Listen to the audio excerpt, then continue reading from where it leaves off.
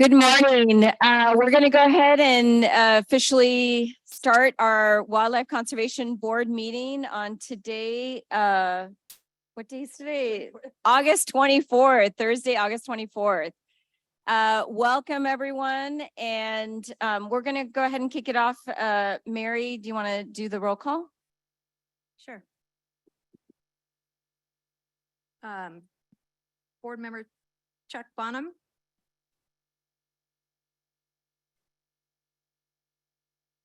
Board member Michelle Pearl. There she is.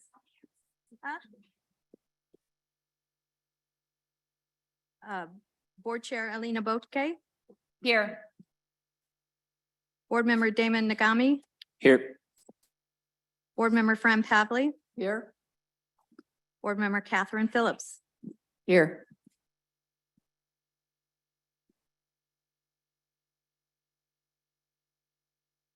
Board member Eric Scalar. Here.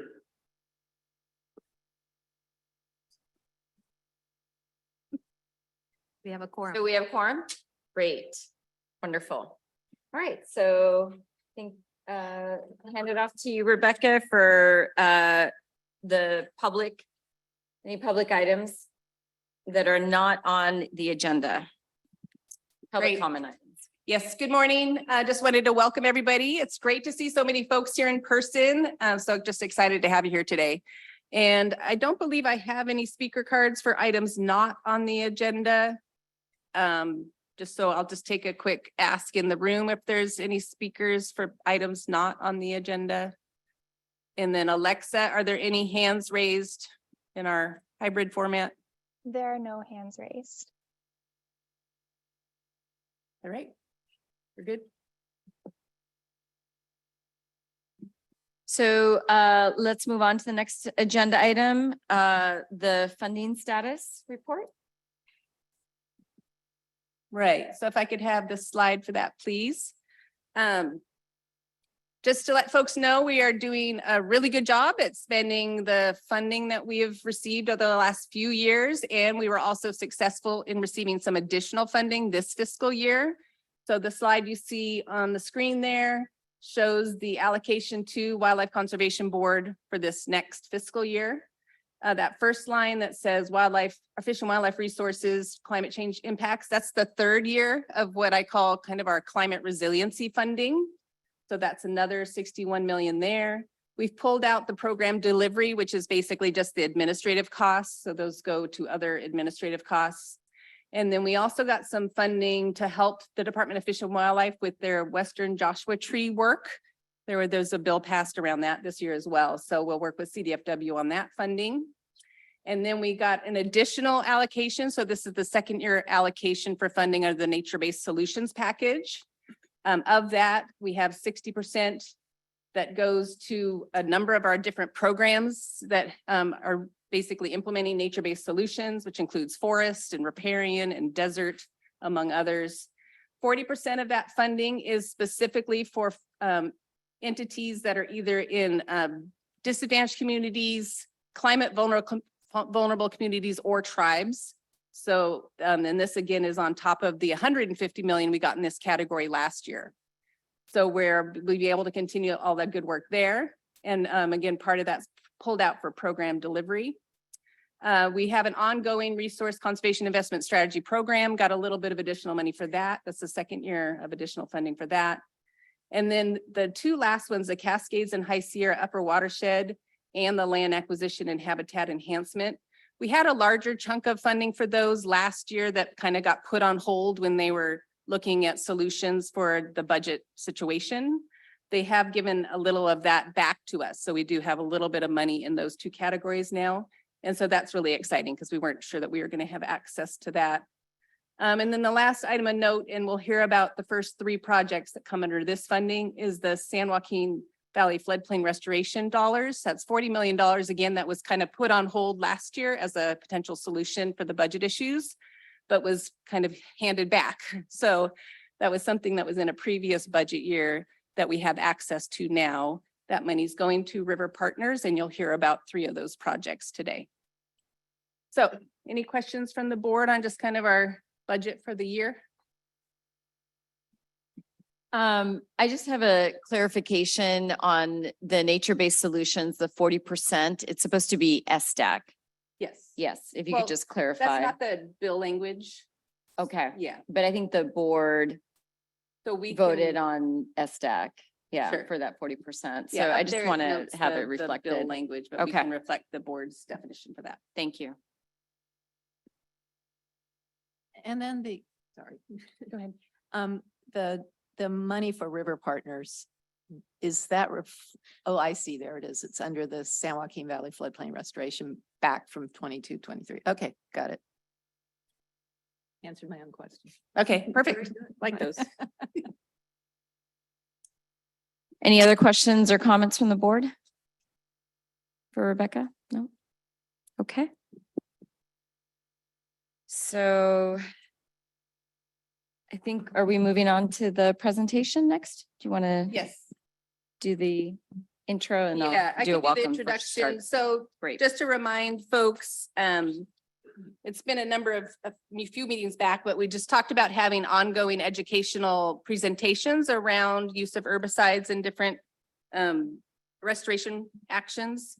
And so today we have joining us remotely, Sandra DeSimone. She's the Director of Research, Education and Land Management with Audubon, California. And she's been working for decades down at a place called Star Ranch down in Orange County. And she's going to just give us a brief presentation of how they are managing that ranch, and they do that without the use of herbicides or pesticides. So if we can see if she's online and pull up her slides. Is she with us this morning, Alexa? Yes. Sandy, you should be able to unmute yourself. Yep, I did. Can you hear me? So Sandra, just this is Alina Bookday. Just wanted to welcome you to the meeting and just thank you for your time this morning to present to the board on the work that, you know, you're helping to lead and manage at Star Ranch. So just wanted to extend our gratitude and thank you. Thank you. Can you hear me? It's a little It's a little hard to hear yeah, a from little up here hard on to the. hear. Let's see. I turned up the audio. Oh, I'll turn the volume all the way up. That's the problem.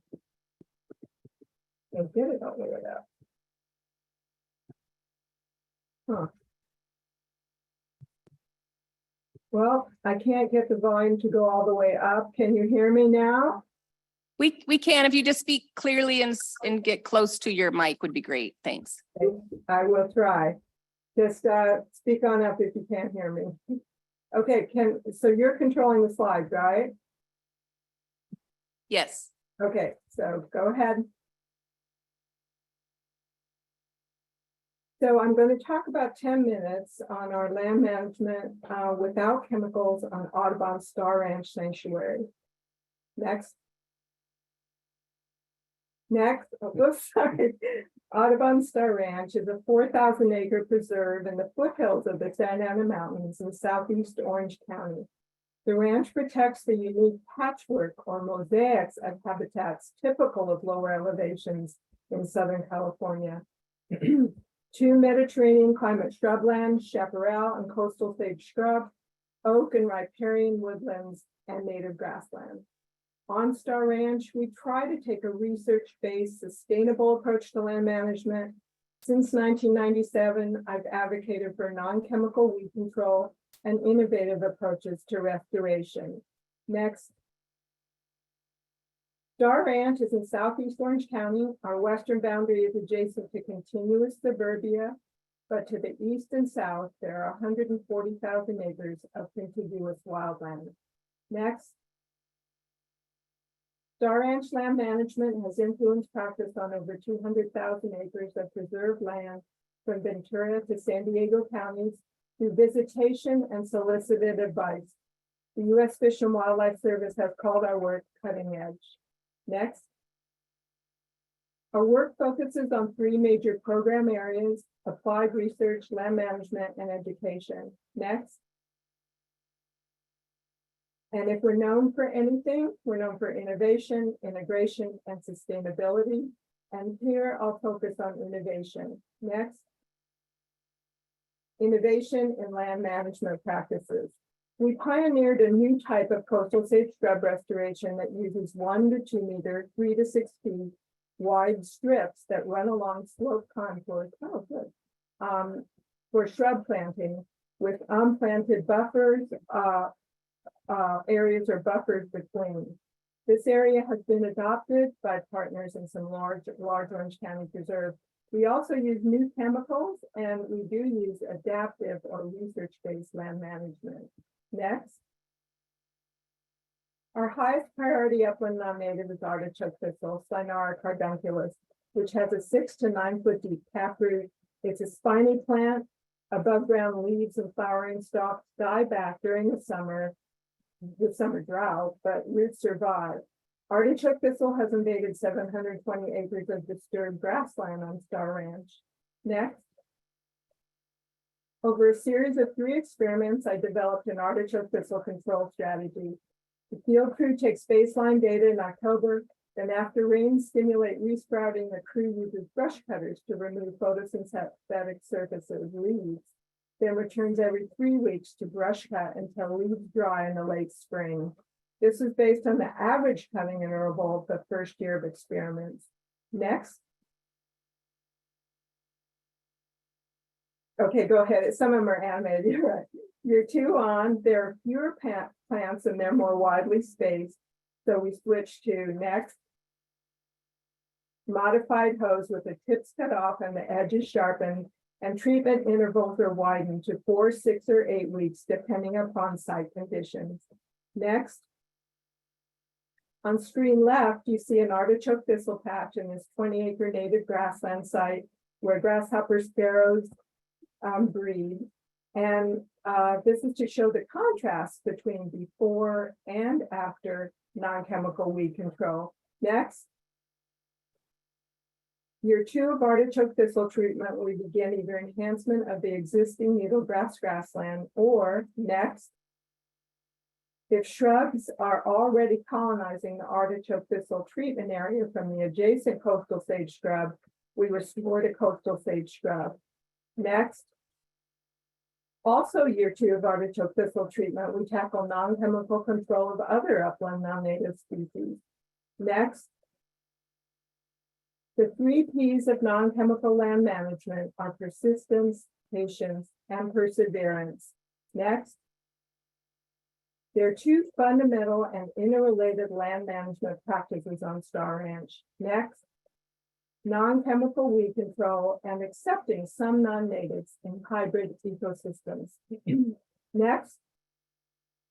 A hybrid ecosystem is composed of both non-natives or weeds and native species, whereas a novel ecosystem is non-native dominated from human-related disturbance.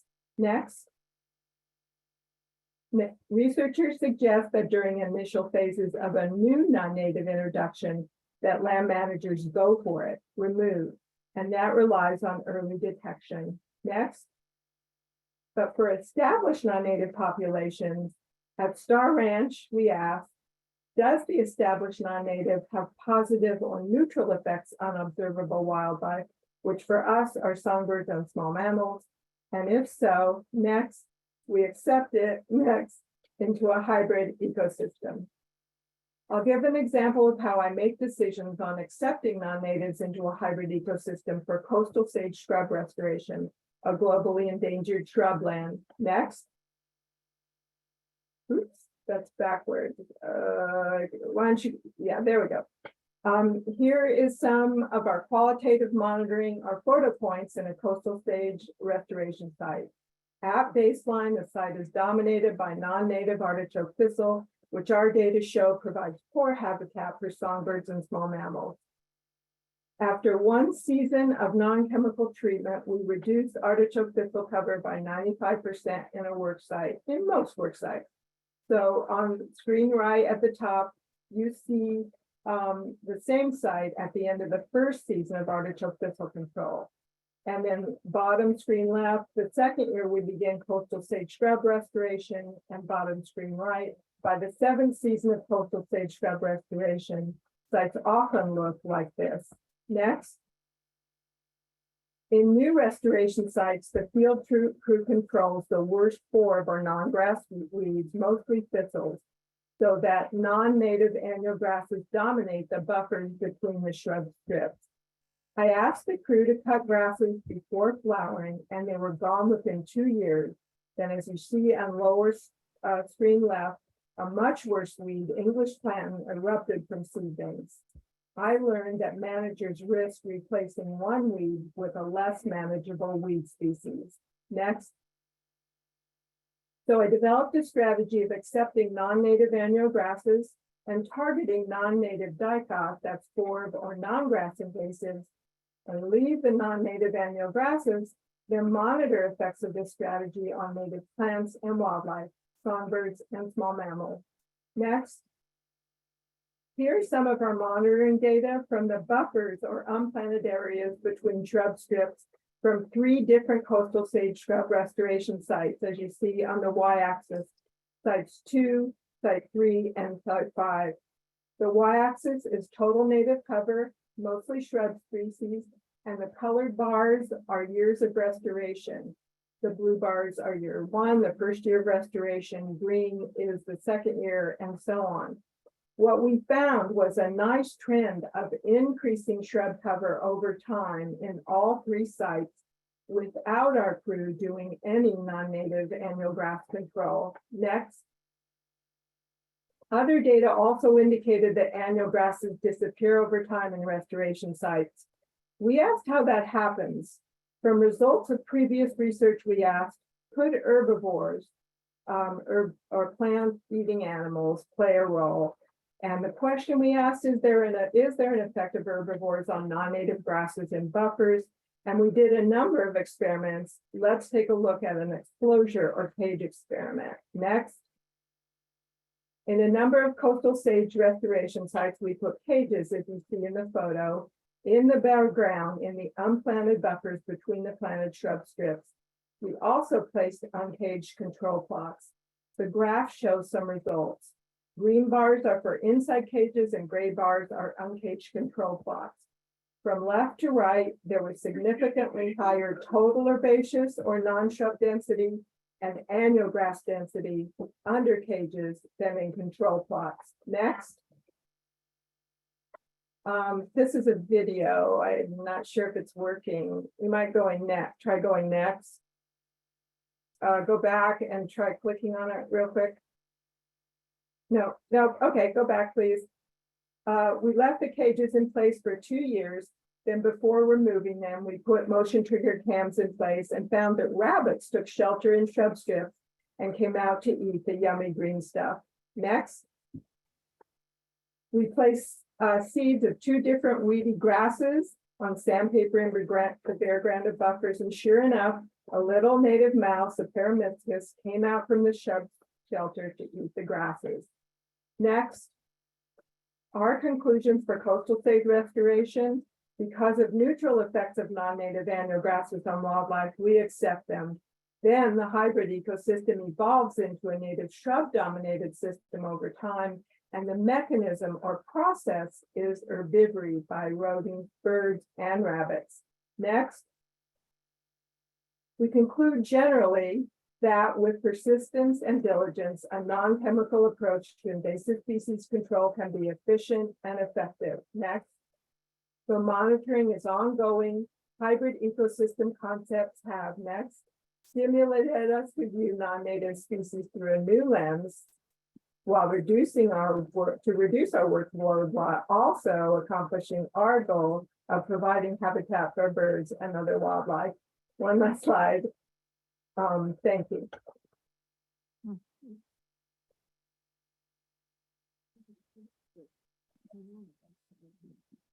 Thank you, Sandy, so much for that presentation. I want to open it up to the board if there are any questions or comments for Sandy.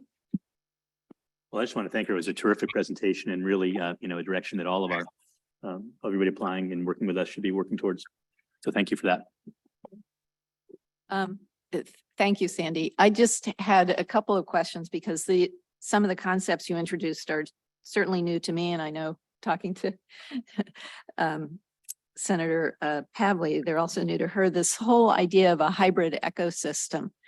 So as I understand it from your presentation in that case, what you're doing is you're focusing on getting rid of the non-native shrubs and forbs, not focusing so much on the grasses, and then making sure that you're planting and encouraging the growth of native forbs and shrubs. I'm wondering, is there a percentage? I mean, do you look at it and say you want it to be a certain percentage native versus non-native or something like that? Yeah, from working with some agencies, we came up with 70% shrub cover as our goal. But as you probably know, rainfall is highly variable in semi-arid regions, particularly like Southern California. So it's rainfall dependent. And we have mostly native non-shrub, non-woody species. And I observed the phenomenon of the forbs, mostly annual grasses between the plant and shrub strips disappearing. So we looked into why, and it's Right. the shrub cover gains enough height and cover for protecting small mammals and rabbits from predators. They start coming in, just as I found. And it happens in natural coastal state shrub. And so they're doing our work for us. They're weeding. That's what was that? It sounds like then you're effectively giving the rodents, the native rodents, et cetera, a little protection and that allows them to help you garden. Yes, exactly. The other thing I'm wondering too is you've been doing this since 1997. Does that mean that if somebody went out and took a piece of property right now that required restoration and they wanted to do it without herbicides, would it take that long, or would they be able to adapt and adopt some of the things you've learned to do it much faster? I think they would be able to adapt or adopt. I don't have a model for taking how we do things. I have a seasonal field crew who lives in the historic buildings on the ranch. We have a lot of things here that my colleagues may not have. So we can operate on a nonprofit's budget. But I give a lot of talks to colleagues that we had pre-pandemic and now just starting again, a lot of visitation to the site. So fellow land managers can see what we do. We discuss how they might adapt. So I can't give you a solid answer. But we take about 20 to 30 new acres a year. And we're more or less done, but can never stop going back with any kind, chemicals or not, with any kind of land management.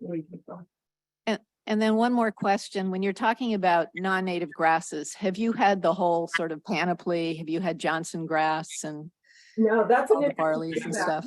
California. There are different non-natives here. I learned that right away when I first started through doing workshops, and people from Northern California would talk about an almost entirely different subset of non-natives. So we have Avena species, wild oats, and Roma species. Brome grasses are our major non-native grasses. We do have perennial grasses, but they're not a problem in coastal sage restoration sites. They're mostly in the riparian. Thank you. Any other questions, comments from the board? I had that. Thank you.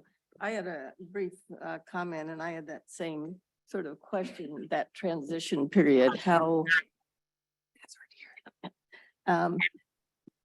about how many years it would take to make that transition, as we're, talking about that in general with other projects that keep appearing before us. What is a regional transition period? And the other question I had is how labor intensive this was. That was expressed in a couple of items on our agenda, that they would perhaps be able to do more, but they don't have enough money to hire enough people. So if the woman from Audubon cares to comment on either of those items. Sure. I'm interested in models and transition as well as labor. Yeah, I don't understand transition from what to what. From when you acquire a property and it's been using chemicals Can't tell you that. on the property, how to get them to a place where they don't need to use chemicals any longer. I can't tell you that. I don't know. But I can tell you about, it's very labor intensive, particularly in high rainfall years like we just had. And I'm right now interviewing recent college grads from all over the country to serve in our field crew. Our field crew, there are 4 seasonal staff and a full-time field supervisor. But again, we are unusual. We are a nonprofit, so we can't spend millions of dollars at all. We have historic buildings and I can house my seasonal staff here. Then I feel I get them really nice, this is a former gentleman's ranch, really nice buildings. I can give the young people private rooms in a historic building with, it's a lodge like, it's really beautiful, and pay them California minimum wage and give them a lot of enrichment. I connect them with researchers on the ranch and they can observe and assist, and I give them speakers. So that's the difficult part about advising colleagues, because very few have housing, which really reduces costs if you use seasonal staff. So, Sandy, thank you. And I think, as the conversation continues, we really appreciate your time again today and definitely encourage the board if there are additional questions, that we can, reach out and continue to inform ourselves. So I think with that, I'm going to go ahead and move on to the consent items. Place for public comments at this point. Oh, my Or public apologies. questions. Do we have any public comments? Thank you. Anything online? There are a few raised hands. Okay, let's go ahead and take Our those. first is Ginger Wallace. You should be able to unmute yourself now. Hello, thank you. And I so appreciate Dr. DeSimone's presentation. It's inspiring and helps the public to be able to support a non-chemical approach to fuel mod and a preservation of our natural coastal sage from invasives. Thank you. I appreciate it. I hope this motivates the committee to choose projects that do not use synthetic herbicides as a way of promoting and urging organizations to find other ways to approach this problem. Thank you.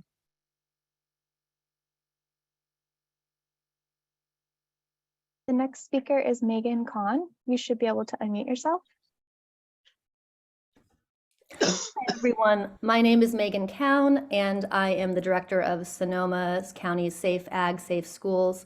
I just wanted to thank the board for bringing in Star Ranch to make this presentation today. It's a breath of fresh air.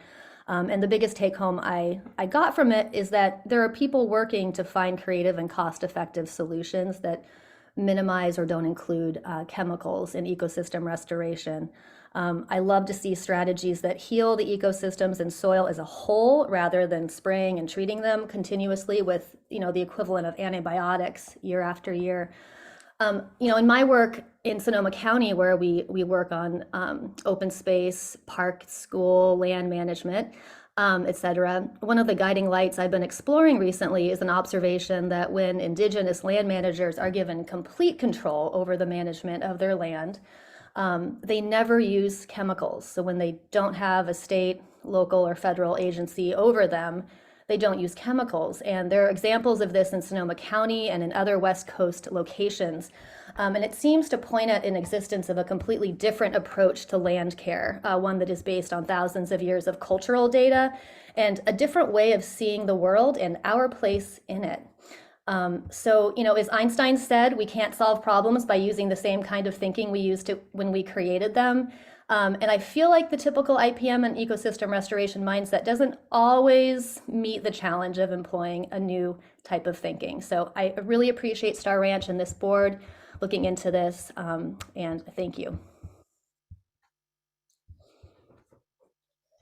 Okay, the next speaker is Elise Fatah. You should be able to unmute yourself. All right, can you hear me? Okay, I'm assuming you can Yes. hear me. Yeah, I think this was absolutely fantastic because so much of our life is controlled by people using pesticides when there are definitely other options. And to hear about it in this forum is wonderful. And one thing that people aren't talking about is that the use of pesticides actually is involved in global climate change. And no one actually mentions that aspect of it. So I appreciate speaking today, and I appreciate the person from the Audubon. And I hope that the committee will look at this and other people speaking not to use pesticides. And so I'm very hopeful. Thank you very much for everyone. Thank you. And lastly is Kim Conte. You should be able to unmute yourself. Hi, good morning, Wildlife Conservation Board. And I'd like to echo Megan and Ginger's comments and thank you for making time for Sandy's important presentation today. My name is Kim Conti and I'm the founder of Non-Toxic Neighborhoods. And while I was very hopeful to see that on one of your own WCB documents, it states that you endorse integrated pest management, but unfortunately projects that utilize glyphosate are in direct conflict with integrated pest management, especially if they are not utilizing non-chemical and or organic alternatives. Sandy at Star Ranch to the city of Irvine have proven that you can successfully organically maintain land and also provide habitat restoration without the use of these toxins. The city of Irvine has successfully maintained over 6,000 acres of open space successfully since 2016. And while IPM was originally created to minimize risk to human health and the environment, the chemical agency has been able to co-opt the IPM and turn it into a marketing tool that maintains the use of pesticides under the guise of environmental stewardship, effectively promoting continued pesticide use rather than its original intent of minimizing risk to human health and our environment. Glyphosate-dependent habitat restoration projects threaten the very wildlife and habitats we need to protect. Throughout the state and often, unfortunately, funded with public dollars from Newsom's administration, Department of Natural Resources, these projects and our agencies claiming to restore weed impacted wildlands to benefit wildlife are utilizing glyphosate. And we just don't understand why habitat restoration is so chemically dependent, but also permitted. We can no longer ignore the research from the Environmental Protection Agency. The EPA's research recently reported that glyphosate is likely to injure or Can you kill. wrap up your comments, please? We're over the 2-minute limit. Thank Yes, you. I'm wrapping up this one paragraph right here. The EPA's research recently reported that glyphosate is likely to injure or kill 93% of the endangered species, both plants and animals. So it's failing as a tool from herbicide resistance to super weeds, but it can have a 22-year half-life in the soil. So my ask in closing is that as board members of the Wildlife Conservation Group in California, we ask that you stop approving funds for synthetic dependent habitat restoration projects that threaten the very wildlife and habitats as board members that you are tasked to protect. Thank you for your time. Thank you. And I think just for everyone's information, the board at the last board meeting established a subcommittee with 3 board members to continue to have a conversation about this and come back, I think, with some recommendations to the full board. So again, thank you to Sandy for the presentation. Very much appreciate the time and the information. So, so with that, we're going to move on to consent items. At this point, I know we do have a presentation, I think, for item 15. I want to ask the board if there's any other items from the consent agenda for presentation. Okay, I just had a question when it's appropriate. on consent. On the consent, yeah, just a Go ahead generic, and, a yeah, generic question, whenever you want it. go ahead and ask your question. Okay. Yeah. It relates to the conservation easement, 9 and 10.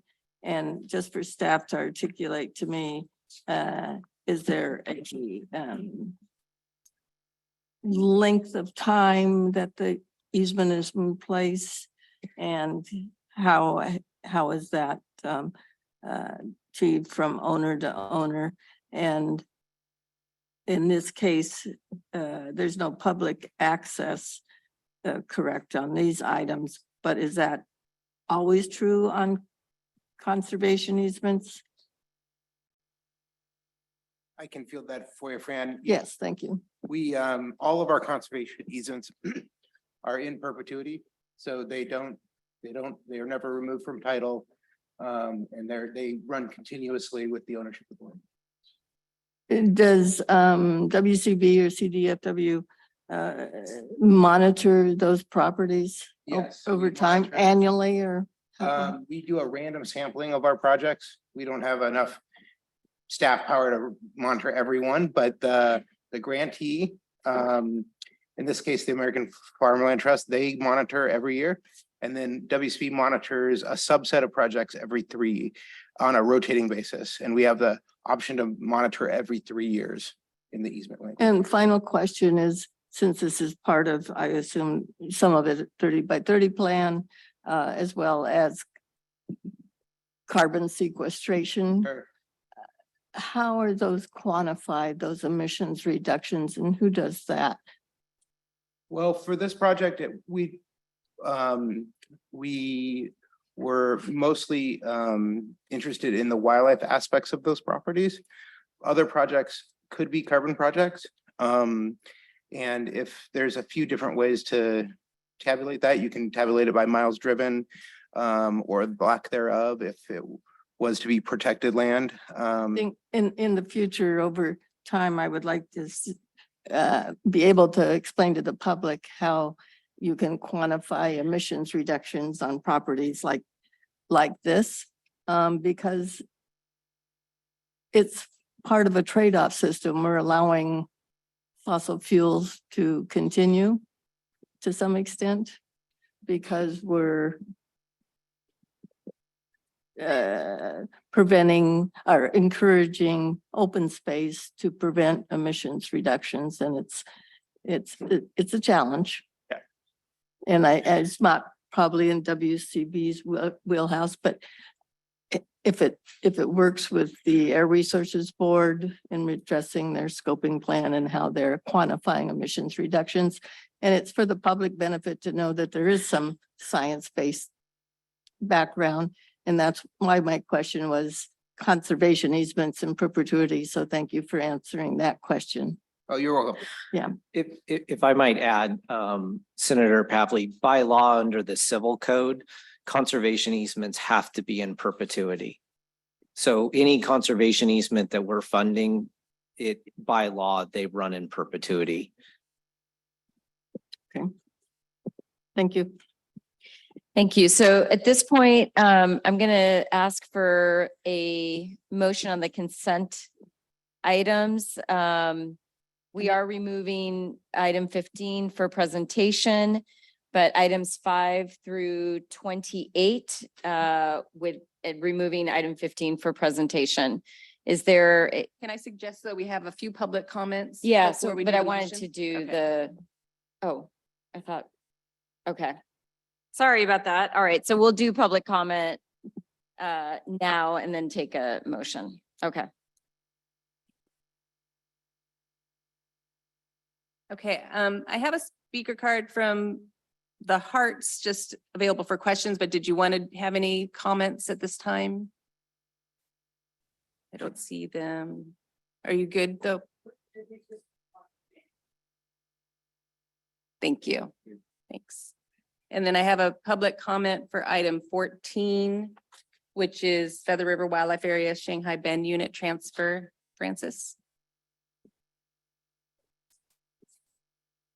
Oh, we can't hear you. Just one second. Can you turn on the mic, please, at the podium? It looks like there's a red light. Green light. Good. Thank you. Hello, I'm Francis Coates from Yuba City. Thank you. Wait, what? Yeah. Hello, this is Francis Coates from Yuba City. Thank you for the opportunity to speak, and I want to thank the staff for helping me understand what was going on this project more. I would like to know whether the terms of the deed are set and that when I read the agenda item, there are things that it says that Yuba City will do or Sutter County will do, but it's, I haven't seen any document that says that they've agreed that's what they're going to do. How firmly is it set that there's going to be a reservation in the people of the right to fish on the property? And how firmly is it set that there's going to be a convenient access across the property for the public, and that Yuba City, Sutter County will maintain this property for habitat and recreation indefinitely, open for free, without substantial limitation? That having not seen the deed form as part of what's being submitted, I don't really know what the deal is that you're committed to. Thank you.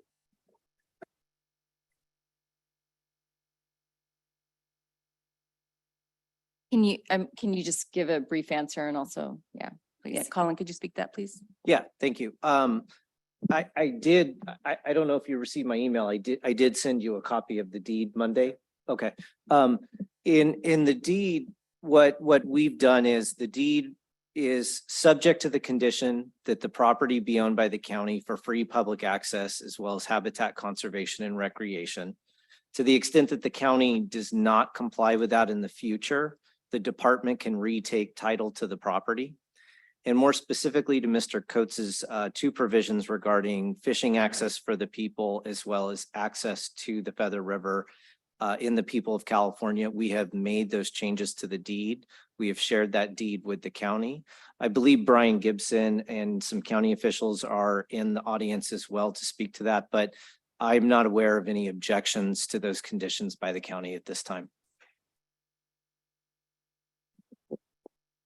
I have a quick question on this. So in terms of what's in the deed, so sometimes, access can still be limited in terms of hours or periods. So are those discussions happened in terms of ensuring that the access that the public enjoys now as a result of the transfer will be similar? Because I think access can be, defined in multiple ways. So just have those discussions happen in terms of the kind of access now versus what the county will be taking on. Sure. I can't speak to what discussions have been had regarding that. I do know from prior transfers that I've worked on, we do give the local agencies the ability to manage, pursuant to their objectives to the property, time, place, manner restrictions that you usually see on public property. Again, I don't know if the county wants to speak to that, but we can continue to have those. At present, the property is subject to Title 14 of the California regulations as a wildlife area. So there are, restrictions on use, access, things of that nature. And then regarding the access, if you see in page 40 of the agenda, there's a real long strip that runs to the large bulk of the property. That's an existing public roadway that we've reserved the right of the people to continue to access the property via that roadway as well.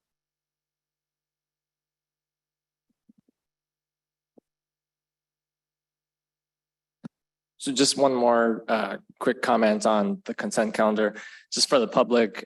There are some really amazing projects on the consent calendar.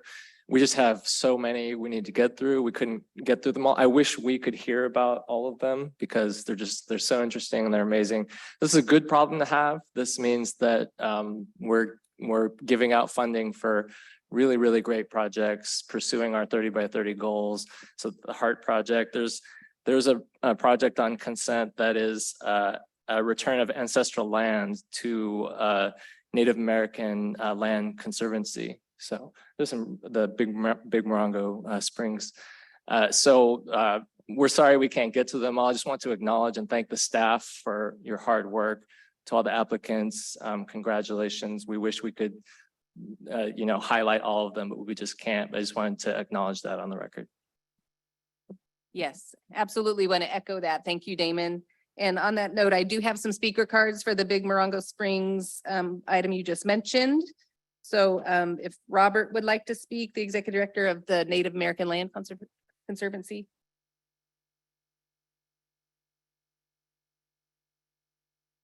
AKA Dr. Bob. Thank you, Rebecca. Good morning, everybody. It's a great pleasure to be here in beautiful Sacramento with all you beautiful people.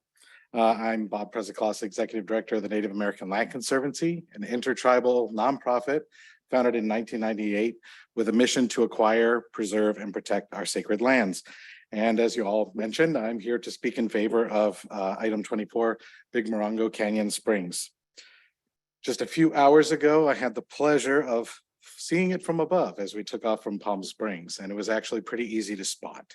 It's this little island of green in a rocky canyon leading up to Mount San Gorgonio, the highest peak in Southern California. And it's a wildlife corridor in between two sections of the Sand to Snow National Monument. The Native American Land Conservancy looks forward to stewarding this site in close cooperation with local tribes and bringing back tribal families to this place where they have been since time immemorial until it was taken from them, as a place for programs and to get Native hands back on Native lands. And so on behalf of our Board of Directors, I wish to express our sincere gratitude for your support of this acquisition. Thank you so much. Great, thank you. Any more speaker cards, Rebecca? Yeah, on the same project, did Elizabeth and or Dana also want to speak? Thank you. Can you hear me okay?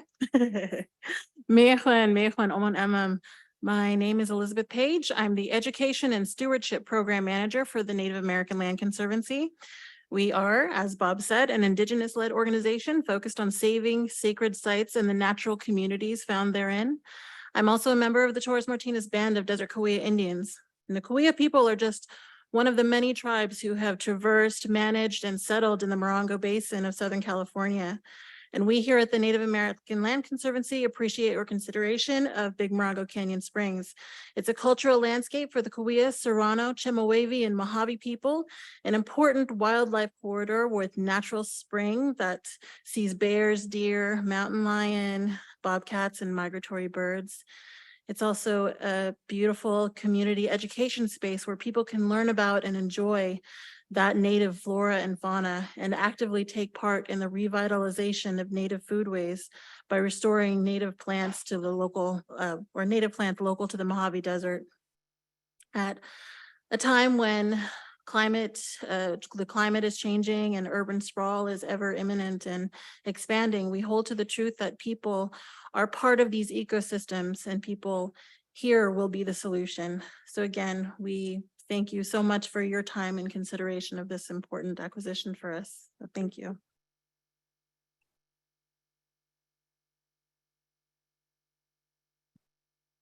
And I also had a card for Dana. Dana, do you wish to speak?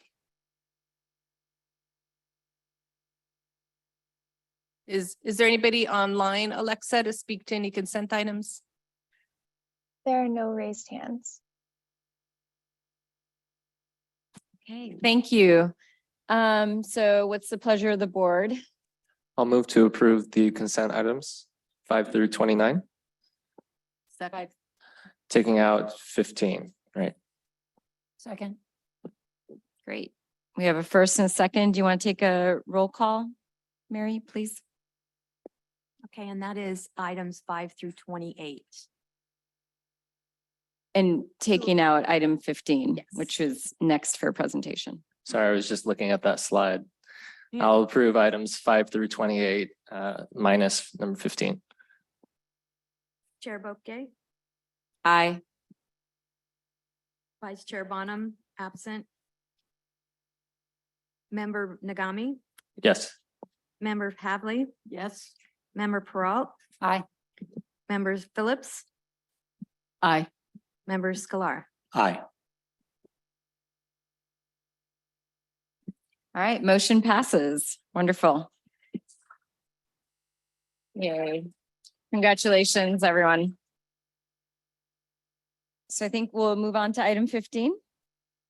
Rebecca, do you want to welcome the staff or? Yes, next next item will be item 15 and presenting for, and that's titled Tahoe Forest Gateway, the Leidesdorf property, and presenting for WCB will be Kendall Webster. Hello, everyone. And I also want to welcome everybody who's come out in support of this project today. It's really great to have you here. The 650 acre Tahoe Forest Gateway property, a fee acquisition by 40 acre conservation league. Sorry.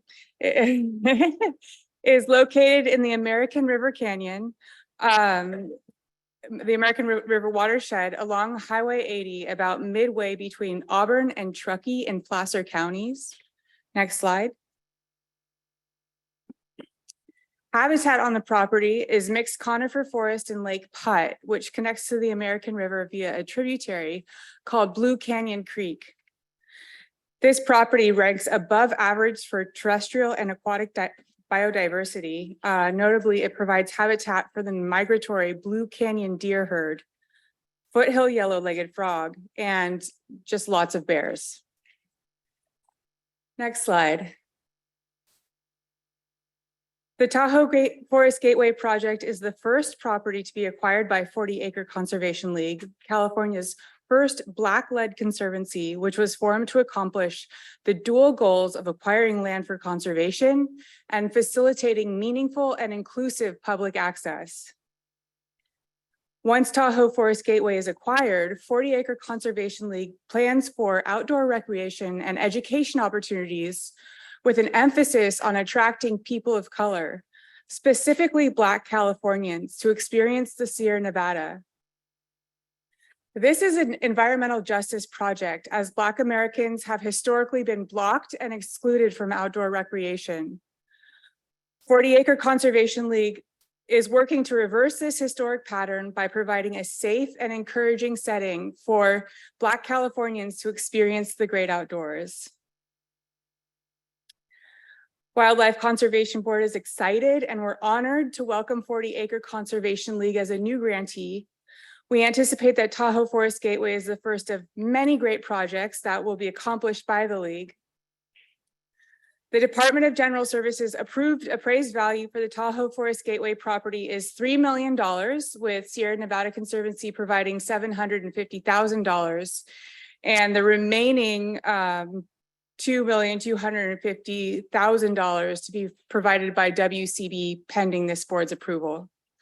So we are joined today by Jade Stevens and Daryl Lucian from 40 Acre Conservation League, who are here to help me answer any questions you have.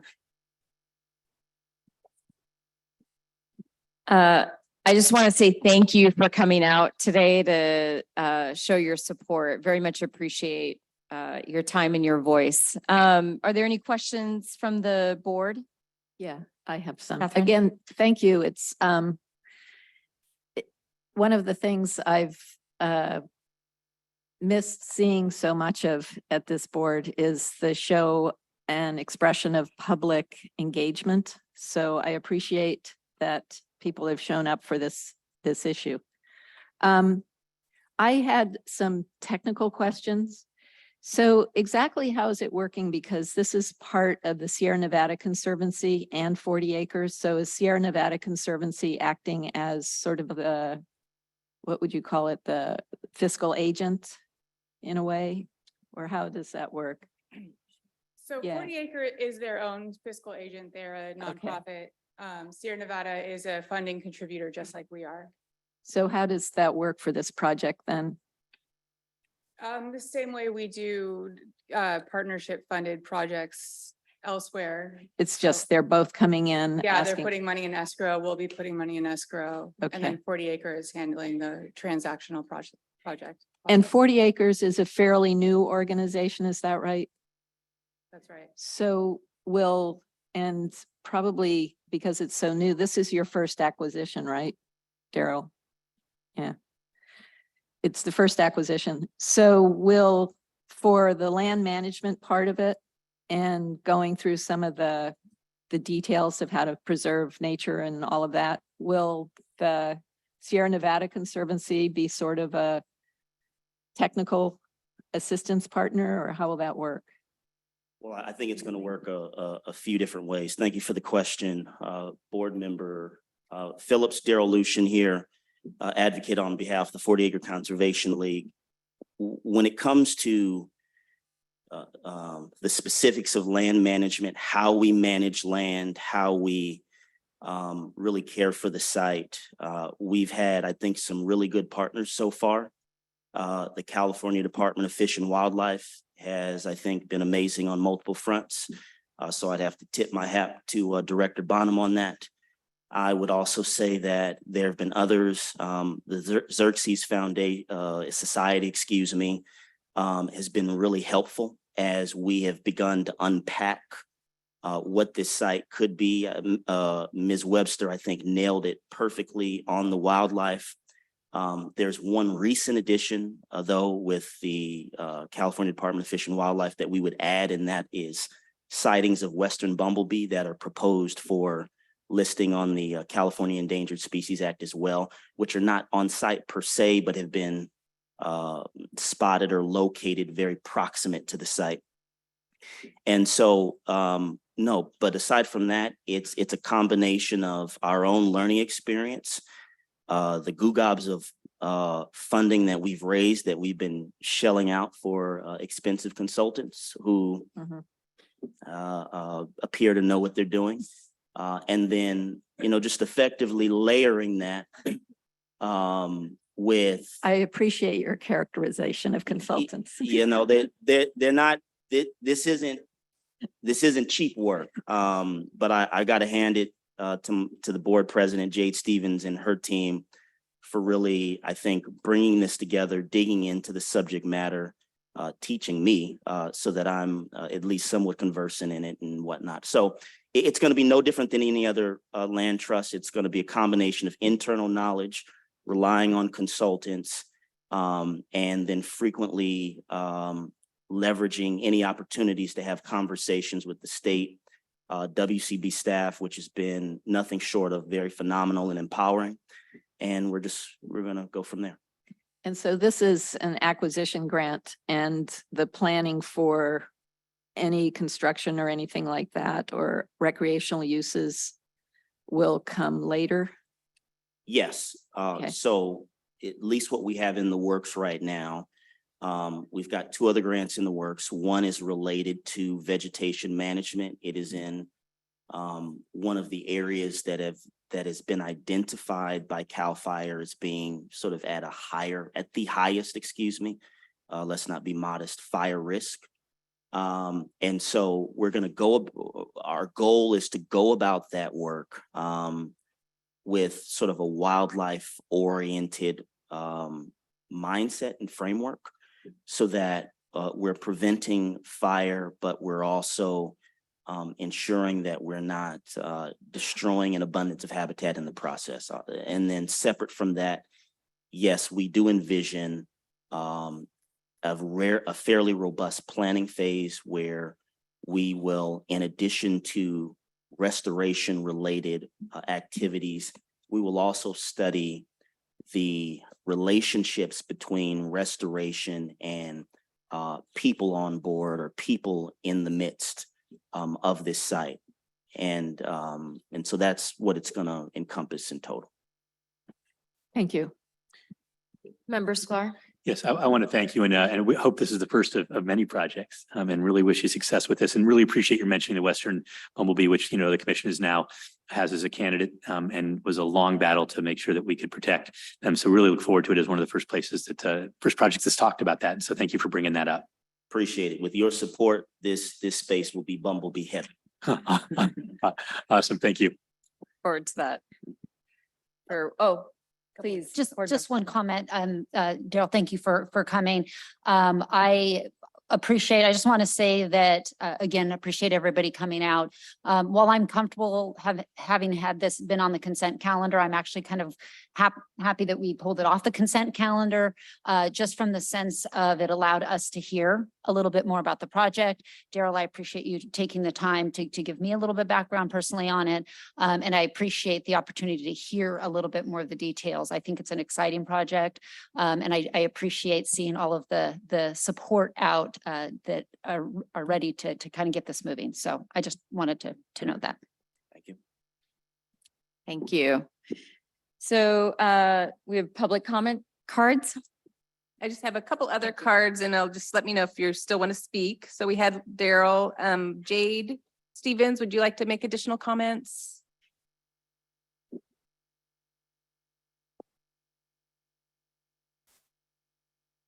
Good morning.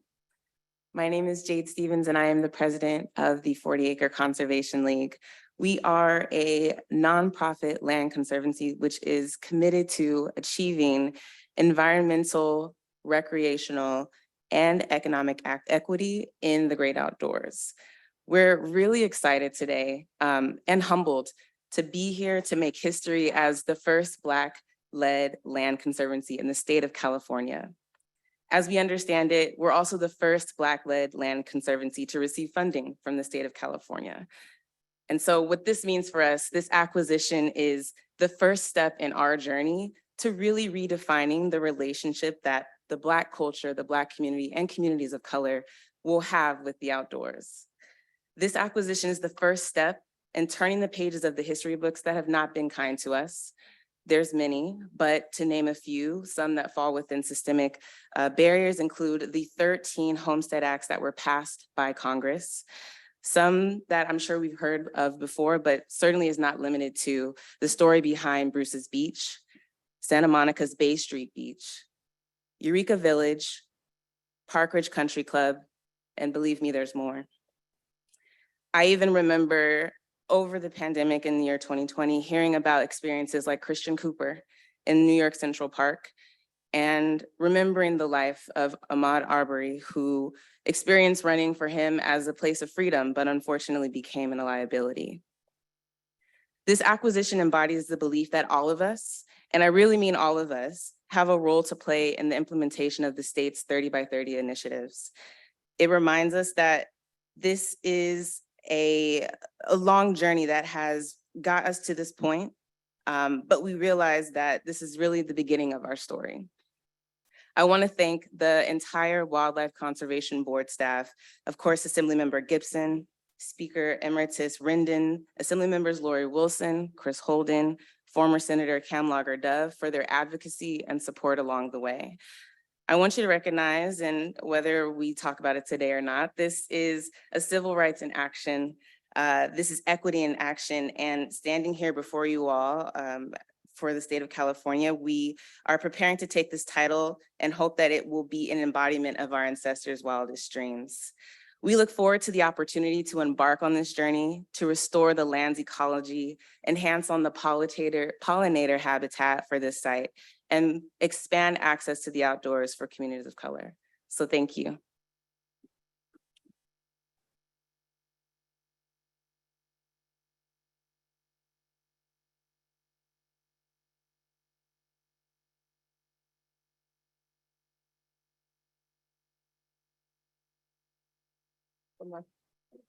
Thank you. Yeah, I have one more card from Betty Williams, the president of the Sacramento NAACP. Is she here?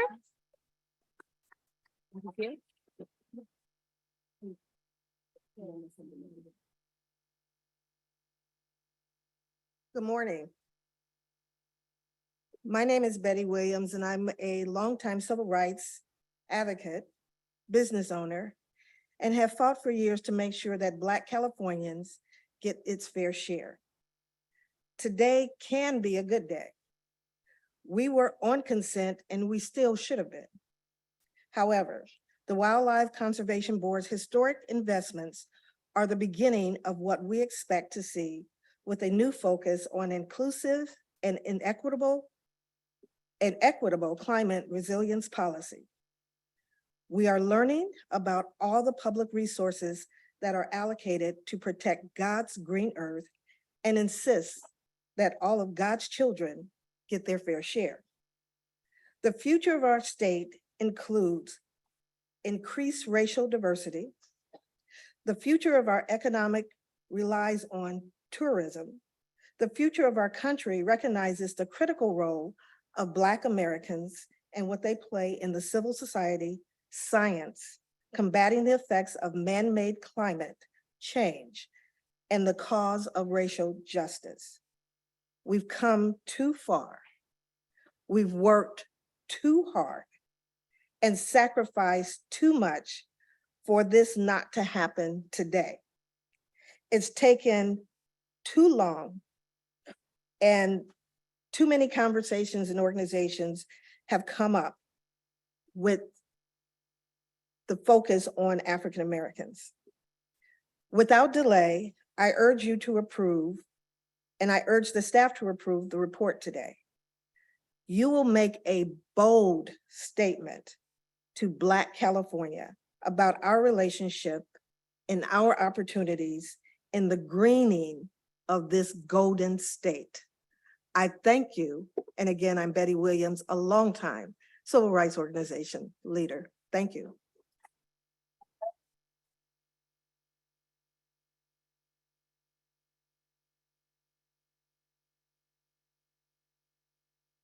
Thank you. Assemblymember Gibson, please. Thank you so much for coming today. Thank you very much for having me. I want to appreciate the Madam Chair and to the board of this august body, the National Resource Wildlife Conservation. Thank you very much for giving me this opportunity. Good to see you, Assemblywoman Fran Pavley. I want to say thank you very much. I want to start my comments by recalling a favorite quote of mine, and it's by a drum major for justice. His name is Dr. Martin Luther King, Jr. Life begins the end, the moment you start being silent about the things that matter. In the end, we will not remember the words of our enemies, but the silence of our friends. We will have to repent in this generation, not merely for the victorious words and action of the bad people, but the appalling silence of the good people. There comes a time that silence is a form of betrayal. And the reason why I quoted that is because we have people that's behind us refuse to be found guilty of being silent on the things that matter. I am Mike Gibson. I represent honorably the 65th California State Assembly District. Those are Watts, Willowbrook, where I was born and raised, Compton, Carson, Wilmington, North Long Beach, Harbor Gateway, North and South, Harbor City, Wilmington, and San Pedro. And today I speak in support of this important budget allocation. The 40-acre Conservation League is California's first and only Black-led conservation group.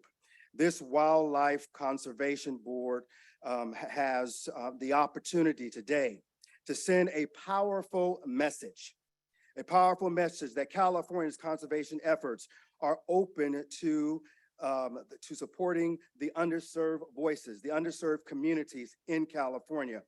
Approving this $3 million budget allocation for the 40 Acres Conservation League is not just an investment in conservation, but also a step towards creating a more diverse, equitable, inclusive conservation community here that we call home, California. This decision aligns with the state's values, long-term environmental goals, and can be served as an inspiration for other initiatives not only in California, but across this nation. And I simply want to close by simply saying this. Today, history is being made. Today, the work that you're about to do and vote on this regarding this allocation, it will be the impetus for not only for this generation, but for generations to come, to say that California is an inclusive state, and also making sure that it includes not only other people, but also African Americans moving forward. I stand ready, willing, and able to do the heavy lifting that California needs in this space. And thank you very much for your great attention and the opportunity to speak before you today.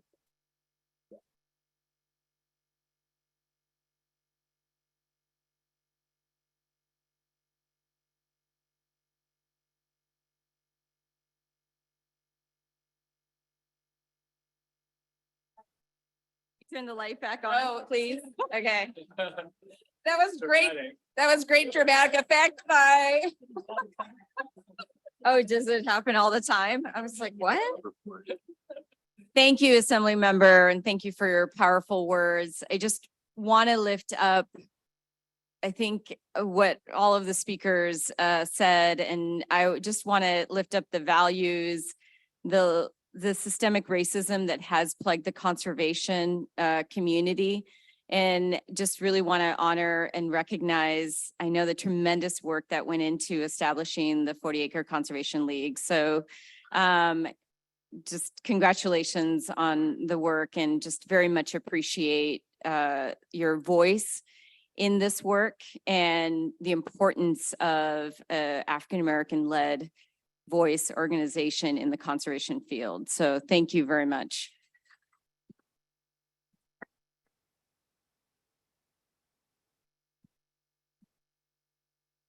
With that, are any other comments before we take a vote from the board? Move the item. Or I'm sorry, are there any more public comments? So sorry. Yeah, Alexa, were there any hands raised? Yes, there's one hand raised. Okay, my apologies. Elia Rivas, you should be able to unmute yourself now.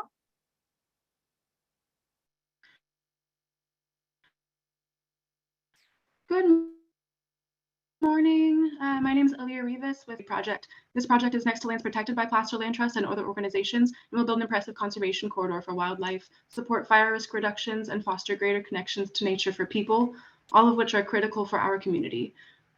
We support the work of 40-Acre Conservation League in this project, and we urge you to approve this grant request.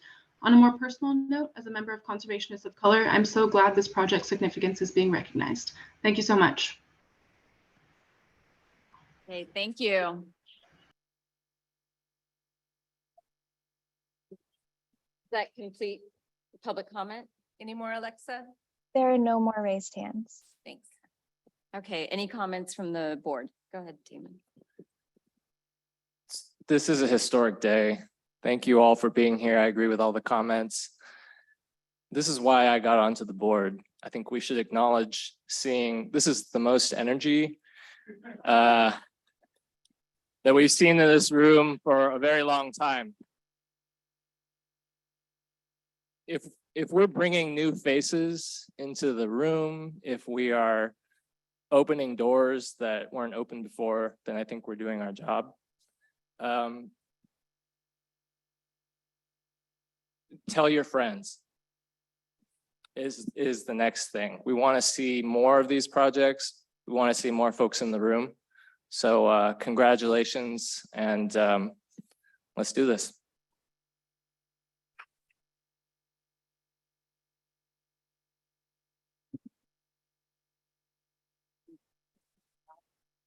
Any other comments? I think my colleague wants to move the I was item. just going to move the item. Second. Okay, so first and a second, let's go ahead and take any further comments from the board? Okay, we'll go ahead and do roll call. Chair Boakday, Aye. Vice Chair Bonham, absent. Member Nagami, Yes. Member Pavley, Yes. Member Peralt, Aye. Member Phillips, Aye. Member Scalar. Aye. Motion passes. Congratulations.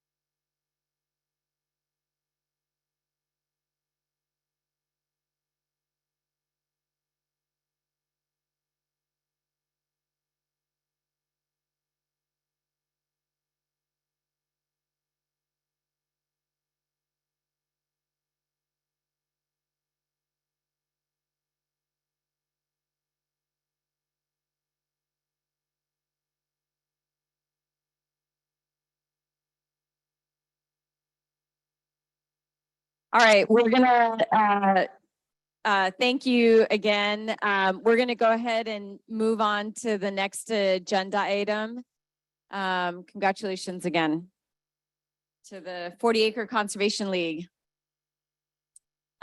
So I think our next agenda item, Rebecca, is item 29. Okay. So why don't we just give 1 minute? Yeah, thank you.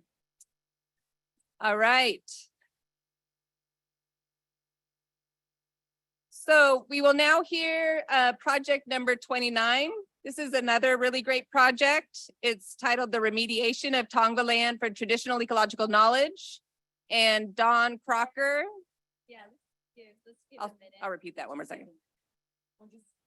Give 1 minute before we start the presentation. Yeah.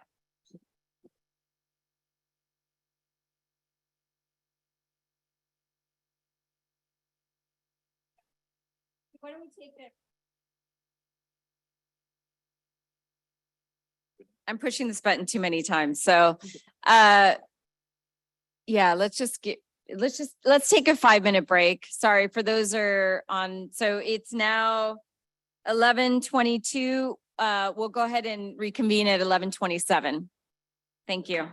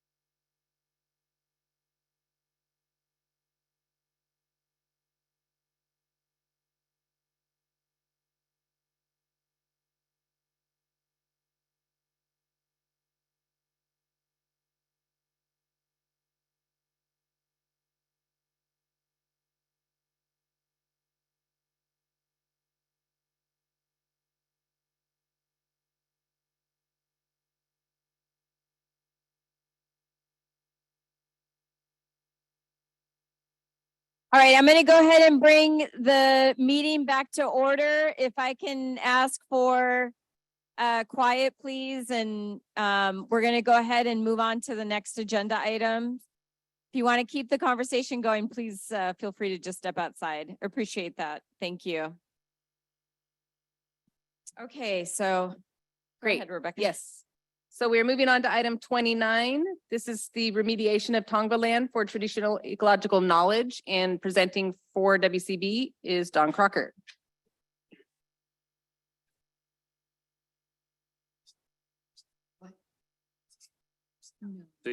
For a project to restore a sage scrub ecosystem that will serve as a valuable agricultural learning process for Tongva community members to revitalize culture, language, and traditional land stewardship located in Altadena in Los Angeles County. Next slide, please.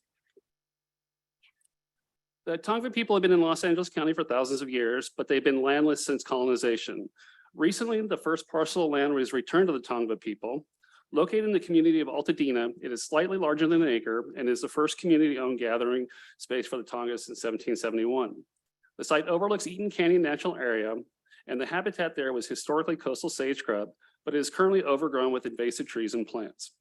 The proposed project will begin the process of restoring the native habitat by bringing in a commercial arborist to remove over 200 non-native trees. Traditional ecological knowledge will then be applied to implement a non-chemical method of removing the remaining stumps that relies on fire. Additional non-native plants that dominate the understory will also be removed using non-chemical methods by members of the Tongva community. And when the site is fully prepped, the restoration of native habitat will be done using indigenous-based scientific methods. Next slide, please. At this point, I'd like to bring up Samantha Morales-Johnson from the Tongva Terra Haut Pahava Conservancy to tell you more about this special piece of land and the unique restoration methodology that will be implemented.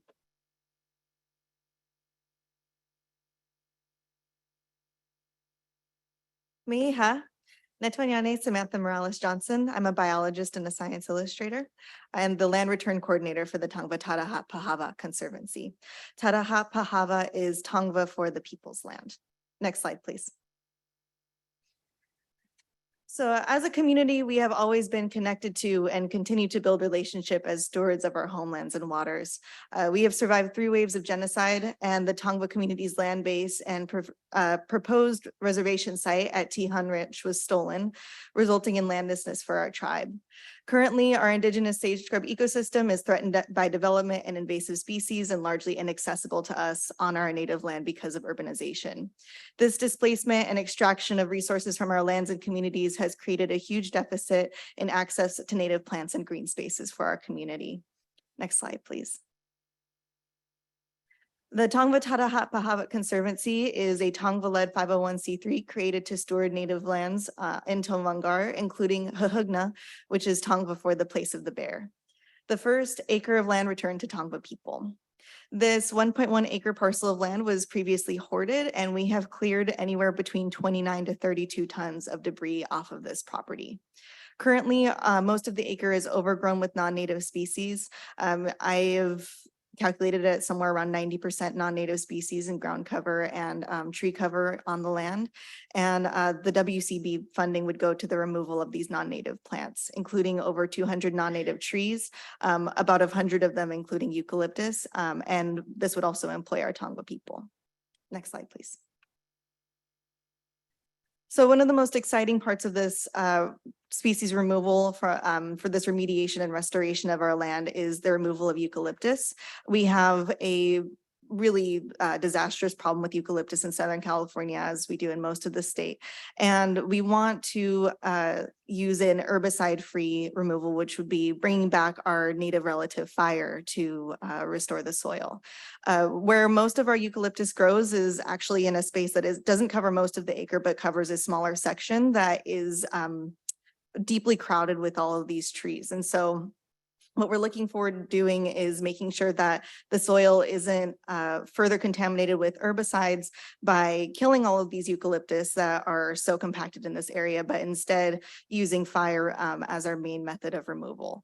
So time, trunk diameter, fuel, and pre-cutting method will all be logged by myself to determine burn method success rate. And then these findings will be used to later restore future sites of land return with burn certified tribal organizations and restoration projects. We're very fortunate because we have a really good relationship with LA County Fire. My father is actually a retired fireman of 32 years. And we have been able to create a great community around LA County Fire to get people certified and to get this method going. Next slide, please. As sections of non-native species are removed, the soil will be tested and then reseeded and re-inoculated with local fungi species. This is part of our indigenous knowledge, traditional ecological knowledge, is by instead of returning fertilizers to the land, which is artificial, we'll be returning our native fungi and our native species. And depending on the soil quality, annual flowers like California native sunflower will be maintained until the soil is improved. Tree removal will also clear up space for a nursery, which is included in our application for our revegetation process. Next slide, please. Nice. Thank you so much for helping us through.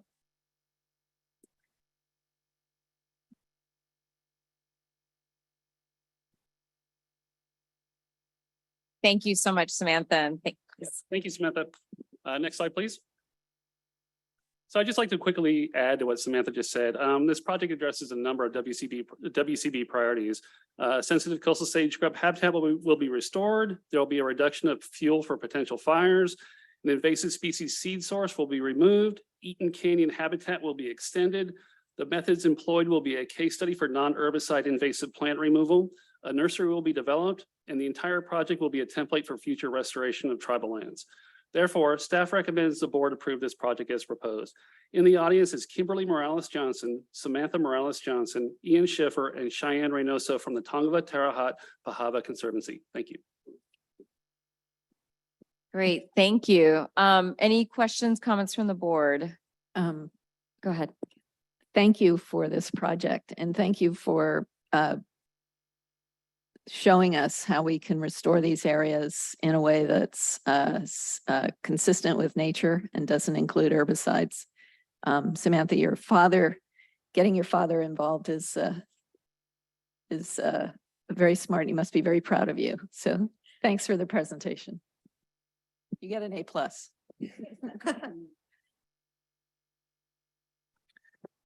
Thank you for the presentation. Fantastic project. Question for staff. Traditional ecological knowledge is incredibly important, and we have a lot to learn from indigenous practices. How is staff sort of compiling things that we're learning from projects? Are we going back and sort of connecting folks? How are we incorporating that for future projects? Actually, this is a question better answered by Samantha, because that's a big part of her plans is I see it as a case study. We have not funded anything like this before, so we haven't compiled this before, but I definitely am going to be watching this closely and be curious about how we can apply it to other projects. Yeah, I'd like to just add, I mean, we have a tribal liaison now, on staff, which is Kendall Webster. We've been trying to just actually get a handle on how many projects we have ongoing with tribes, which could be as many as 40 right now. And those are anything from planning to stewardship to actual land back. And so we're really right now grasping how to get a better handle on that. And then if there's input coming back to us, or we're incorporating traditional ecological knowledge, or learning other ways to transfer those, lessons learned to other projects, that's a lot of what we would like to do. But I'd say we're just at the beginning of that journey. It would be great for some kind of future conversation with the board to give you a better sense once we get a handle on all the things we're working on, to give you more data on just what we're doing and how we're doing that and how we're working more with tribes, and then how we're going to integrate the knowledge we're receiving from those interactions. Great, thank you. Would love to see more projects from this grantee and from others. I hope you can go out and spread the word and tell folks that WCB is open for business for projects like this. Thank you. Any other comments, questions from the board? Just want to echo, the support for just the incredible work that you've done in looking at, the restoration of the land and the stewardship principles and the values, and very excited to hear that, WCB is going to be looking at, how we can continue to strengthen our partnership with tribes, but also learn and support, the important stewardship and sustainability principles. So thank you so much just for being here. So I know it's a big effort, so very much appreciate you all coming today. So thank you. With that, do I have a motion? Oh, we have public comment, please. Yeah, I have several public speaker cards here. Let me know if you still would like to speak. Ian Schiffer, would you like to say anything more?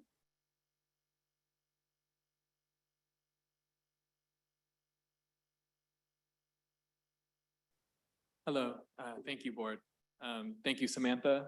Thank you, Don. Don has been an incredible support of this project. Alina, thank you for introducing us to the Wildlife Conservation Board. I'm Ian Schiffer. I'm with the Tongva Tarahapahava Conservancy. I support with fundraising and returning lands to Native peoples where I'm a guest. I'm a Kui in Tovangar. 2.56 million acres of the ancestral territories of the Tongva Gabrielino people. In 1851, the federal government signed treaties with the Native peoples of that place, promising 1.55 million acres of land. Those treaties were never ratified. And in 2022, the first acre of land is now in Tongva stewardship. 1 acre.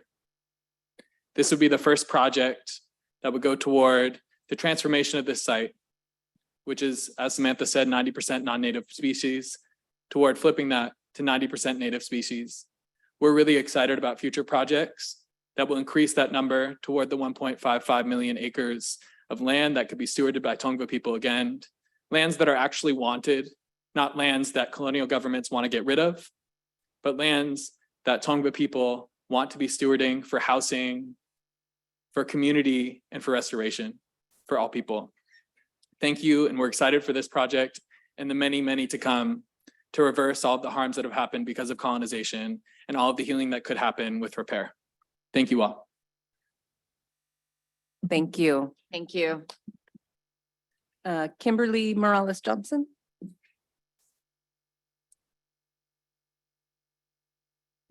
Miha, I won't take too much of your time. I just want to thank you and for the opportunity to even come and to speak to you all.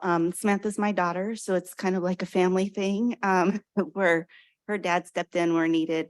My son is in Yosemite right now learning restoration practices, and this is something that we want to start our youth in. So this isn't necessarily a project about one person, one group. This is a project for community. And I'm a PhD student at UC Davis.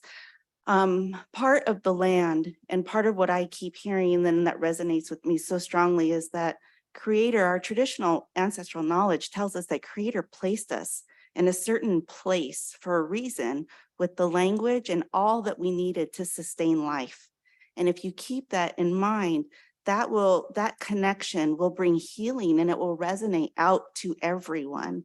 And so for our people to be at this space of land, speaking our language, Huhugna, Meiha, Meiha Yoya Yehia, there is a spiritual reawakening with the land and with our people.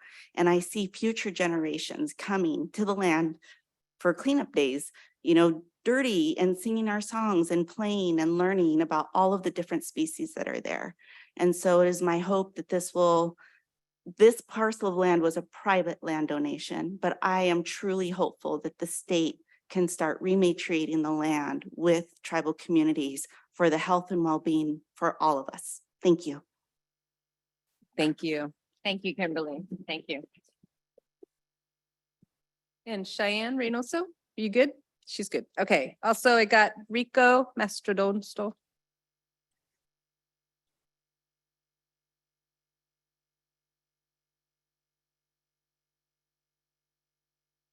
Good afternoon, board and staff.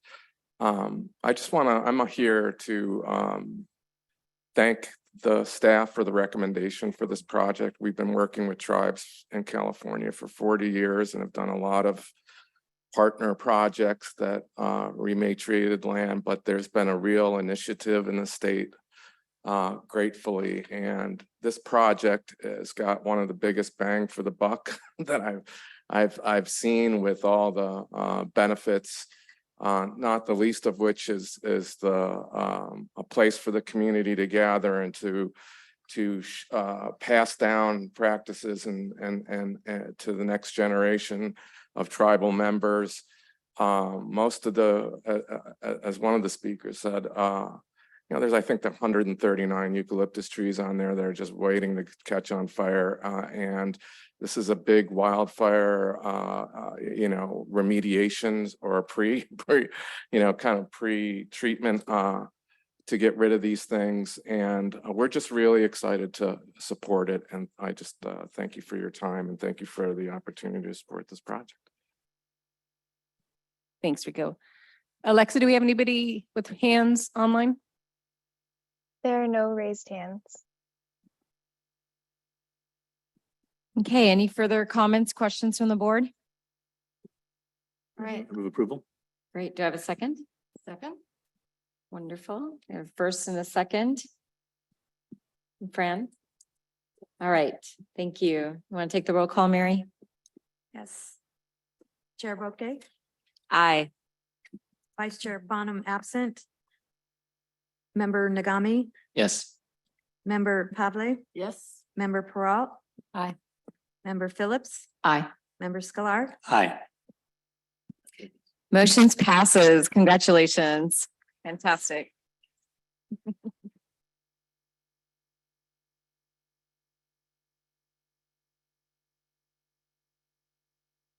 Let's move on to item number 30. Rebecca? All right, so we're gonna head up north to Humboldt County, and we've got number 30 Rust Creek and Centerville Slough Restoration. And Kurt Malchow will present this for the Wildlife Conservation Board. Thank you, Rebecca. Morning, board members.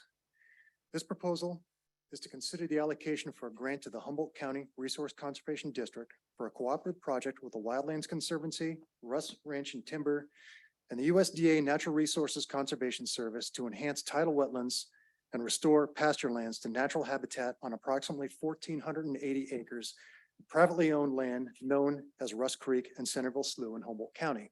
Next slide. The project area lies along the coastline at the southern end of the Eel River Estuary, about 10 miles southwest of Humboldt Bay.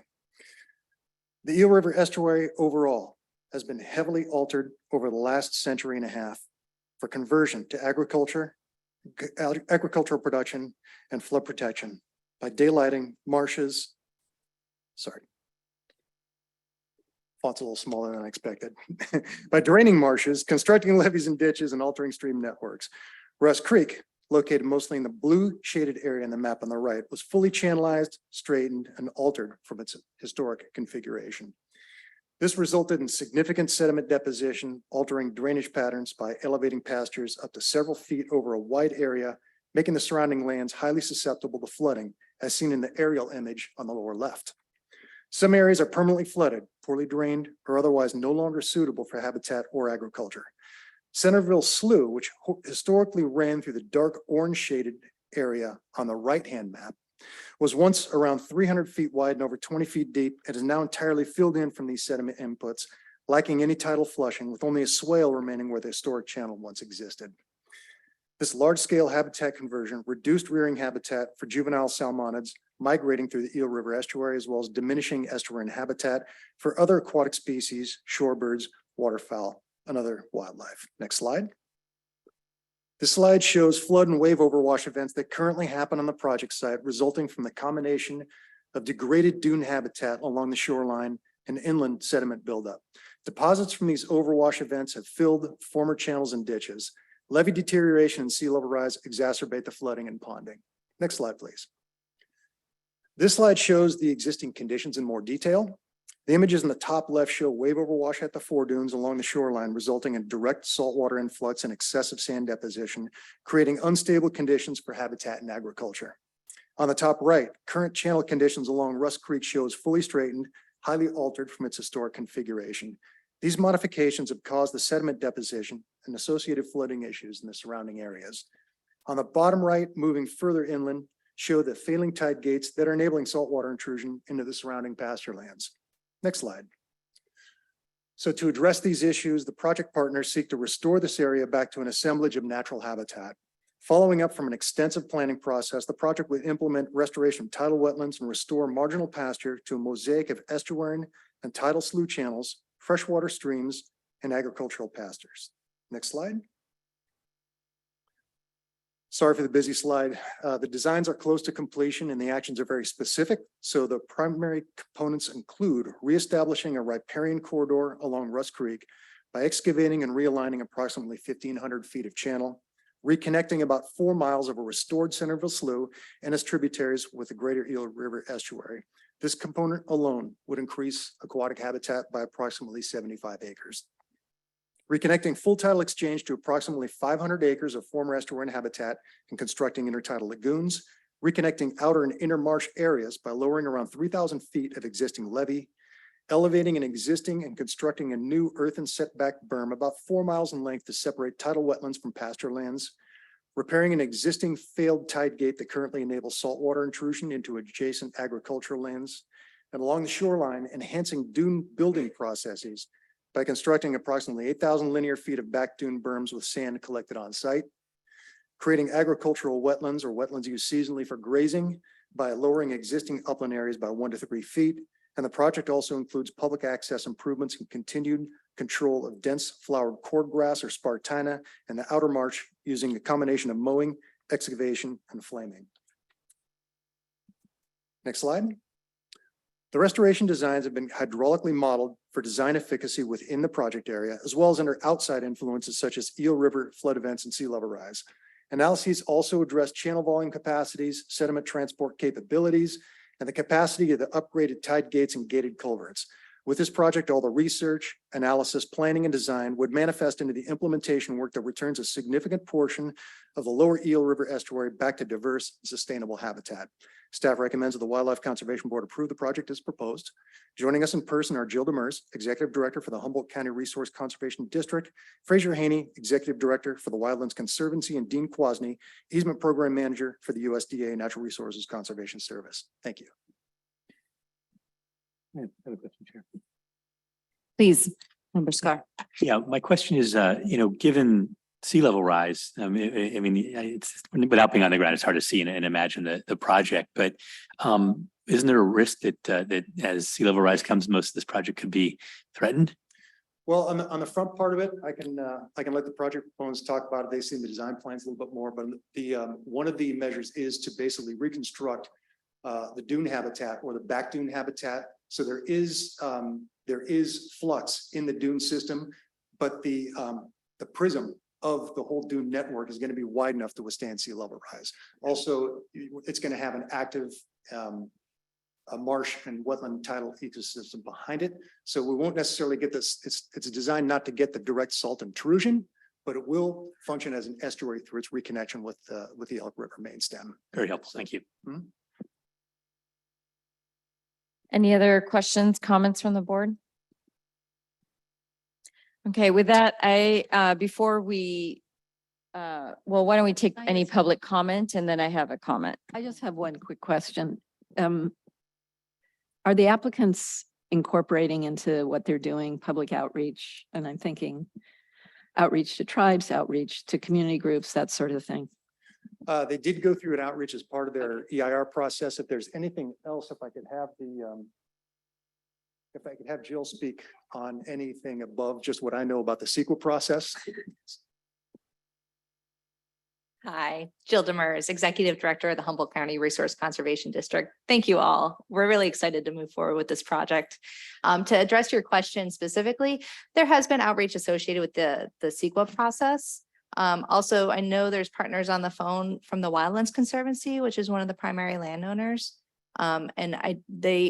My understanding is with the public access, there'll be increased public access and ability to for the public to enjoy this area and have access to the properties. So I anticipate that they would be doing some public outreach around that, but yeah, mostly it's been around CEQA at this point.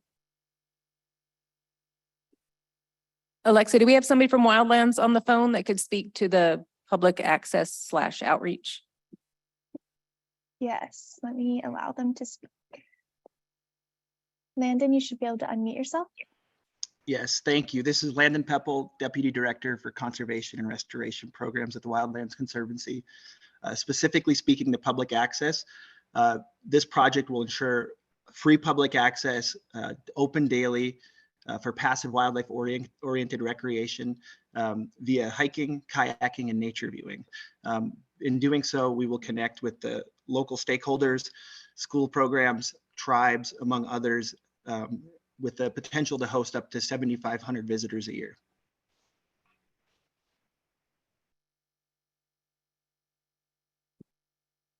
Any more questions, Catherine? Or so does that complete the public comment, or are there other public comments?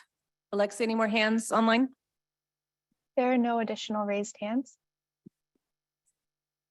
So I just for me, I just want to raise an issue to the board. It's not about the project, but this project, part of the funding source is coming from that 40% set aside for nature-based solutions, that 150 million. And this project is not located there. The board had provided guidance on the 40% that was for the project, either tribe, severely disadvantaged communities, or the Calenviro screen. And this project is not located in either one of those in terms of severely disadvantaged or Calenviro screen. And I know there is some discussion about serving the broader community, but I would like to, in consideration for this project, and my understanding is that about 5 million of the 10 million would come from that allocation. I think that allocation was set aside again to try to really target historically underserved areas within WCB funding. So I would like to make a motion to approve, but have that $5 million of funding not come from the 40% allocation, but have it come from the other 60% allocation, as I do not believe it meets the kind of guidance and direction from the board. I'll second that. Quick question. Comments? Was that in the board packet, like what internally where that funding was coming from? Either the It's 60% or highlighted, yeah, 40%? the very first paragraph highlights the fund sources. So you'll see it says DAC and non-DAC, but we can easily switch that to all non-DAC. That's what I asked. Yeah. Oh, DAC provision, that's what you meant. That's the 40%. Oh, okay. I think I didn't get that because it said DAC instead of SDAC. So, okay. That's helpful. Thank you for that question. Any more clarifying questions? Otherwise, we have a motion in a second. Okay, we'll take a roll call. Chair Boakday, Aye. Vice Chair Bonham absent. Member Nagami, Yes. Member Pavley. Yes. Member Peralt. Aye. Member Phillips. Member Scalar. Aye. Okay, motion passes. Congratulations. I love it. We're talking today. All right, so we're gonna go ahead and take item number 31. Great. So item 31 is Cortina Ridge, Sawato Kalamataro Wildlife Crossing to be presented by Don Crocker. Thank you, Rebecca. This proposal is to consider the allocation for a grant to Caltrans for the construction of a wildlife crossing over State Route 20 to increase the range of prime Tule elk habitat and reunite two heritage subherds 12 miles west of the city of Williams and Colusa County. Next slide, please. The Cache Creek Tule elk herd is the oldest free-ranging herd of elk in California. Primarily based in Colusa County, the herd was nearly wiped out in the early part of last century. But starting with the reintroduction effort in 1922 and a tighter management, the Cache Creek herd thrived and repopulated in sustainable numbers. This happened when the region remained largely uninhabited and remote, with the main artery into and out of the county, State Route 20, nothing more than an oil on gravel road. This changed in 1964 when the state highway was paved and widened as a connecting route between North Sacramento Valley, Lake County, and Mendocino County. Since then, traffic on SR 20 has increased as population centers in the region have grown. This has led to the highway gradually becoming a physical barrier, which subdivided the Cache Creek herd into the Cortina Ridge subherd to the south and east of SR 20, and the Antelope Valley subherd to the north and west of SR 20. The genetic isolation that resulted from this separation has raised concern about the subherd's long-term viability and prompted CDFW to add the area to its priority barriers list. Next slide, please. In 2016, CDFW, in partnership with UC Davis and the Rocky Mountain Elk Foundation, conducted an elk research project between Cortina Ridge and Antelope Valley to evaluate Thule elk movement. The maps here are generalized results from the elks tagged as part of the study. They show that there's very little interaction between the subherds and that SR 20 forms a barrier between the two groups' ranges. Next slide, please. Maintaining the elk herd sustainability has been a state priority as early as the 1922 reintroduction effort that I already mentioned. The WCB has played a significant role in this effort through the funding of several acquisitions and conservation easements and a large restoration project that have helped protect and improve Thule elk habitat and migration corridors. The proposed overcrossing is the logical next step and will optimize the WCB's previous investments by helping the herds that have benefited from the board's previous actions to be as genetically healthy as possible. Next slide, please. And here's a photo of where the crossing will be built. It's located where the north-south section of SR 20 takes a right turn and becomes an east-west road as it heads to the Central Valley. Placing it here will connect the core areas of both subherds ranges, and putting on a curb will help minimize vehicle-wildlife collisions, as road bends like this provide the least amount of visibility and dramatically reduce driver and wildlife reaction times. Next slide, please. These next two pictures show the prime habitat that will be connected by the proposed overcrossing. The photo on the left was taken looking northwest towards Antelope Valley, and the one on the right was taken while looking southeast towards Cortina Ridge. They show the high-quality habitat that still remains on both sides of SR 20, and which was historically connected before the roadway bisected the migration range. Next slide, please. Here's a conceptual drawing of what the finished overcrossing will look like. It'll be around 107 feet long and 100 feet wide with an 18-foot vertical clearance over the roadway.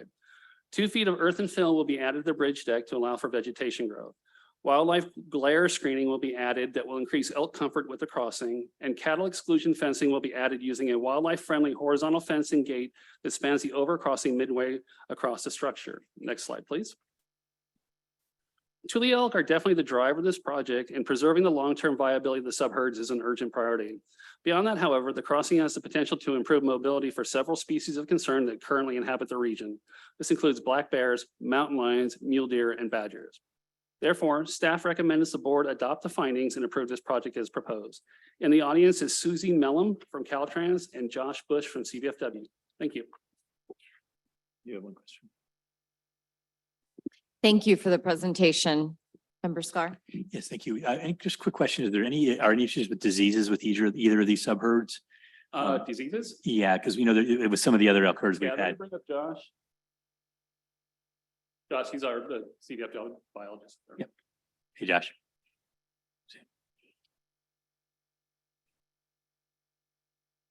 Hi, Josh Bush, wildlife biologist for Lake Lucianola County. So in coordination with the study that was mentioned in 2016, we did disease testing. Some of the diseases are that we surveilled for, like the presence of, it's escaping my mind, but the one at Point Reyes that was not found. Yeah, it was not found in this herd. Okay, good. They also surveyed for a couple other hemorrhagic diseases that the elk actually had an immunity to. So they found antibodies, but no known or diseases of concern. Okay, great. Thank you very much. Appreciate it. Any other comments, questions from the board? I was Fran? I was curious if it was Caltrans or UC Davis did I assume does studies on vehicle traffic collisions with elks or other wildlife. Well, there was a study in 2016 that I mentioned that where they tagged it and they were able to track the migration patterns of them. What they found is that there's very little very little crossing of the roadway. The roadway in itself is turning into, it's quite a barrier. There's very little interaction now. Obviously, mortality does happen, but the biggest concern right now is just the genetic separation. Okay. Please. So the board packet said there's no opposition, but a letter of opposition did come in, right? So do you have a response to that? Are we waiting for public comment first? Yeah, that's part of what I would note Okay. as we got to the public comment is that we did receive a letter from Supervisor Ken Bose, who's the Colusa County Board of Supervisors. We feel like we're able to address those issues as we need to. Any support letters? Yeah, there were. Rocky Mount Elk Foundation. You guys could probably find it quicker than I have, Ken, through, but yes, there were support letters. So I had a question just about matching funding or leverage funding. I see WCB is the only contributor. Was there any discussions, given that it's Caltrans, of any funding from them to support the wildlife crossing? Well, the truth is the budget's probably not accurate because they will be supplying a lot of in-kind work on this. And so it just wasn't really quantified at the time. And you got to remember too, that Caltrans already did all the planning work on this. They've been working on this for years. So there's a lot of money going in there. It's just that the way the grant was structured, we didn't really quantify their in-kind work on it, but they're definitely, I mean, we've got staff members here and they've got whole engineering teams that are working on this. So they will have definitely an input into it. Okay, yeah, I appreciate that. I think, we have a lot of wonderful wildlife crossing studies on the agenda today and just cognizant, these are very high dollar value projects. And I think the more the WCB dollars can be leveraged to support, because I think wildlife crossings are absolutely critical. And I support them, but I think we need to look at, funding partners to support these kinds of projects. So, okay. Yeah. Do you want to maybe share out the letters of support before we? Speaker cards. Okay, and speaker cards, please. Okay, so for speaker card, I have Susie Mellum with Caltrans.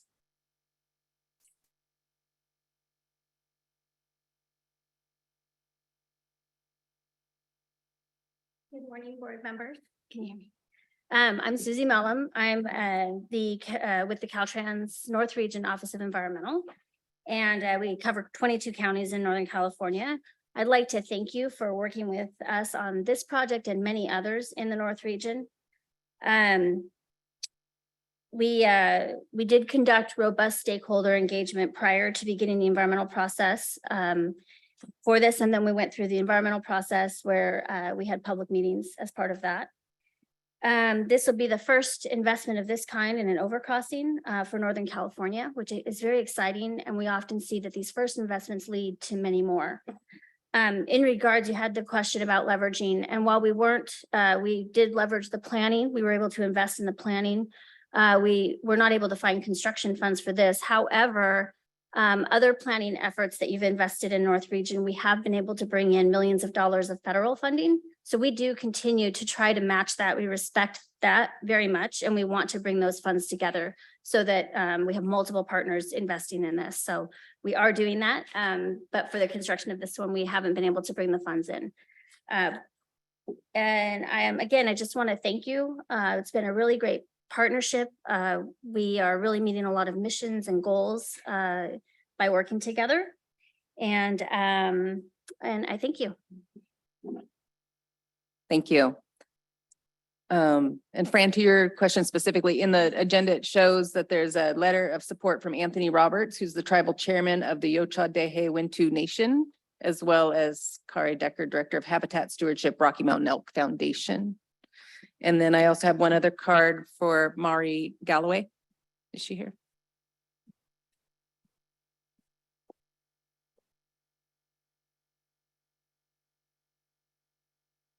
Hello, thank you for the opportunity to comment. My name is Mari Galloway. I'm the California Program Director for Wildlands Network. The construction of our state highway system has fragmented our landscapes and created barriers to wildlife's ability to move. impeding their ability to access suitable habitat, food, and water, and find genetically diverse mates and respond to extreme weather events like drought, flooding, and wildfires, which are becoming increasingly common with climate change.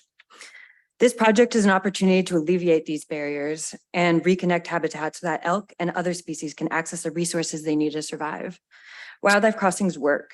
They connect habitats and not only provide safe passage for wildlife, but also for people by reducing the occurrence of dangerous and costly wildlife vehicle collisions.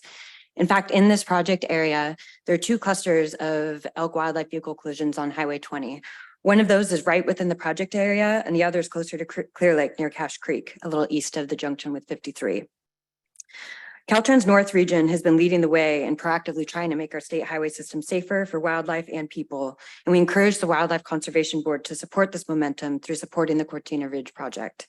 For the aforementioned reasons, Wildlands Network urges the board to approve funding for this project. Thank you. Alexa, do we have any hands raised online? There are no raised hands. Okay, any additional comments from the board? All right, I'll entertain a motion. I move to pass this project. Approve? Yeah, to Okay. this project. Second. All right, we have a first and a second. Let's take a roll call, Mary. Chair Boakday, Aye. Vice Chair Bonham absent. Member Nagami, Yes. Member Pavley, Yes. Member Perot, Aye. Member Phillips, Aye. Member Scalar. Aye. Great, motion passes. So I'd like to just take the temperature from the board. We have planned to take I think 30-minute break for lunch and then reconvene. It's 12:10. So would the board like to take a break now or well, we still have about 10. I mean, it's 2, yeah. So, we could do a couple more and then take a break. Couple more, okay. All right, so we'll do a couple more. So item number 32.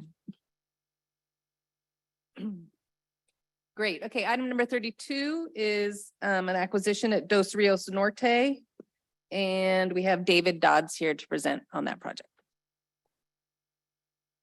I'll be quick and you can get lunch. Oh, speak up. I was gonna say I'll be quick so you can get lunch, and then I slowed things down, not speaking loudly enough. The proposed acquisition of the Dos Rios Norte property is valued at $22.665 million. The property is located within the Sutter Bypass, east of Knights Landing in Sutter County, and is approximately midway between Sacramento and Yuba City. The property is bordered to the east by the Feather River, to the west by Butte Creek, and to the south by the Sacramento River.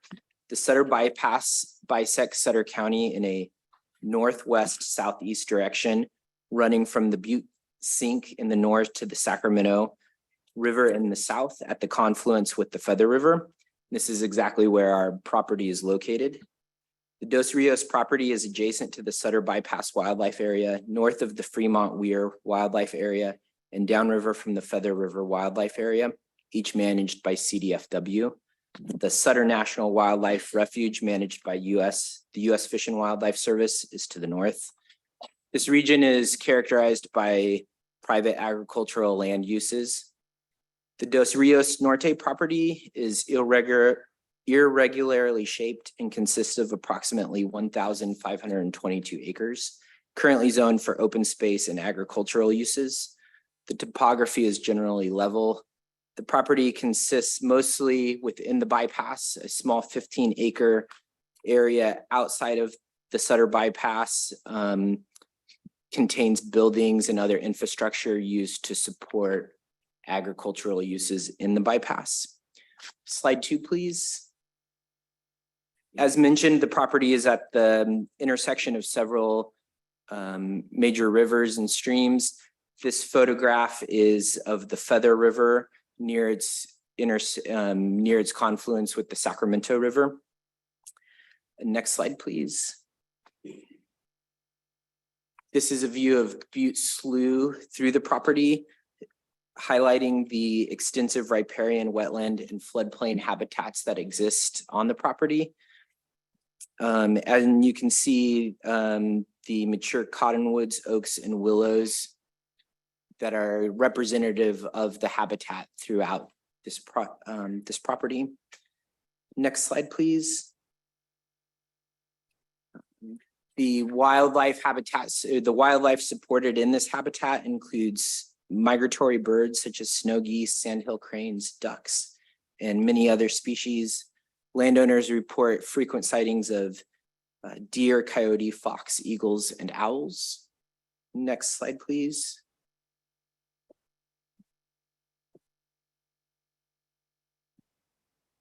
The property, as mentioned, is in current agricultural use. This slide shows one of the agricultural fields prepared for planting this spring. Agricultural use is made possible by senior water rights from both the Feather River and the Sacramento River. These include both pre and post 1914 appropriative rights and other guarantees that were granted to the property when Oroville Dam was built in 1968 that guaranteed water deliveries to the property. The crops grown are organically grown rice and tomatoes and other row crops. Upon completing the purchase, River Partners will continue the current agricultural leases while it plans for restoration. The plan for the property after purchase is to complete a long-term planning and restoration project to return more natural uses to the property, including floodplain development and increasing the riparian habitat. If you could, next slide, please.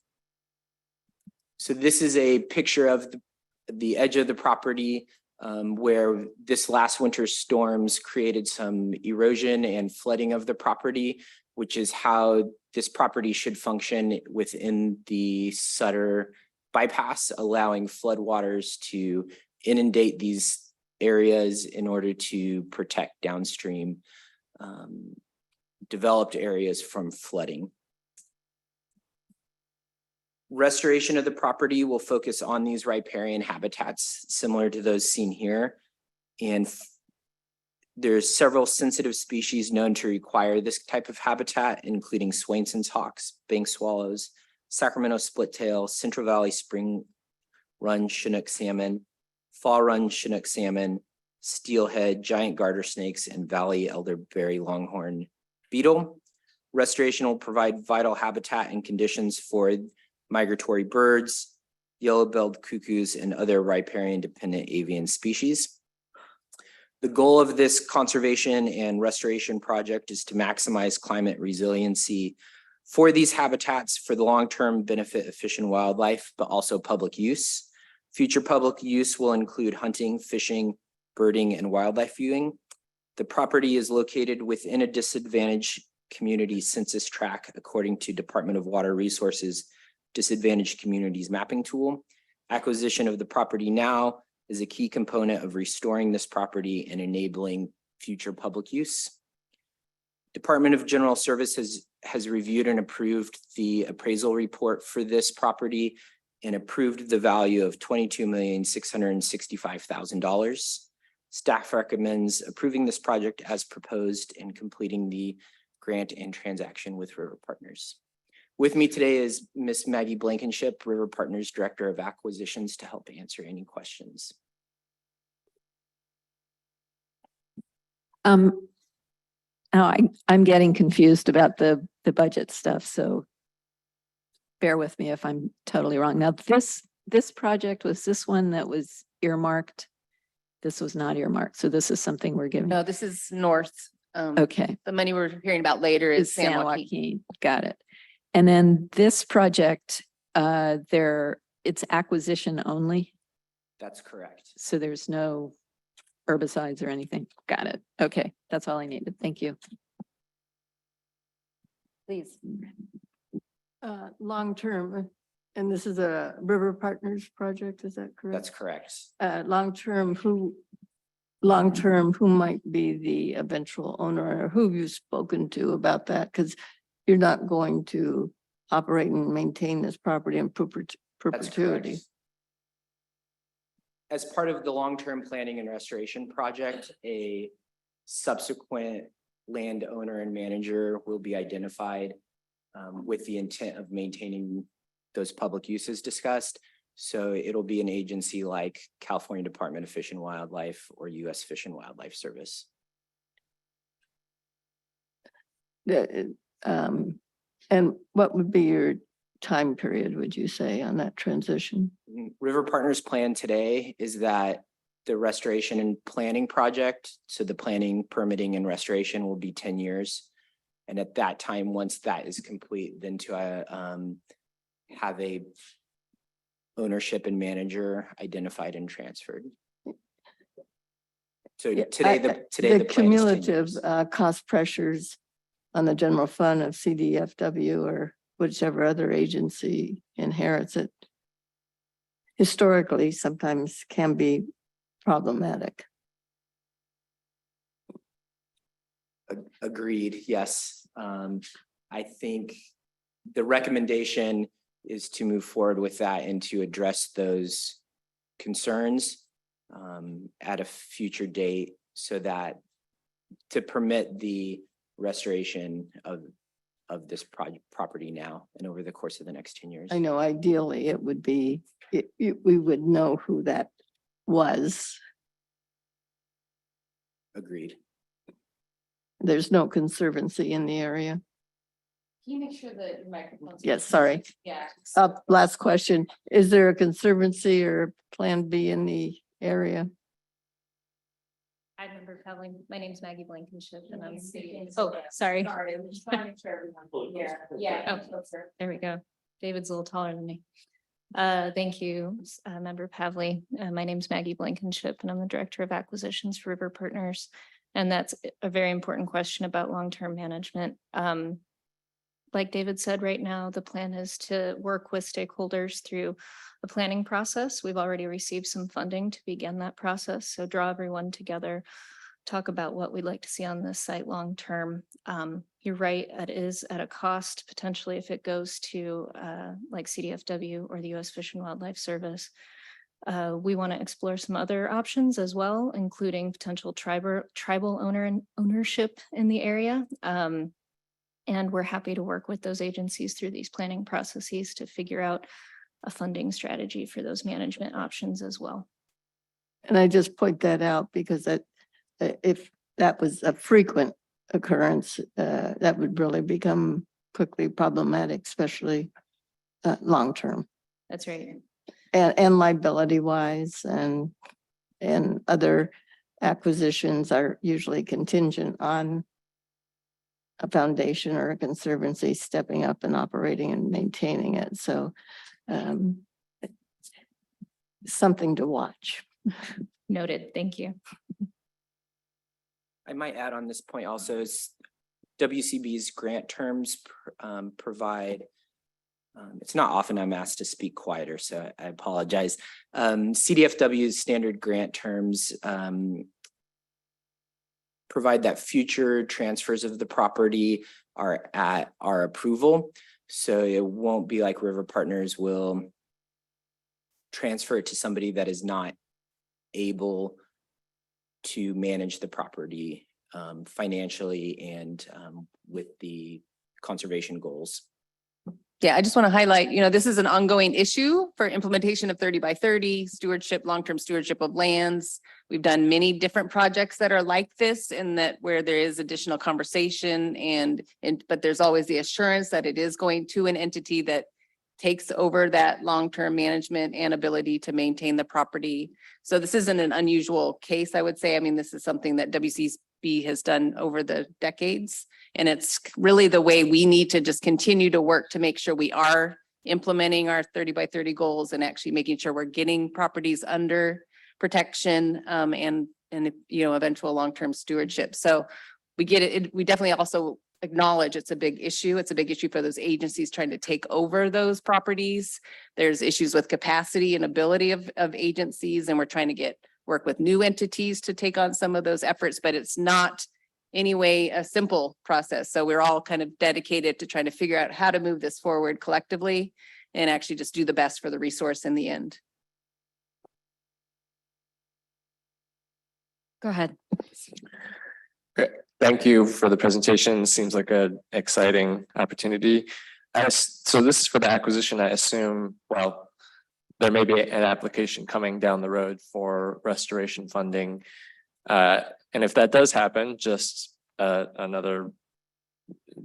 putting everyone on notice that this board obviously is looking at the herbicides issue very closely and to come up with a plan that hopefully does not include herbicides like glyphosate, if at all possible. And also, I had a fascinating update the other day on a new report that came out in California on soil biodiversity. I think it's something that I'd love to hear more about here at the board. We hear a lot about habitat and the wildlife and the vegetation, but soil biodiversity is also very important. There's a report that just came out from the California Department of Food and Agriculture called Soil Biodiversity in California Agriculture: Framework and Indicators for Soil Health Assessment. One of my colleagues at NRDC was on the committee that put that together. And it's another dimension of biodiversity that we don't often hear about, but we should be thinking about that as we allocate resources for our 30 by 30 outcomes and biodiversity in California. Agreed. I'm wondering, Damon, can you maybe send it to Rebecca and she can distribute the report to the board? Yeah, absolutely. And if you wanted, if we wanted a briefing by one of the authors, I'm sure we could get that. Okay.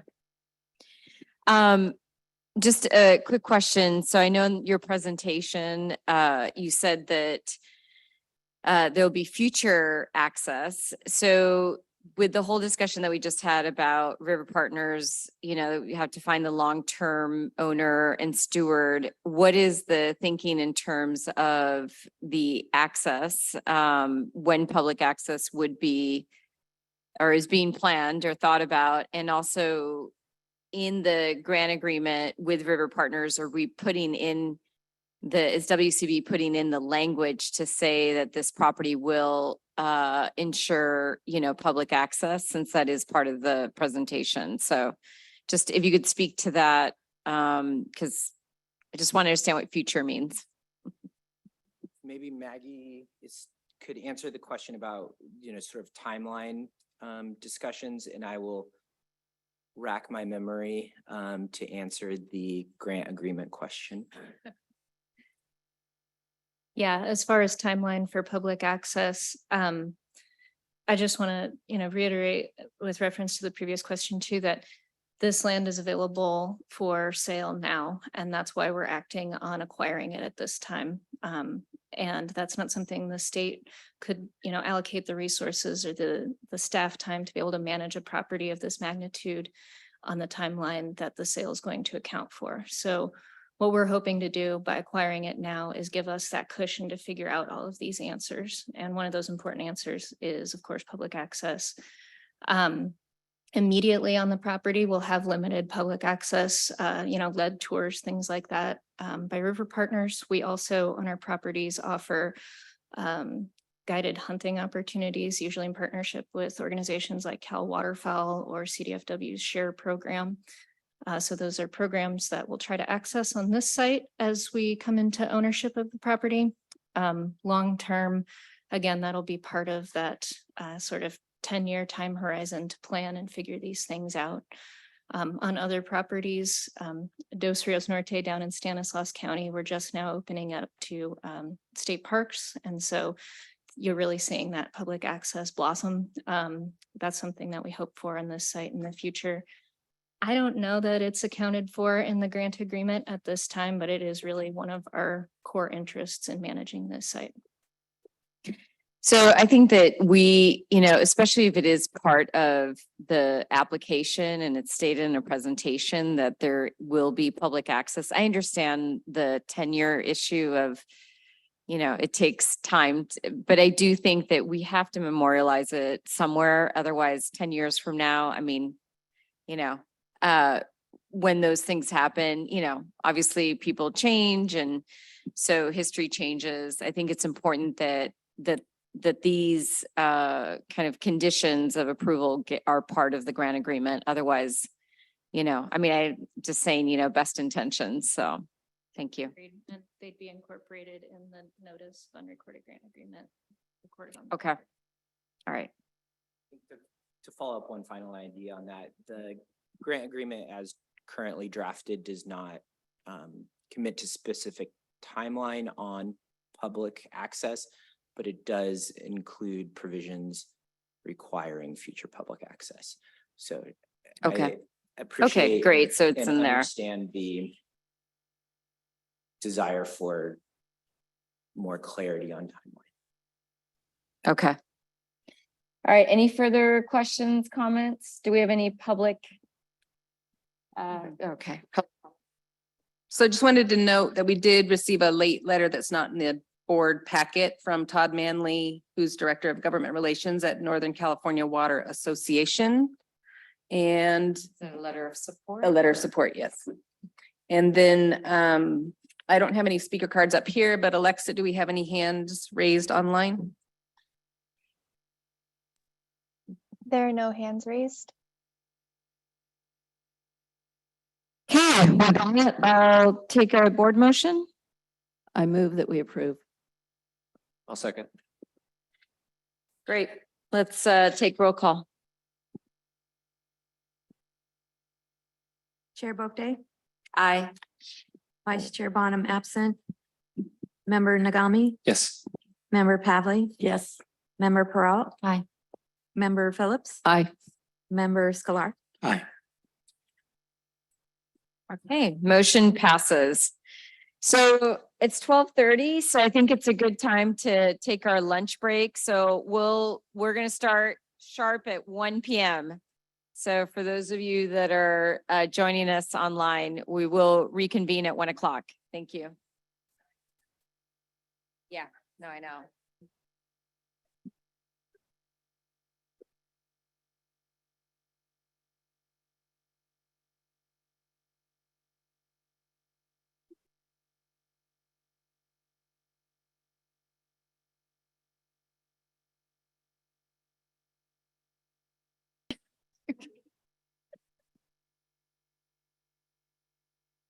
Okay, we're at 33.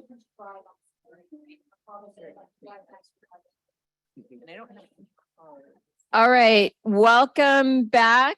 I'm gonna do my little gavel because a couple of folks, yeah, why not? I mean, it's just sitting here all day, so.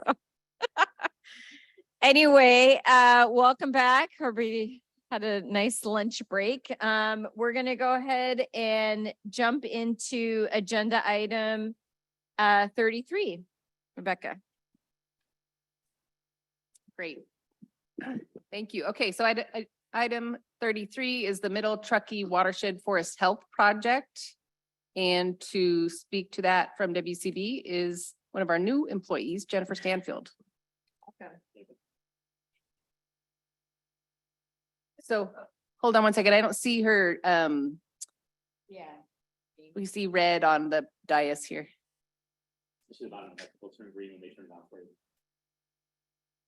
Okay, just hold 1 minute while we make sure her microphone's on. There it is. There it is. Okay, you're good. Okay, how's this? There we go. All right, thank you, everyone. This proposal is to consider the allocation of a grant to the National Forest Foundation for a cooperative project with the U.S. Forest Service to conduct planning on approximately 4,000 acres, as well as forest health implementation on approximately 1,924 acres in multiple counties. The project is located within the Tahoe National Forest. Selective thinning will take place roughly 2 miles southwest of the community of Truckee. Restoration planning and environmental compliance will occur on 2 properties approximately 11 miles southeast of the community of Sierraville. Next slide, please. A prolonged lack of disturbance, historic timber extraction, drought, and over a century of fire suppression has increased forest stand density and homogeneity, thereby contributing to historic levels of pest-related tree mortality and an elevated risk of catastrophic wildfire. These factors pose a threat to wildlife, particularly the California spotted owl, northern goshawk, and other sensitive species that depend upon mature forests. Without intervention, vital ecological features, including meadows and aspen stands, will continue to disappear from the region. The project area has not yet been directly impacted by wildfire. However, it is surrounded by the burn scars of the Dixie, Caldor, and Mosquito fires. To address the compounding risks to habitat and local communities, a group of 5 organizations consisting of the National Forest Foundation, the Nature Conservancy, Truckee Meadows Water Authority, the Truckee River Watershed Council, and the Tahoe National Forest have formed the Middle Truckee Watershed Forest Partnership. In the process of creating a 10-year vegetation and watershed management plan, the partnership identified the activities included in this project as the highest priority forest treatments for their region. Next slide, please. Implementation activities in this project will occur on the Cabin Creek property. The work included in this proposal is the first phase of a 6,000-acre treatment area adjacent to the busy Highway 89 corridor near Truckee. Treatment types include mastication, timber thinning, encroaching conifer removal, and strategic fuel break construction. Management prescriptions include procedures for work in and around California spotted owl protected activity cores, northern goshawk protected activity cores, and riparian conservation areas. This multi-benefit project will enhance high-quality wildlife habitats by increasing forest health and wildfire resilience. Next slide, please.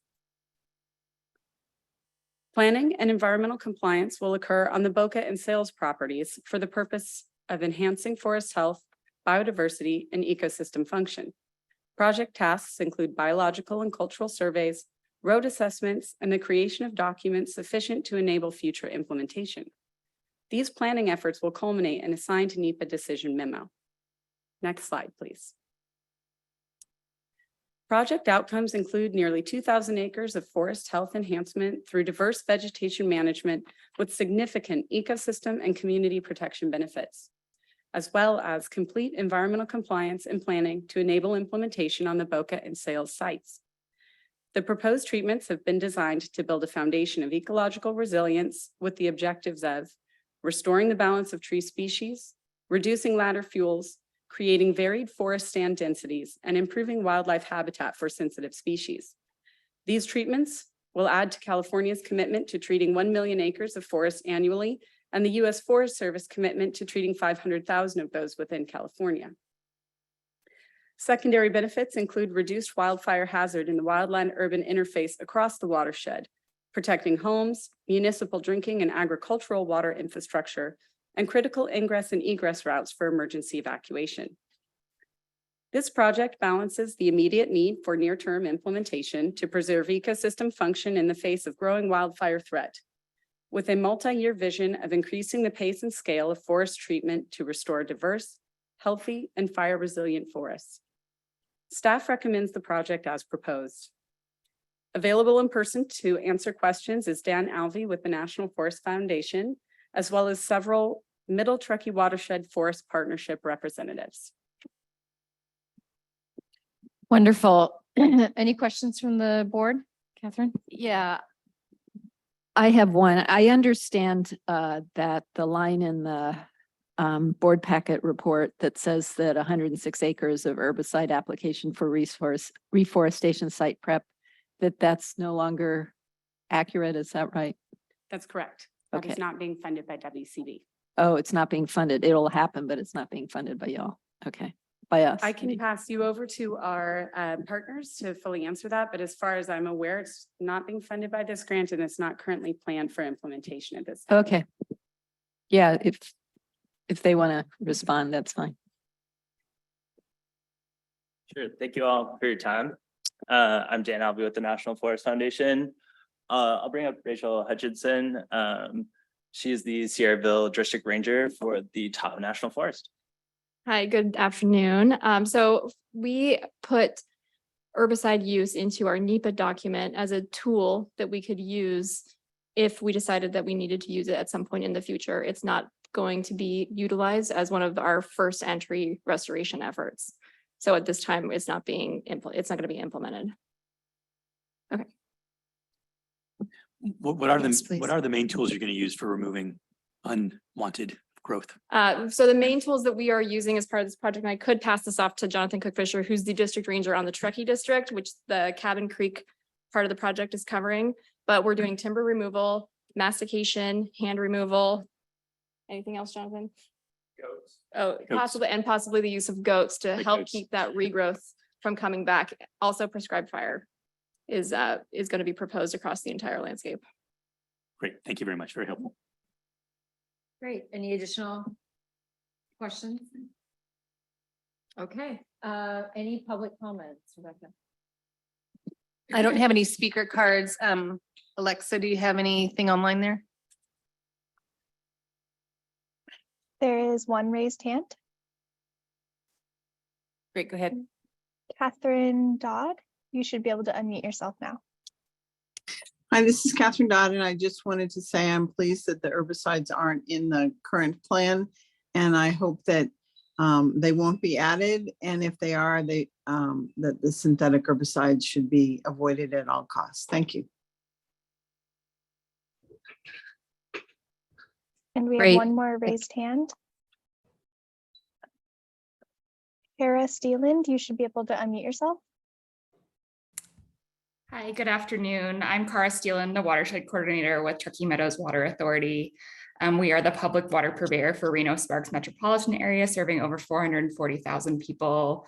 The proposed project areas help protect and restore forested landscapes around our critical water supplies for the region, including the Truckee River and Stampede and Boca reservoirs. As a member of the partnership, we're highly supportive of the project for its wildlife components and also for the auxiliary benefits it can provide to protecting our water supplies. Thank you. Great, thank you. Any other comments, questions from the board? Okay, with that, I'll entertain a motion.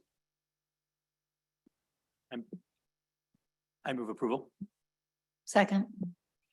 Great, we have a first and a second. Can you do roll call, please? Chair Boque, Aye. Vice Chair Bonham absent, Member Nagami, Yes. Member Pavle, Yes. Member Pearl, Aye. Member Phillips, Aye. Member Scalar. Aye.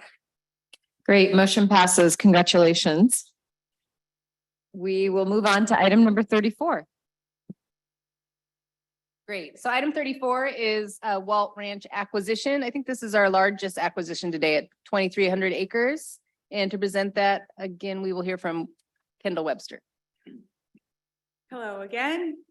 So like Rebecca said, Walt Ranch is a fee acquisition by Land Trust of Napa County of nearly 2,300 pristine acres located in southeastern Napa County in the Napa Creek and Puta River watersheds. It's approximately 7 miles northeast of the city of Napa. Conservation of Walt Ranch is about biodiversity, climate change resilience, and connectivity. Next slide. The property is primarily forested, but a complex geology, varied soil types, and a broad range of elevations and slopes have led to a wide range of additional vegetation types, including chamise, chaparral, serpentine meadows, montane hardwood, and extensive open grasslands. Next slide. This mosaic of natural features has led to high biodiversity. In fact, the property gets the highest possible ranking for state biodiversity, terrestrial irreplaceability, and terrestrial connectivity in CDFW's areas of conservation emphasis land analysis tool. Next. Like what I mentioned before, the property has varied topography, including steep sections that rise to locally high peaks, the elevation gradient of about 1,500 feet, and the property's water resources will provide refugia as lower elevations heat up due to climate change. Next slide. So the blocks of land that show up in color on this map represent the nearly 5,500 acres of protected land that abut Walt Ranch. Next slide. Additionally, Walt Ranch is at the nexus of two priority wildlife corridors, which are shown in various shades of green on this map, which connect large blocks of connected lands or protected landscape. These wildlife corridors connect the Marin Coast to Mendocino National Forest and the Pacific Coast to Lake Berryessa. Next slide. These regional corridors are then linked to an even larger 7 million acre swath of protected land that extends from Lake Berryessa all the way to the Oregon border. Protecting land within this large interstate corridor will provide more confidence that species will be able to migrate in response to climate change. Next slide. Walt Ranch will be managed by Land Trust of Napa County with the goal of protecting priority species and strengthening habitat resilience to climate change. And initial assessments indicate a need for erosion control on the property's old ranch roads and prescribed burns and targeted grazing to reduce invasive species and improve the resilience of native species. And then because of the large size of the property, it is anticipated that public access can be accommodated here without recreating humans having too much of an impact on wildlife. The Department of General Services approved appraised value for the 2,300 acre property is $24,500,000. The property owner, Hall Brambletree Associates, is providing a bargain sale by reducing the purchase price by $6.5 million. California State Coast Conservancy and the Gordon and Betty Moore Foundation contributed a total of $11 million. And then Gordon and Betty Moore Foundation and the Conservation Fund have made this purchase possible through providing financing. So staff recommends that WCB provides $7 million toward this important acquisition to close the existing funding gap.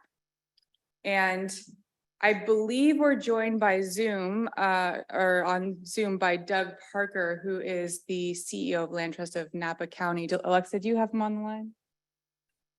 Yes, Doug Parker is here. Would you like me to unmute him? Yes, please. So Doug and I are happy to answer any questions you have.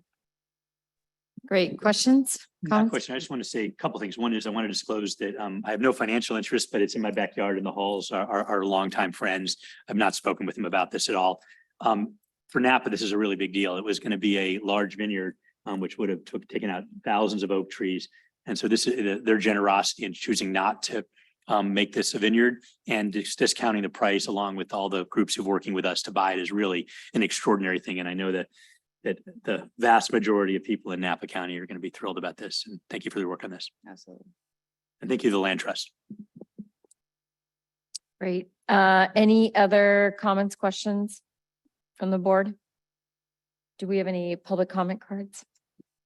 Yeah, for this one, I just want to note that we did get letters from Congressman Mike Thompson, Senator Bill Todd, and California Assembly Member Celia Aguiar Curry. Just so folks are aware of that. And I don't have any speaker cards, but Alexa, do you have any hands raised? I take it all those people were, all those elected officials were. Right, all in favor. I'm sorry, usually everything I say is in favor unless I say so. Yeah. There are no raised hands. Just want to make the point again, you mentioned in your presentation that there is anticipated public access. I just, again, if that's part of the application, if that's part of the vision for this acquisition in terms of the long-term maintenance, I just want to make sure that that gets captured in the grant agreement. So, okay, with that, is there, I'd love to make a motion. please? I move that we approve this Walt Ranch acquisition. Second. All right, Mary, can you take roll call? Chair Bolte, Aye. Vice Chair Bonham absent. Member Nagami, Aye. Member Pavley, Aye. Member Perot, Aye. Member Phillips, Aye. Member Sklar, Aye. The motion passes. Congratulations. Move on to agenda item number 35. Great. Okay, so 35, 36, and 37 are all part of the $40 million that came through last year's budget. It was put on hold temporarily, reappeared again this budget. And I'm going to introduce Shannon Lucas. It's just going to give us an overview of what the bill language says for the 40 million. Thank you. Assembly Bill 179, which amended the Budget Act of 2022, was approved by the governor on September 6th, 2022. Section 19.58 allocated $40 million to the Wildlife Conservation Board for San Joaquin Valley floodplain restoration. Specifically, as it says here, these funds shall be for the river partners for the development and delivery of multi-benefit floodplain reconnection and habitat restoration projects in the San Joaquin and Tulare basins. Eligible expenditures may include, but are not limited to, acquisition, planning and permitting, and scientific research supporting project implementation, including ground-based geophysics, habitat restoration benefiting dwindling wildlife, and habitat maintenance. Julie Rentner, President of River Partners, will briefly present an overview of their vision and priorities for spending the $40 million. And then WCB staff will present the first of 3 projects to the board for consideration.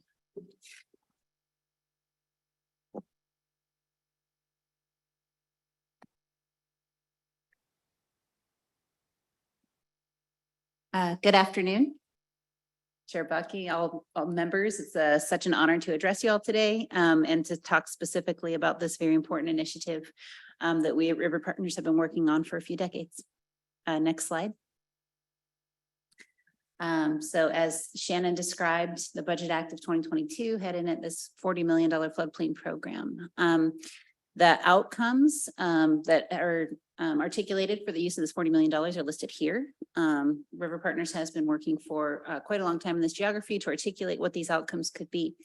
The $40 million allocation here to floodplains includes land protection of 1,000 acres of floodplains, and that will include about 3,000 acre feet of permanent water demand reduction in the San Joaquin Valley. These land protection projects will occur across the San Joaquin, and restoration projects will occur across the San Joaquin Valley on major rivers listed here: San Joaquin, Merced, Fresno, Kings Kern.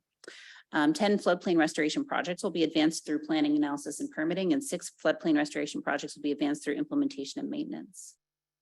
In the course of delivering those projects, River Partners will also advance research partnerships that take a look at groundwater recharge quantification on floodplains and other elements of climate resilience associated with floodplain habitat restoration, such as flood risk reduction and wildlife habitat corridor connectivity. We're also expecting and hoping to leverage this state investment with $60 million or more from additional funds from federal and other sources. Next slide. River Partners work in the bottom of the Central Valley benefits a suite of river and riparian obligate wildlife, including those that live in the water, those that live near the water, those that fly around above the water.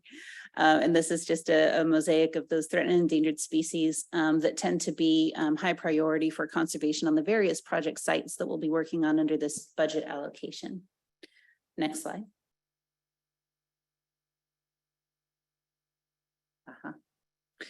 An illustration of what floodplain restoration really looks like in the Central Valley. So a tremendous amount of the support for this allocation of funding in the state budget came from outreach communication work that we've been doing over the last couple of decades, demonstrating what floodplain reconnection can really look like. So what you see here is the primary floodplain of the San Joaquin River in Stanislaus County.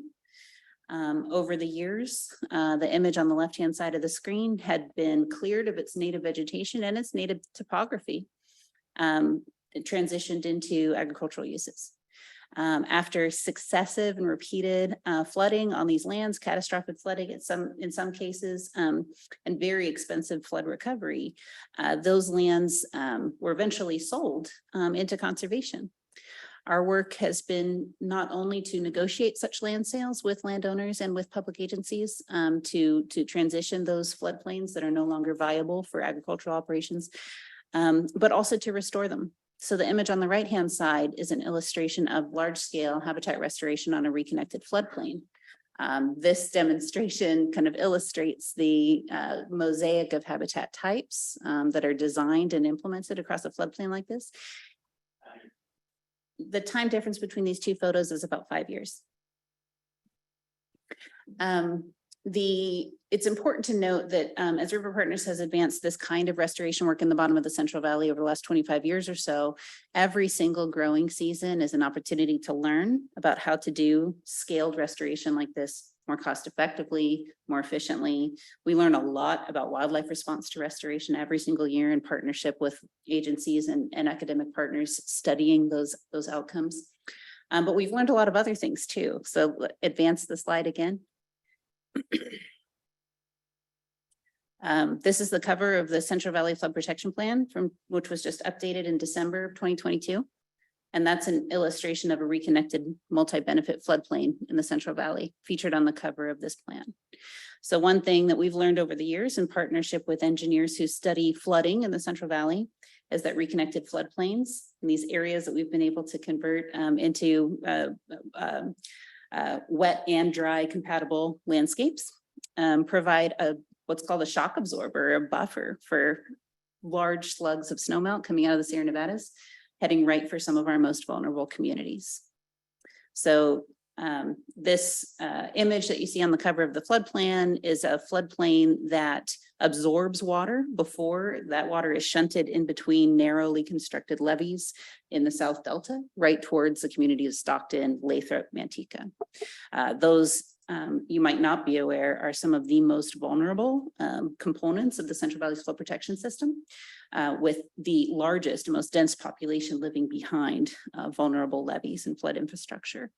So this kind of work upstream of our vulnerable populations, our flood risk populations, is a broadly supported solution for trying to accommodate what the climate models are projecting is going to be a dramatic increase in storm-driven flooding in the Central Valley. And this past water year was a tremendous illustration of just how much water and snow can fall on the San Joaquin Valley and how damaging it can be to our communities when the aging infrastructure of our flood system fails.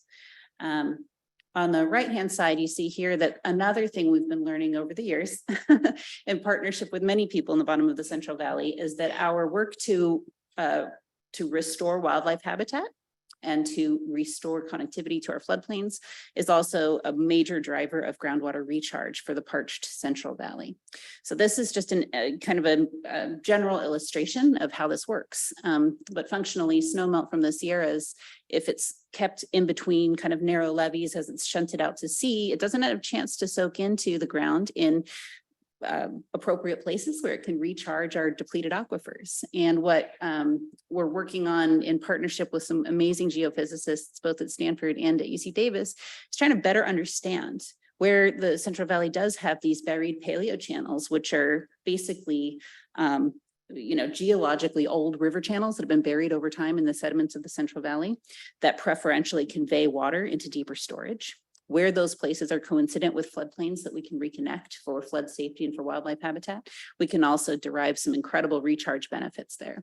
But those aren't the only recharge benefits. Also storing that fresh water in floodplain soils so that it can slowly drain back out into the river and enhances stream flow in ways that we have yet to really quantify and monitor. So this is really cutting edge understanding of how our watersheds need to be thought about, not just as surface water or groundwater, but as the combination of surface and groundwater together. Next slide.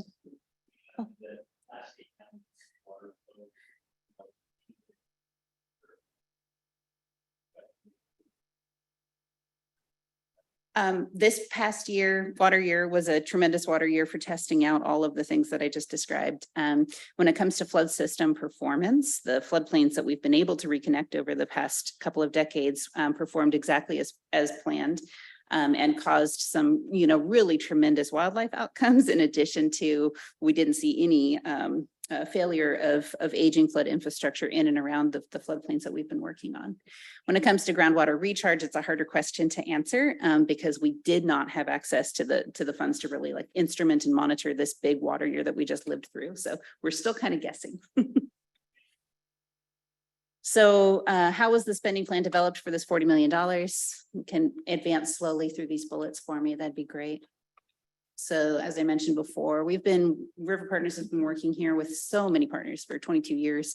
across the San Joaquin Valley to develop project opportunities, to bring them for competitive funding from this board and many others. Tremendous support from state and federal partners across the San Joaquin Valley. But we've also, through that work, developed a huge pipeline of projects. This is a really agreeable solution to a water problem that feels intractable across the San Joaquin Valley: water scarcity, flood risk reduction.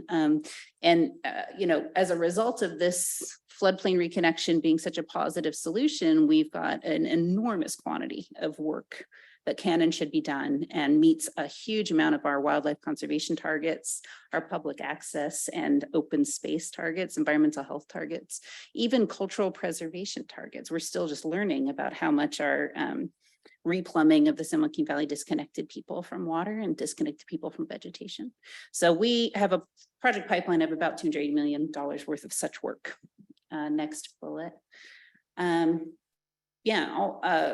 In recent years, we've been working hard to find funding for these projects, scale up the funding for these projects, find programs to build, to fund these projects, to advance this solution and try to alleviate some of the stress and strain that all of our local governments across the San Joaquin Valley feel dealing with these extremes of weather. Next bullet. To prioritize work for this specific funding allocation, we're advancing the most shovel-ready projects that we believe have the largest positive effects on wildlife habitat, flood risk reduction, groundwater recharge and water conservation, and cultural preservation and community enrichment. We're also matching needed investments with the types of possible funding that are out there. So we have not brought to this slate of prioritized funding projects that we know are easily funded by a different program.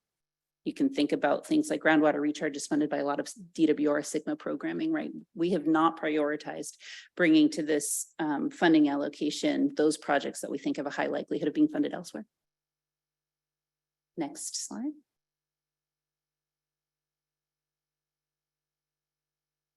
Oh, do we have one more? Okay.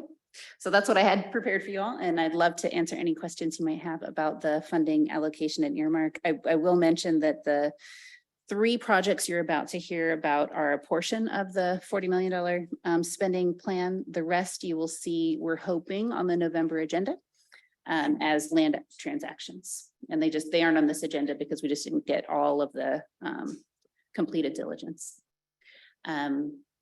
Yes, happy to hear any questions. Yes, any questions from the board on the presentation? Go ahead.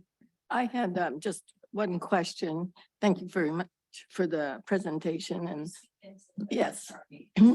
Thank you very much for the presentation. And I had just one question or observation as a former chair of the Natural Resources and Water Committee for 8 years and author of Sigma. The multi-beneficial application of this on using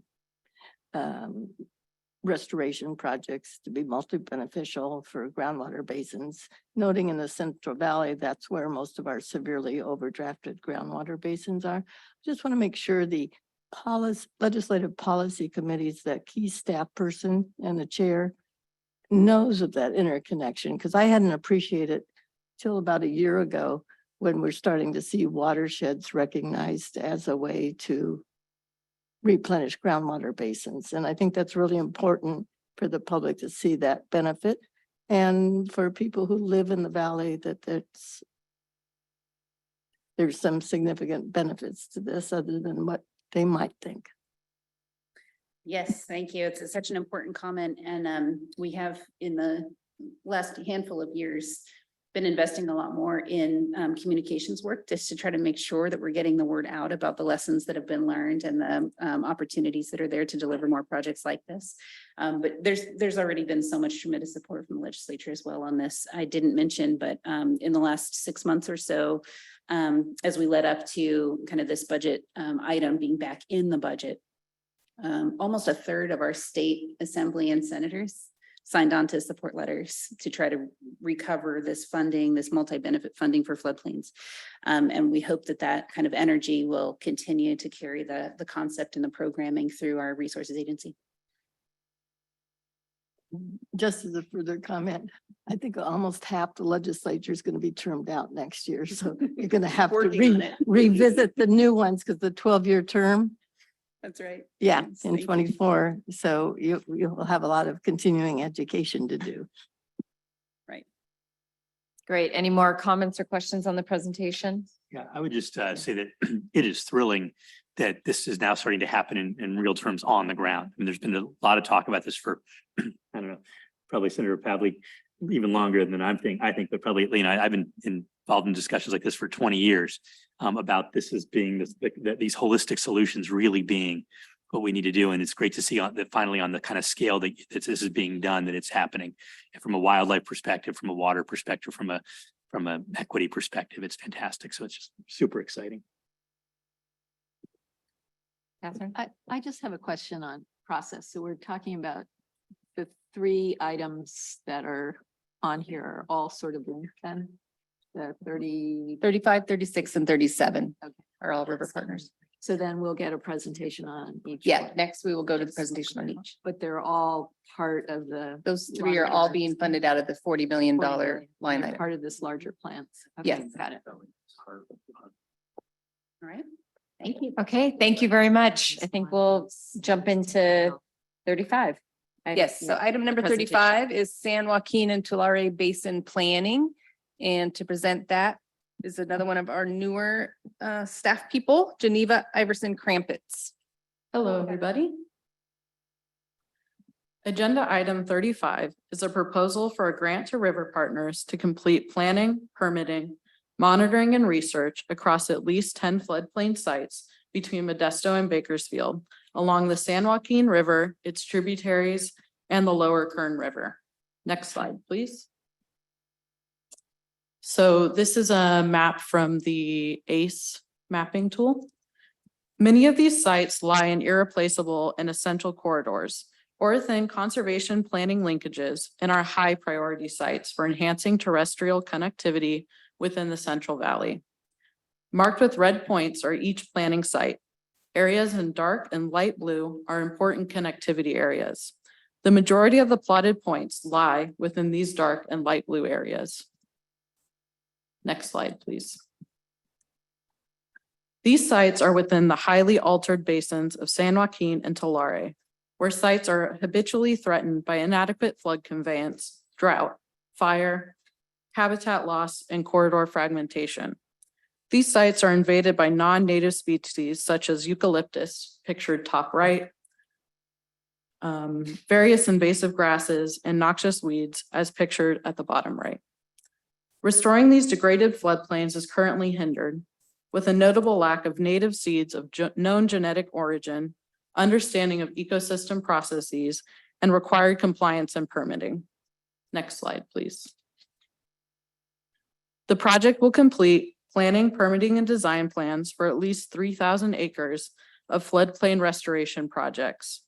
To support these areas, River Partners will design and implement a before-after control impact monitoring plan, identify and meet native seed and plant needs for each floodplain restoration site, and assess potential for groundwater recharge at restoration sites. Next slide, please. Permit applications in CEQA will be completed for each site in conjunction with a comprehensive restoration plan.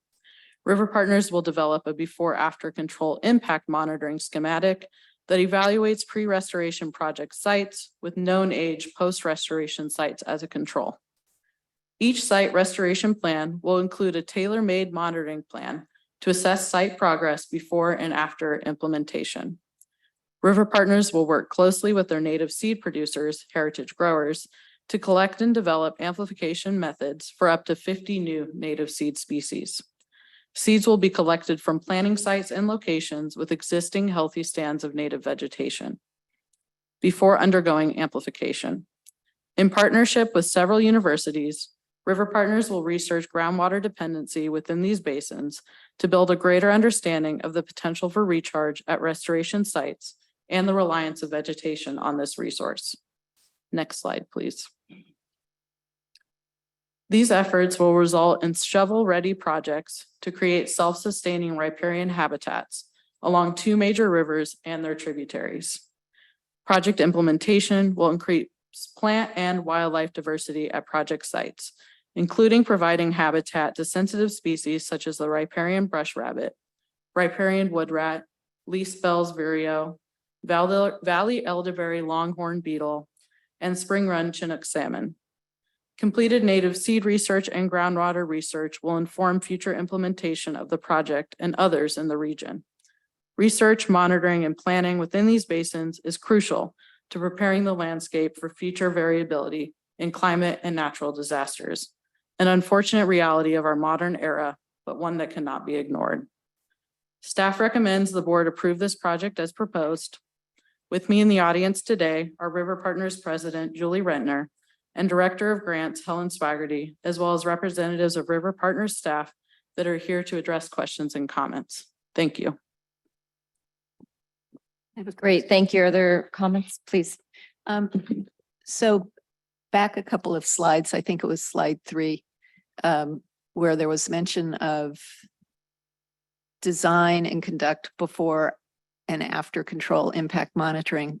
What does that mean exactly? What are you monitoring? So I'll bring up.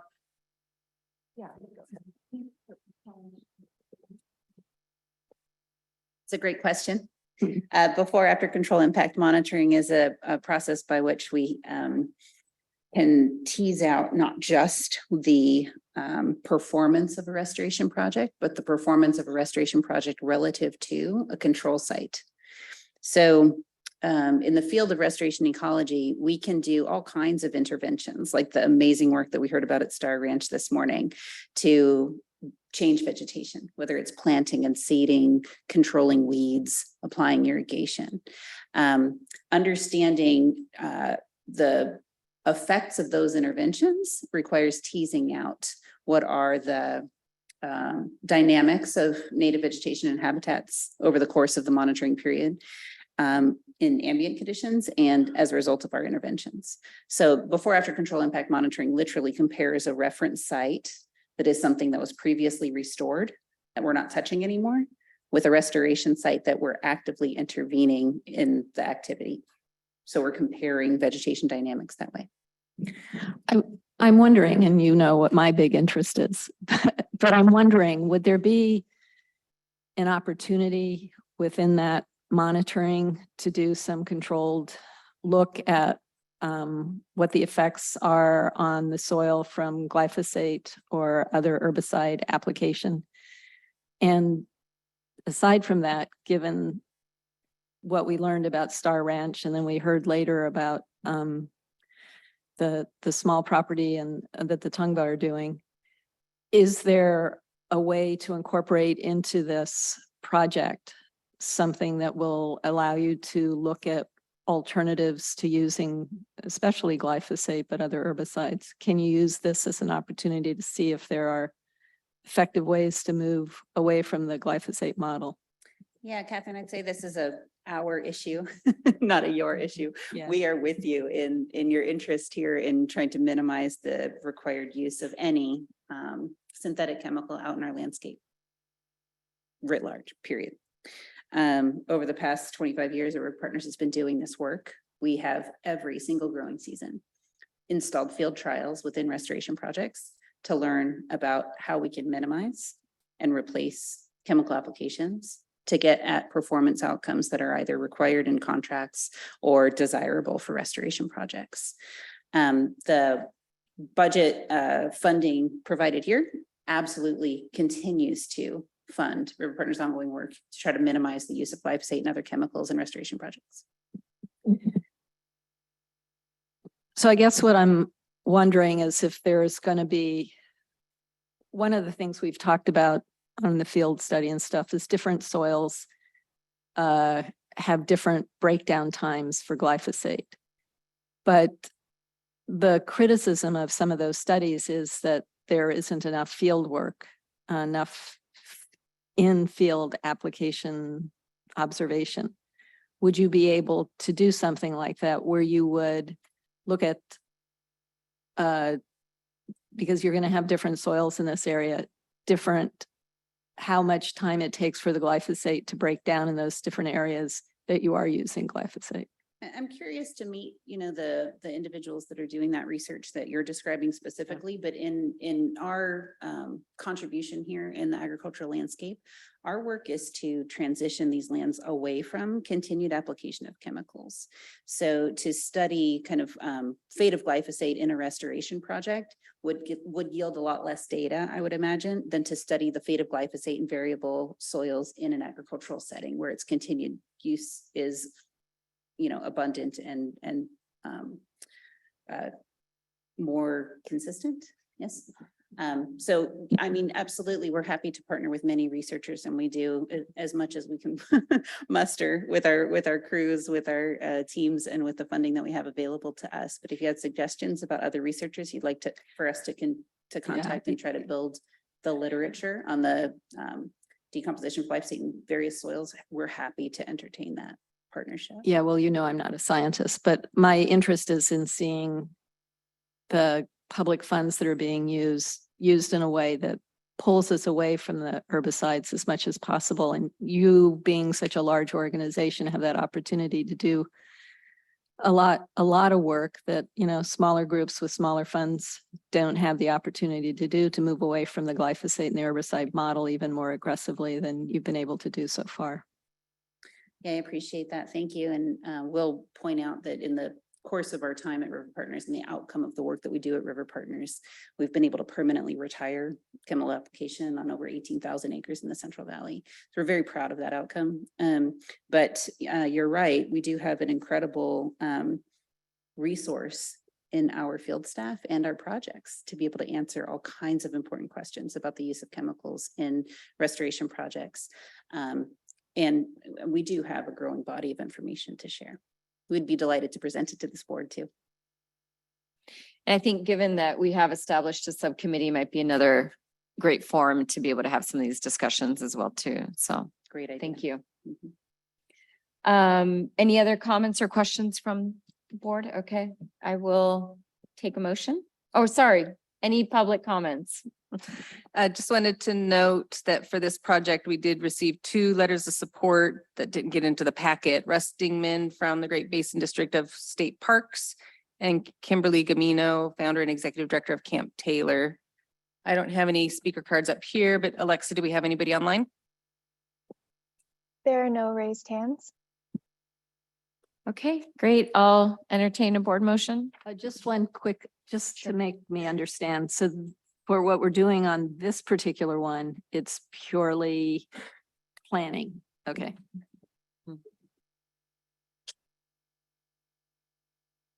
I'll move to approve. I'll second. All right, Mary, can you take a roll call? Chair Bookday, Aye. Vice Chair Bonham absent. Member Nagami, Aye. Member Pavley. Aye. Member Peralt, Aye. Member Phillips. Aye. Member Scalar. Aye. Great, motion passes. Congratulations. We are now moving on to item number 36. Yes, so item 36 is the San Joaquin River Floodplain Restoration Complex project. This is an implementation project and will be presented by Kara Allen. Thank you, Rebecca, and good afternoon, everyone. So agenda item 36 is a proposal to consider an allocation to River Partners for a cooperative project with the U.S. Fish and Wildlife Service, CDFW, and DWR to restore, maintain, and monitor over 400 acres of wildlife habitat at 3 different sites along the San Joaquin River in Stanislaus County. The Dos Rios Ranch and Grayson Riverbend Preserve are the 2 most northern sites and are part of the largest complex of riparian and wetland restoration in the Central Valley, totaling over 2,500 acres. Crow's Landing River Ranch is the 3rd site and located approximately 10 miles upriver from Dos Rios and Grayson. All 3 sites are within disadvantaged and climate vulnerable communities, with drinking water, groundwater threats, and pesticide values being in the top 25 percentile. Next slide, please. The need for additional funding at Dos Rios and Grayson is because the atmospheric rivers that came through this winter caused prolonged flooding and drowned plants that were recently installed at these sites with funding through CDFW and DWR. The top picture shows the flooding at Dos Rios with the Tuolumne River on the left. And the bottom picture is from Grayson, where when floodwaters began to recede. Both of these sites were under several feet of water, up to 6 feet in some areas, for over 3 months. Next slide. Crow's Landing River Ranch has been the subject of significant land alterations that supported farming and agriculture and removed all native habitat from the eastern portion of the property as seen in the top picture. This property is bisected by a federal levee that you can see in both pictures, and funding from this grant will be used on the east side or dry side of the levee to initiate the first phase of restoring this 251-acre property that was acquired by CDFW to restore fish and wildlife habitat and improve flood management through floodplain restoration. Before any restoration can begin on the dry side of the levee, the dairy facilities seen in the bottom picture must be decommissioned according to county guidelines, which does include cleaning the dairy lagoon that you can also see in the bottom picture. Habitat restoration on the west side or wet side of the levee is much more complex and is currently being planned, designed, and permitted through a DWR permit or grant, I'm sorry. Next slide, please. So the overarching goal of this project is to support the restoration of over 400 acres of sustainable wildlife habitat that will benefit the state and federally listed riparian brush rabbit, the federally listed valley elderberry longhorn beetle, western monarchs and pollinators, and other riparian obligate species. This work will also support the partnerships that River Partners has developed with the U.S. Fish and Wildlife Service and state parks to bring public access to these properties once restoration has been completed. Next slide. So funding through this grant will repair essential infrastructure at Grayson that was damaged by the flooding, and will also complete vegetation surveys at Grayson and Dos Rios to inform the replanting design for up to 330 acres using an adaptive management approach. Steenstrup Slough at Dos Rios was heavily infested with common reed, but the population has been reduced under the existing CDFW grant. And funding through this grant will support that work by treating any resprouts and expanding the irrigation system to more areas of the slough where an additional 16,000 plugs of native sedge and dogbane will be planted to prevent common reed from reestablishing. All habitat that was recently restored with funding by CDFW and DWR will be maintained for an additional 2.5 years. To ensure the habitat is established, and annual performance monitoring will be completed to track plant growth and habitat development, and to learn how and when wildlife are using these restored sites. I do want to point out that glyphosate is proposed for use at Dos Rios and Grayson using an extremely targeted application method to treat resprouts of common reed, at Dos Rios and Johnson grass at Grayson.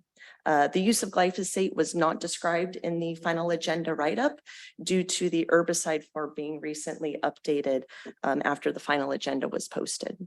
However, the updated form was included in the board member briefing binders. Next slide.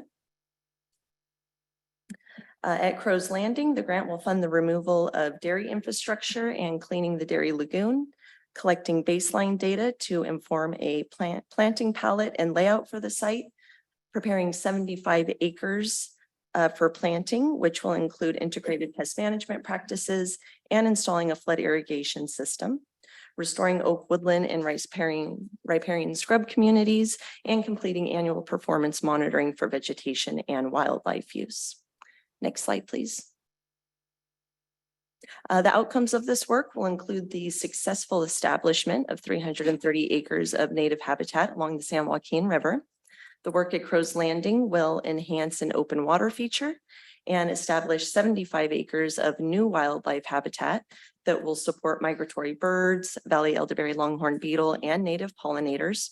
And by decommissioning ag operations at Crow's Landing and restoring native habitat to this site, this work will convert Crow's Landing from being a carbon source to a site that is actually sequestering carbon through enhanced soils and native trees. And over time, this work will reduce chemical inputs at each site and the community's exposure to chemicals. And the performance monitoring will be used to inform adaptive management of each site. And with us in the audience are several members from River Partners, and we have a few folks online with us from the U.S. Fish and Wildlife Service. Thank you. All right, thank you. Any, Damon, questions? Thank you for the presentation. So let me get this straight. We're trying to restore floodplain, the ability to absorb floodwaters in this area. We did some work and then there was a flood because there was too much rain. And now we have to allocate more money to replant what was there. What was the scale of the atmospheric rivers that came through? Was this like a once in 1,000-year event? And how can we prevent something like this from happening? It seems like if this is successful, maybe it'll be less likely that flooding will devastate this hard work that River Partners is doing and funds that WC is allocating. But what else can we do to sort of prevent this from happening in the future? So I asked those same questions to River Partners, and so I will let River Partners respond to that. Hi, yeah. This is important. The work that we've done over the years has shown us that there's an establishment period that's required to get vegetation to be able to withstand reinvasion from exotics that are all over our watersheds and able to withstand long duration droughts. That establishment period is about 3 years. So for the projects that Kara presented on here that were damaged in the floods, they were planted within the last 12 months. They were planted before the atmospheric rivers hit us, but the plants are still so small, they do get damaged by flooding. There's only one way to really try to mitigate for any potential that in these very sensitive floodplain areas, high water event might damage a restoration project when it's in its establishment phase. And that would be to not move the dirt that's holding the river off the landscape now. In the way that restoration projects are phased, it's really difficult to do earthwork such as modifying berms and levees after the vegetation has been established. So we do have kind of a logistical challenge here where you need to move the earth that keeps the river from flooding before you do the vegetation work. The vegetation needs a couple years to establish before it's going to be resilient to that inundation. To answer your question about the frequency of the flooding that we saw this year, we had an historic amount of rainfall in California, but we were very fortunate that it came cold. It stayed as snow up in the watershed and was managed pretty well by the flood system. This was an outflow event in Vernalis that wasn't even equivalent to 1997, which was our flood of record. The climate projections have flows reaching 3 to 5 times the flood of record in the coming 50 years. So yes, finding ways to establish this vegetation, these restored floodplains faster is important. But we did just come off of a 6-year period of no water on these fields, which was perfect for establishment of the vegetation. So it's a challenge of floodplain restoration to get all the timing right.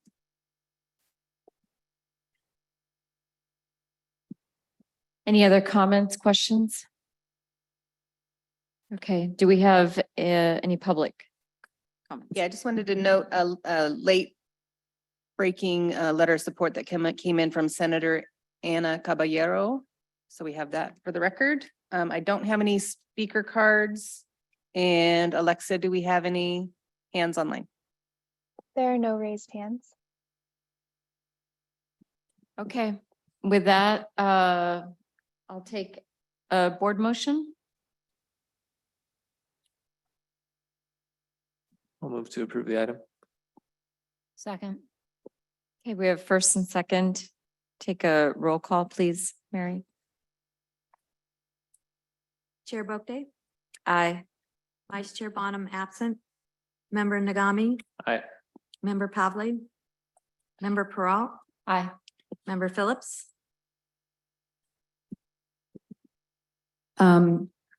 If it was just up to me, I would vote no on this, but this is clearly something that was earmarked in the budget bill.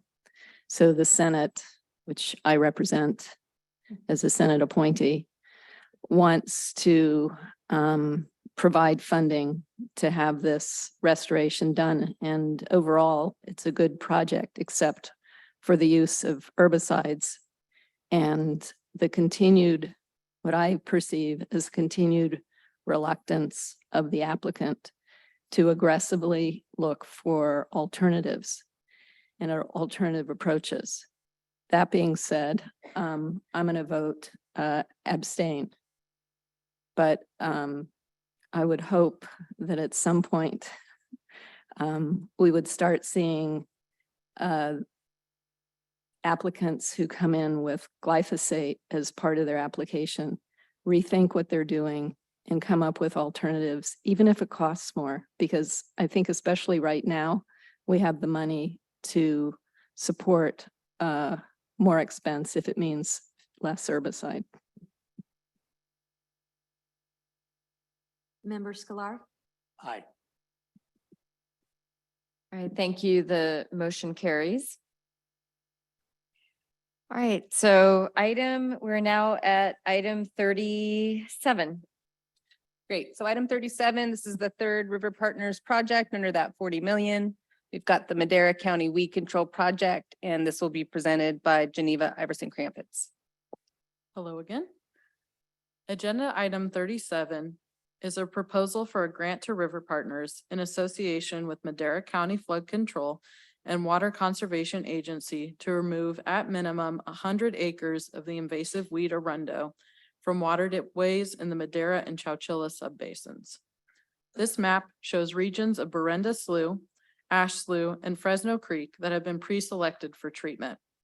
Additional treatment areas will be identified along Dry Creek and Chowchilla River. This region is crisscrossed by connectivity areas, including areas of the project along Fresno River. This area also houses listed species, including Swainson's hawk and California tiger salamander. Next slide, please. These project sites sit within the highly agriculturalized Central Valley and are invaded by dense stands of arundo, such as this monoculture along Berenda Slough, pictured top left.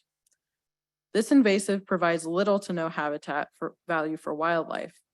As climate change intensifies, events such as drought, fire, and flood will become more extreme. Arundo negatively impacts each of these areas. Arundo is a water-intensive species that puts strain on the already critically overdrafted Madera County water basin. During flood events, arundo prevents flood conveyance, leading to structural damage and channelization. The photo on the bottom right shows damage to a road due to inadequate flood conveyance along the heavily invaded Berenda Slough. To the left of the photo is a channel created at this site during last year's flood event. Arundo can burn wet or dry, threatening residences and habitat.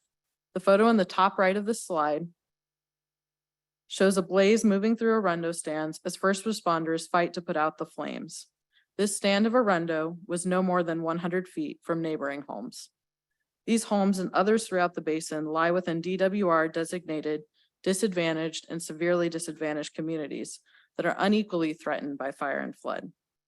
Arundo can resprout from a rhizome as small as 1 inch and can easily be spread. These dense stands not only degrade habitat within project sites, but have the potential to colonize additional waterways downstream, displacing native plants and the native wildlife that rely on them. Next slide, please. This project seeks to use AB 179 funding to reduce arundo density and cover by no less than 10% on 100 to 200 acres within these critical subbasins, enhancing ecosystem resilience. Next slide, please.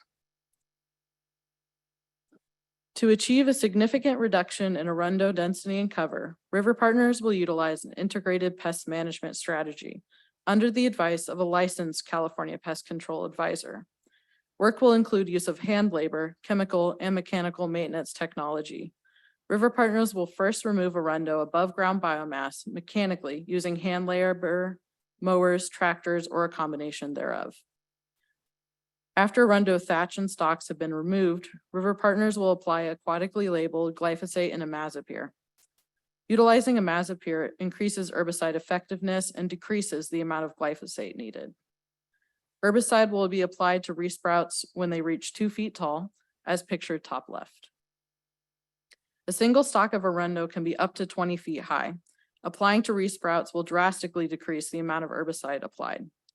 Herbicide will be applied with a 12-foot boom sprayer attached to a utilized utility task vehicle. The utility task vehicle will provide consistent coverage of the numerous resprouts. In areas where terrain is uneven, herbicide will be applied with a handheld wand.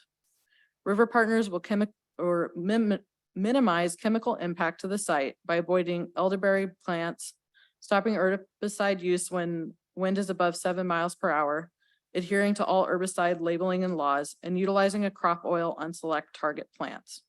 Crop oils limit herbicide drift and prevent the herbicide from evaporating while on the target species, prolonging contact and effectiveness.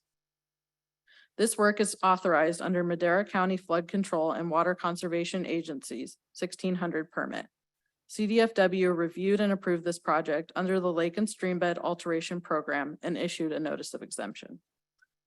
River Partners will monitor weed control progress throughout the grant term, adjusting treatments and approaches needed. Monitoring will be conducted on a site and at reference locations to examine impacts of invasive species management on restoration activities. All mapping, management, and monitoring data collected throughout the project will be submitted to databases accessible to the public to inform future restoration. Next slide. The Madera County Weed Control Project will result in a reduction in Arundo cover and will serve as an example to leverage broader support for additional removal efforts in the Madera and Chowchilla subbasins. Future phases of this project will seek to whittle down Arundo's hold on these subbasins, with eventual full-scale riparian restoration planned after eradication. Removal of Arundo will create a landscape more resilient to drought, fire, and flood, preparing the region for what lies in store as climate change intensifies. Staff recommends the board approve this project as proposed. With me in the audience today are River Partners President Julie Rentner, Director of Grants Helen Swaggerty, Senior Director of Operations Stephen Shepard, and Jeannie Haben of the Madera County Flood Control and Water Conservation Agency to address questions and comments. Thank you. Okay, thank you. Are there questions or comments from the board? I had one comment. Yes, please. I just wanted to share with people a story. We sort of had this similar issue come up in the Santa Monica Mountains, the community of Topanga at the time, and this must have been 10 years ago. Okay. This just won't bend down. The community of Topanga was faced with the choice of Caltrans wanting to do weed abatement using pesticides. And there's a creek there and a river that runs down, and there's Rundo, which is problematic with wildfires and everything. I get that, and it's water intensive and all the things that are wrong with it. The community said, you know what?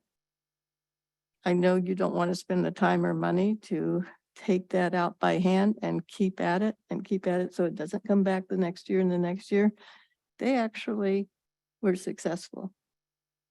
And now Caltrans has been supportive of that approach. So it may be the fastest way to accomplish your objective, but maybe it's not the only way. And I'm concerned about the ongoing use of these chemicals as we're finding out more and we're not coming up with other options. And I believe there are other models out there. And as the committee moves forward in their work, I'd be interested in hearing how we can transition away from this sooner than later, because there are models. It can be done.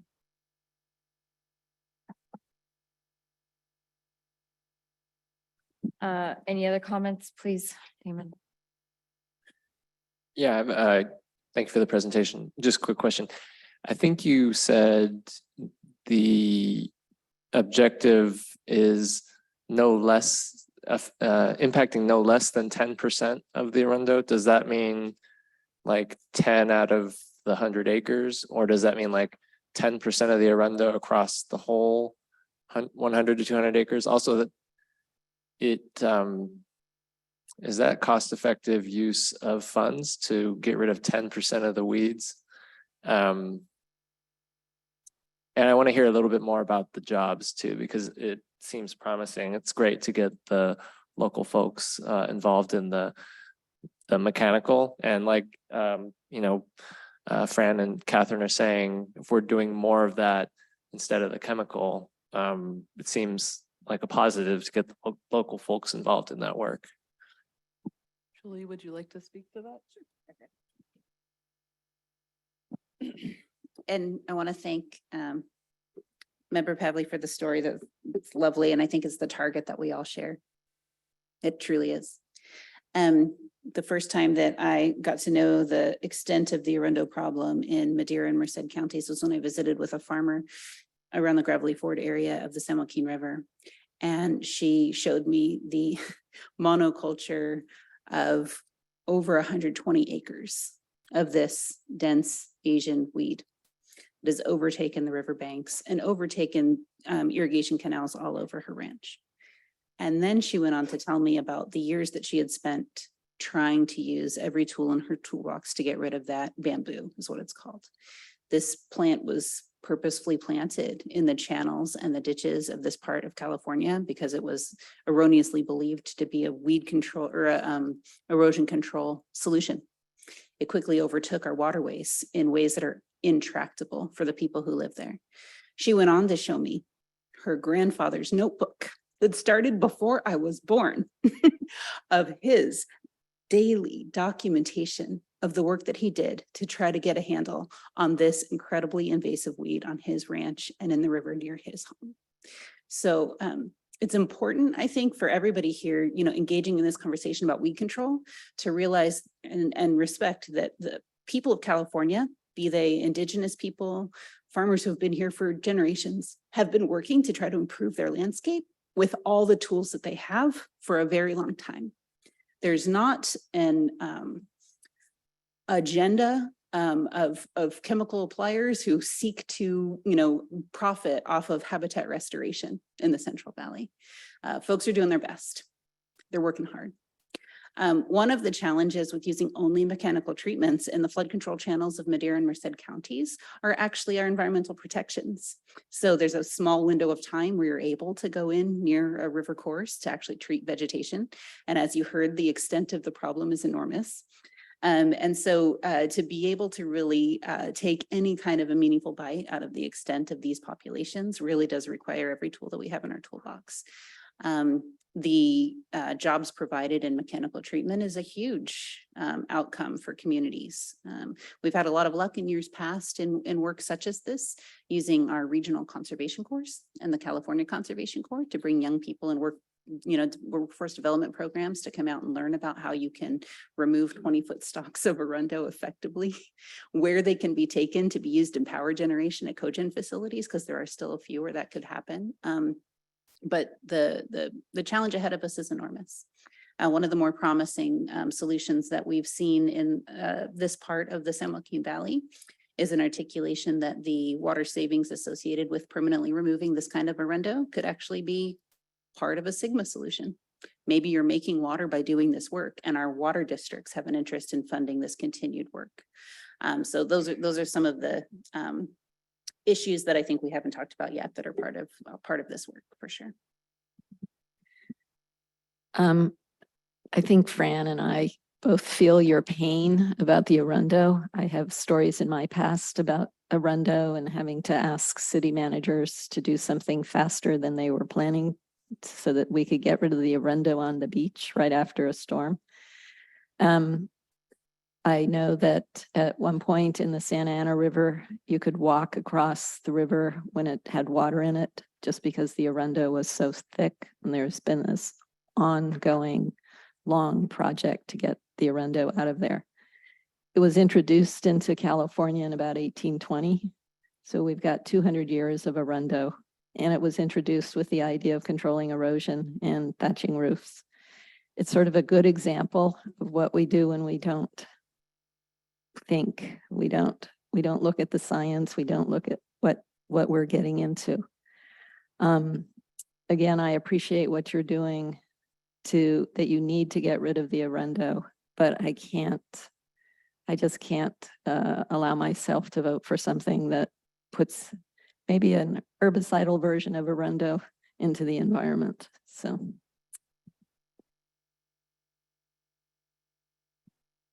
All right, any other comments, questions from the board? Do we have any public comments?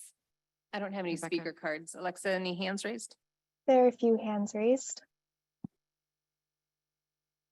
Catherine Dodd, you should be able to unmute yourself. Hi, this is Catherine Dodd, and I'm representing Families Advocating for Chemical and Toxic Safety. I'm a registered nurse and environmental health consultant.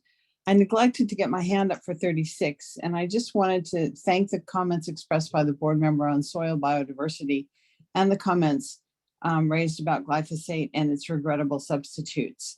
You must protect the wildlife, the pollinators, the land animals, the soil invertebrates, and the beneficial bacteria. You are at the center of protecting our ecosystem. I appreciate that glyphosate isn't mentioned in some of the projects. However, the regrettable substitutes of trichlorpyr, imazapyr, glufosinate, and chlorosulfuron are included and should be removed. Soil killed by herbicides absorbs 1/2 of the water that healthy soil absorbs. We could have prevented much of the flood damage if we had healthy soil. As far as the glyphosate being talked about in this particular issue, I just want to point out that the Arundel was a regrettable accident. And right now, when you vote in favor of these toxic, poisonous, habitat destructive herbicides, you are making an intentional error. And as the commissioner said, this is the herbicidal version of Arundel, and I strongly urge you to protect our soil and protect our wildlife. That's what you're charged with doing. River Partners sounds like a great organization, but there are alternatives. We know there are alternatives to using these toxic, poisonous chemicals. Thank you.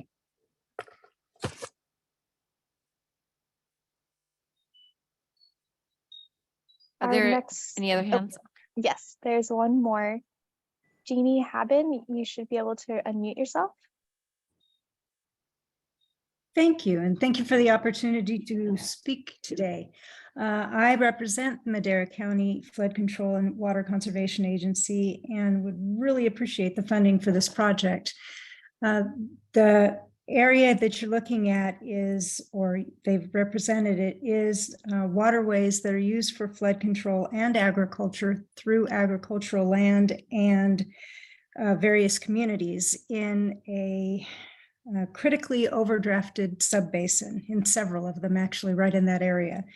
And so Arundel itself is a toxic invasive in the area that is killing the waterways, literally killing the waterways, because it is not a habitat. It can't be a habitat for any of the animals. It can only be habitat for various non-friendlies, I should say, individuals and other things happening, because it's a great cover for garbage and other things that get thrown into it. We are very diligent at minimalizing the use of any type of glyphosate or other herbicides because it does go through agriculture and it does go through communities. So we know this, but it does not go away quickly. And as you were saying, we can take our time and we can do it by hand, but that can take decades, because even at the most diligent means of taking this weed down, it's the minimum of 5 years of follow-up. And so it could take decades, and we have decades worth of Arundo to get rid of. And that's, and it, because of those areas being used for flood control and those areas being used for agriculture, we're losing that conveyance. And so I just wanted to say it would be a great help, because we have not, these waterways have fallen in disrepair because we have not been able to work the water side or the inside. We've been able to mow, and that's what we've done. We've mowed and hand cleared the outside because that's where it is connected to agriculture. Please, And so- please wrap up your comments. Okay, Sorry, we're okay. over the 2-minute mark. I'm sorry, real quick. But we haven't been able to do the inside because we have been negotiating that 1602 permit for 6 years with the Department of Fish and Wildlife. And we finally got it passed this year, and that's why we're going for funding right now. Thank you for listening. Thank you. Any other? There are no additional raised hands. All right, any? Yes, please. So this is part of the allocation from the budget but this isn't, we haven't heard about the whole full 40 million yet, right? This is just part of it. If there was more money involved, could mechanical replace the chemical? Or are there other reasons besides money? Yeah, money and time. Yeah, so those resources go hand in hand. As Jeannie described, I'm sorry. Money and time. So if we want to, make the types of impacts on this enormous problem in these flood control channels in the next 80 years, sure, we could throw a huge amount of money at it and do it only mechanically. The magnitude of the issue, and I mean, the impacts to communities of this issue is a lot bigger than it simply being a not desirable vegetation or perhaps an increased risk of fires running through communities and running through agricultural areas. The dense infestation of Arundo here actually causes our flood control channels to not function and exacerbates erosion of existing levees and berms that lead to communities flooding. They also house public safety risks. And that is, as Jeannie mentioned, some people live in this Arundo, right? We have an incredible homeless issue across the state of California. And there are instances where this Arundo is so dense and so thick that our emergency services can't get in there to support the services that our unhoused populations need who are living in that Arundo. So the answer to your question, Member Nagami, is yes, of course, we can take our time and do this with only mechanical methods. But the risks and the outcomes associated with taking our time and doing it only mechanically are lives, communities, not just wildlife and bees. Does that help? Yes. Okay, thank you. I'll take a motion from the board.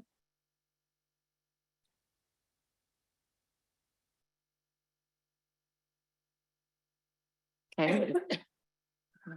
I'll move to approve the item. Second. Okay, you want roll call, please, Mary?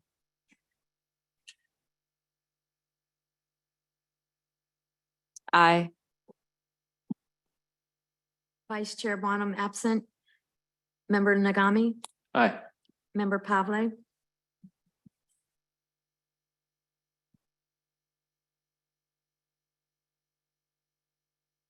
Member Pearl. Aye.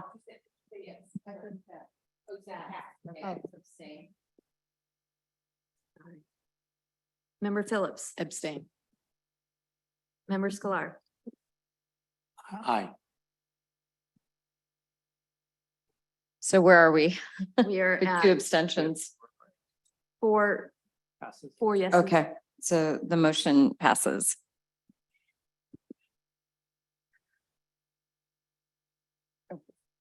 No, Do we have a quorum?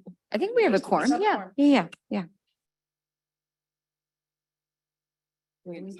Yeah.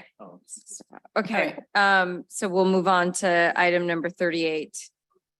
All right, let's go to Santa Barbara. Go Gauchos. Item 38 is Elwood Marine Terminal Restoration, and that'll be presented here by Don Crocker. Great, thank you, Rebecca. This proposal is to consider the allocation for a grant to the University of California, Santa Barbara for a cooperative project with the State Coastal Conservancy to restore woodland, grassland, vernal pool, and coastal sage grub habitats at the remediated Elwood Marine Terminal on Elwood Mesa, adjacent to the UC Santa Barbara campus in Santa Barbara County. Elwood Mesa is an elevated piece of land north of the city of Goleta that overlooks the Pacific Ocean to the west, Coal Oil Point Reserve to the south, and Upper Devereaux Slough to the east. Next slide, please. After an 85-year legacy of use by the oil and gas industry, the Mesa is currently dominated by two very large crude oil tanks, pipelines, and other infrastructure that supported a marine terminal at the site.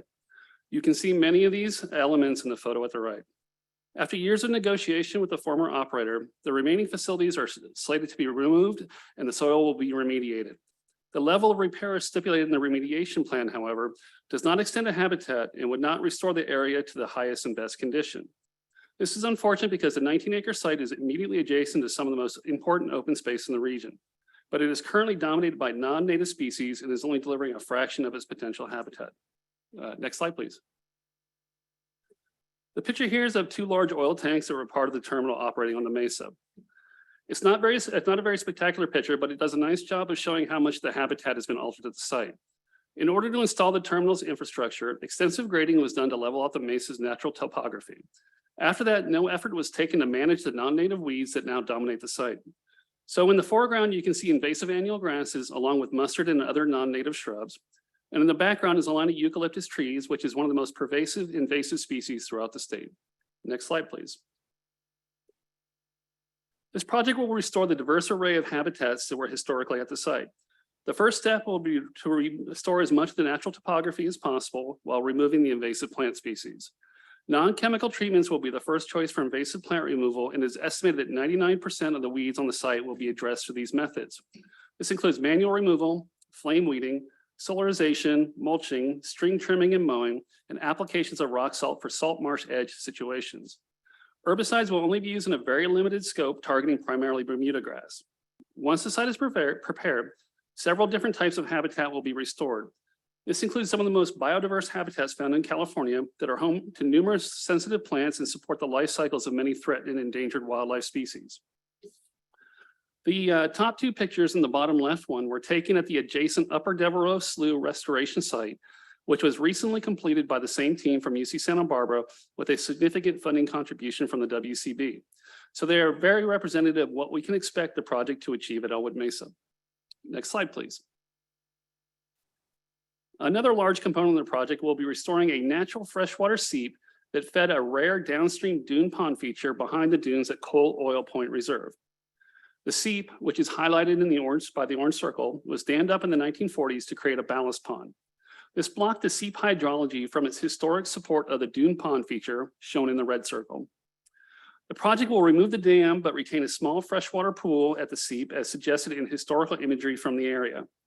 This will restore the dune pond's hydrology and benefit multiple wetland plant species and marsh birds while providing a freshwater resource for local wildlife. Other benefits include an improvement to the views along the California Coastal Trail, the creation of an opportunity to work with members of the local Chumash community to provide natural locations accessible to tribal groups for ceremonies and gatherings, and increasing habitat for numerous local and migratory species that will benefit from the restored mesa. Next slide, please. There are actually too many species that benefit from this project to list, but some of the highest profile species that will benefit from the project include the Western Pond Turtle, Belting Savannah Sparrow, Burrowing Owl, California Red-Legged Frog, White-tailed Kite, and Belted Kingfisher. Therefore, staff recommends the board adopt the findings and approve this project as proposed. In the audience is Lisa Stratton from UC Santa Barbara's Cheadle Center for Biodiversity and Ecological Restoration. Thank you. Thank you for the presentation. Any questions, comments from the board? Damon. Thank you for the presentation. I'm very excited and interested in the reuse and repurposing of former oil and gas infrastructure and how WCB can help bring those formerly contaminated properties up to habitat level to be productive. It's super exciting. Our packet here says that there have been negotiations with the former operator for prior equipment to be demolished, removed, and then the soil is remediated. What's the level of assurance that that's going to happen? Is there like, is there a consent decree, or is there stuff Lisa? Yeah. insured by agencies? Just how comfortable are we that that is actually going to happen? Hi, my name is Lisa Stratton from UC Santa Barbara. And there's a signed agreement with ExxonMobil, which is the former leaseor. The leaseor that was having it when it closed went out of business, bankruptcy because of Refugio oil spill indirectly. But so that agreement that they will remediate is signed and they're committed to that. And all the initial inspections don't indicate any massive oil problem or anything. And because it's a crude oil station, it's not like these are secret, like, what do you call those? Dry clean stuff, that you can't see. It's just crude blobs that are mostly going to be able to be seen and cleaned out. Okay, great. Thank you. Hi, I almost feel like I could be a Bermuda grass removal expert, given my gardening experience just 2 days ago even. Many years ago, I wrote a book following scientists who were looking at declining amphibians. One of the things I learned about red-legged frogs is that they are much more upland than a lot of people assume. They go upland quite a bit. If you're using glyphosate on Bermuda, what is there to prevent the frogs from becoming contaminated inadvertently?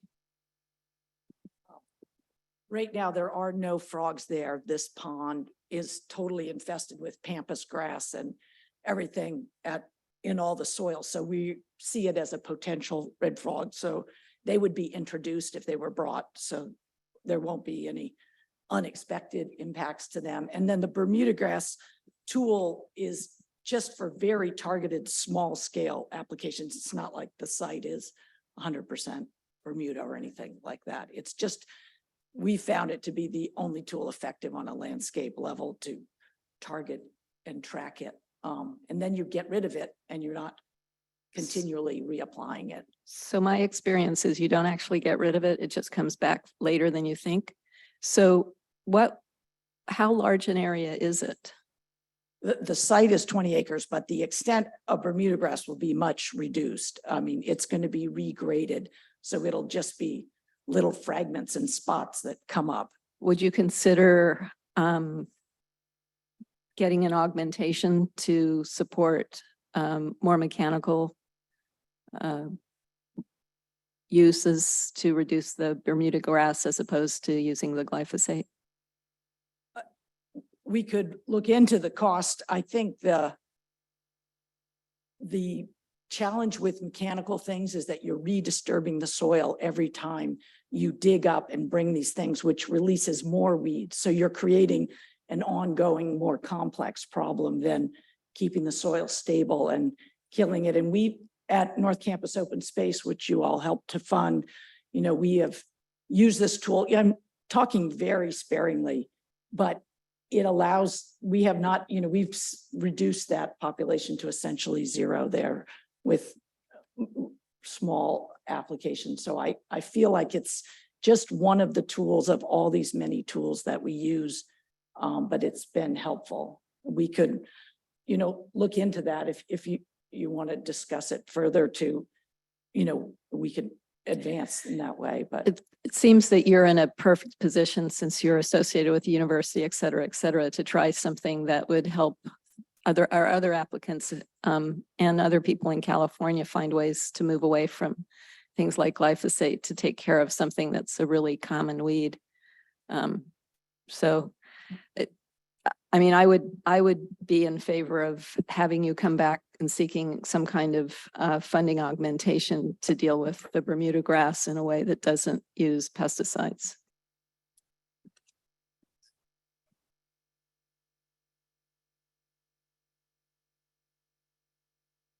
Any other comments, questions from the board?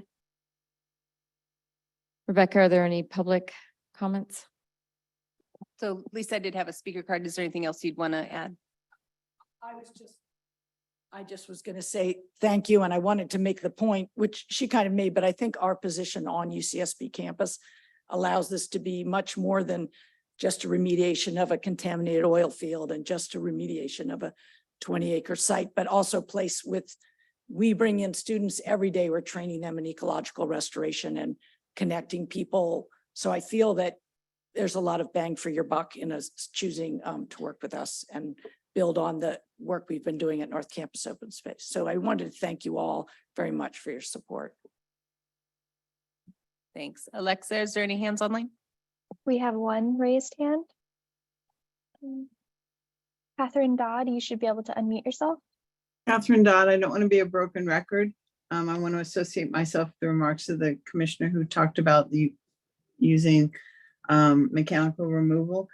Mechanical removal may disturb the soil, but herbicides kill the soil and kill anything that relies on the soil. And there are alternatives. I had Bermuda grass all over my backyard, and we had a party and we pulled Bermuda grass. It hasn't come back. It's been 4 years. We're talking about using poisons that affect everything in the ecosystem. And I can't understand why the alternatives have not been found that are less toxic than glyphosate and its regrettable substitutions. Thanks.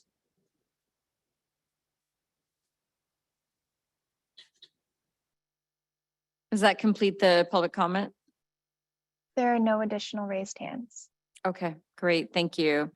I also just want to echo Member Nagami's comments about the restoration of former oil field site. I think these types of projects are an important part of the type of restoration projects that we should be advancing and doing more of throughout the state. So very excited about that. Is there a board motion? I'd like to that make a maybe- motion. Okay. I'd like to move that we pass this measure or approve this project with the amendment or agreement that the applicant will not use glyphosate on the Bermuda, but will come back to the board at some appropriate date for them to seek an augmentation if necessary to use mechanical methods for removing the Bermuda. Okay, there's a motion on the table. Any second? Just a clarifying question, is that, does the applicant agree? Was that what you would be able to do that?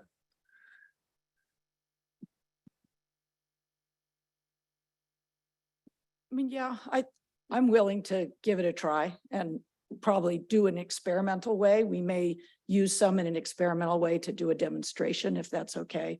I think that would be an important outcome of trying to do that. And I would like to reserve the right to see what the extent of Bermuda grass is on the site as we come into the first growing season. And I think it would be really great if you'd come back with a proposal for an augmentation that includes, you know, scientific monitoring and comparing and that sort of thing, so that we get some real information out of this.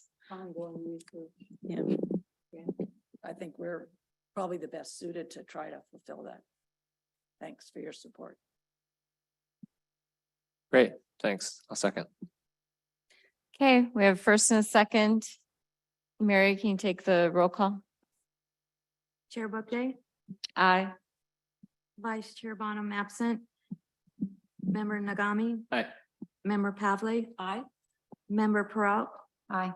Member Phillips. Aye. Member Scarlett. Aye.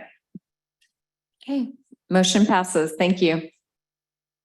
All right, we are moving on to I'm sorry, item. can I just clarify? I just want to make sure, and maybe this is a question for staff, since we modified the item, we would note in there that there's support for them to come back for additional funds in that. Okay, I want it noted somewhere so that, okay, thank you. Yeah, in my mind, it was part of the board motion that Yeah, they would just come want- back. I just want to make Yes. sure so that we would have some context if it wasn't the same folks sitting up here if they come back. Yep. Thank you. Okay, we're gonna move on to item. Where am I? 39, yes, item 39, thank you. Great. So item 39 is the Sierra Foothill Forest Climate Resilience Project. And that'll be presented by Kurt Milcho. Thank you, Rebecca. This proposal is to consider the allocation for a grant to the Nevada County Office of Emergency Services for a cooperative project with the Sierra Streams Institute to reduce catastrophic wildfire risk and improve forest health using climate resilient management practices across multiple parcels in Nevada County. Next slide, please. As background, the legacy of fire suppression has led to degraded Sierra Nevada forests that are extremely vulnerable to more extensive droughts and wildfires driven by climate change. This suppression of the natural fire regime has led to changes in the composition and structure of Sierra Nevada foothill forests. Currently, there's an increase in dense understory and midstory species, as seen in these two side images, that are primarily made up of shade-tolerant trees and shrubs that historically were kept at bay by low-intensity and high-frequency fires. These areas are more likely to burn at high intensity, degrading habitat for native wildlife that also evolved in these fire-adapted forests. Next slide. The project seeks to conserve Sierra Nevada forests by implementing dynamic, climate-adaptive forest management strategies that would reduce catastrophic fire and foster ecological stability and habitat continuity. Major components of the project include fuels reduction, invasive plant management, habitat restoration on burn areas, and reestablishment of native vegetation. Community outreach is also an important component as the project area covers multiple parcels to achieve landscape scale forest management. The project fulfills a recently completed planning effort funded by WCB that developed shovel-ready landscape scale forest management plans. These plans have been approved by a registered professional forester and cover specific management approaches to the treatment areas. The plans are organized into 4 general areas with 85 participating landowners and 1 parcel of federal property, collectively making up 625 acres. The largest parcels under treatment are owned by the Nevada City School of the Arts, Willamette Sierra Friends Center, Shady Creek Outdoor School, and the collective parcels of the Jones Bar Firewise community. The Jones Bar Firewise community was first organized through the Firewise USA program, and from there, the applicants followed through by developing specific plans to reduce fire risk under a framework of ecosystem sustainability and climate resilience. Next slide, please. To reduce wildfire risk and restore forests under climate change, the following approaches will be taken. By reducing standing tree volume, the project will enhance growth of remaining trees, reduce competition, and improve remnant tree resilience to future stressors such as pest outbreaks, drought, and wildfire. The diagram on the left shows the characteristics of the thinning to produce these benefits. Openings, widely spaced single trees with tree clumping to provide habitat complexity. The open canopy also decreases water interception, leading to greater storage in upstream water tables and ensuring greater late season flows. And by bringing this approach to private landowners, the project offers a long-term solution to region scale forest management beyond the boundaries of just public lands. On the map, we can see the project sites are multiple and contiguous, providing habitat connectivity and forest resilience between project areas and adjacent forest lands. Native seed mixes will be carefully selected for future environmental conditions as per climate projections to assure long-term habitat resilience of restored plant communities. And at one site, large piles of already cut material from a previous fire will be used to produce biochar using specialized kilns. When mixed back into the soil, biochar increases soil organic carbon, prolongs soil moisture duration, and improves soil quality to support ecosystem function and services. Next slide, please. These next few slides will quickly describe restoration actions for the larger sites. This slide shows the Nevada City School of the Arts property where Scotch broom quickly colonized after a 2015 fire and subsequent salvage logging operation. Treatments here include fuels reduction, brush pile chipping, invasive plant eradication, and vegetation. Next slide, please. For Shady Creek Outdoor School, this site is proposed for thinning and prescribed burning. This property also has approximately 10 acres of Scotch broom infestation. Next slide. At Woman School, large piles of cut material were made after the Jones fire in 2020. The plan here is to produce biochar from these piles, as mentioned earlier, and treat Scotch broom that quickly colonized after a 2015 fire. Some brush and wood piles, however, will be retained for wildlife use. Next slide. The federal parcel has a developing oak woodland planned for understory thinning, small tree diameter removal, and creation of a 200-foot buffer around the perimeter of the parcel. The site also has a burn area to be planted with seed sourced for a warmer and drier habitat. Next slide. The project seeks holistic long-term forest management where restoration practices are guided by projected climate impacts, combining catastrophic wildfire risk reduction with habitat continuity and associated ecosystem services. Staff recommends that the Wildlife Conservation Board approve the project as proposed. Dr. Jeff Lauder, Executive Director of the Sierra Streams Institute, is joining us remotely to address any questions. Thank you. Great, thank you. Are there any questions, comments from the board? Catherine? Yeah. I see on this one that for $221,000 more, the applicant could use mechanical means to get rid of blackberry and forgot the other plant that's the problem.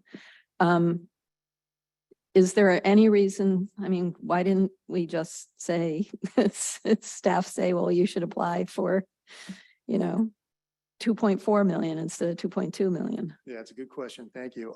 Yeah, I brought that up with the applicant, and that is a finite amount of money, especially the way we've been spending it lately. But there's other resources besides just the funding. It also has to do with the scheduling. They work with a small crew, well adapted to coming into all of these parcels and treating the area. They have to closely monitor their activities. There's temporal limitations too on treating these sites. They only have so many crew that they have trained to do this. But I would like to allow Dr. Lauder to elaborate on this if possible, if he could unmute himself and address the question. And maybe before he elaborates, just also, I'm trying to understand because it's, we read this and it's hard to see where logistically everything is, but it sounds like this is near some kind of school. Yeah, It's there the are city several school of the campuses. arts. I'm not exactly sure what I see. what the content or what the businesses of those areas, but they're larger campuses. And those are emphasized in the presentation because they are larger. Going back a few slides, there was the map that showed how these treatment parcels were contiguous with larger forest areas. And in order to do that, they had to basically address multiple smaller sites as well.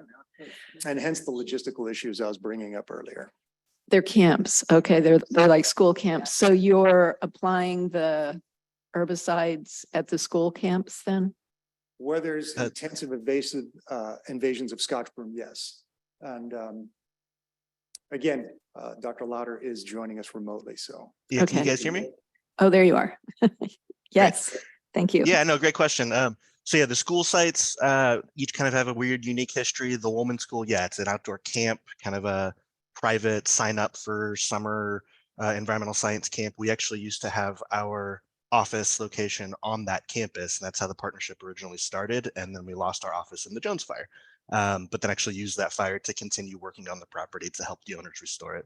Nevada City School of the Arts is also a private school, as well as Shady Creek Outdoor School is kind of a hybrid private camp school through Sutter County. So they each have kind of some unique backgrounds and histories in terms of who runs them.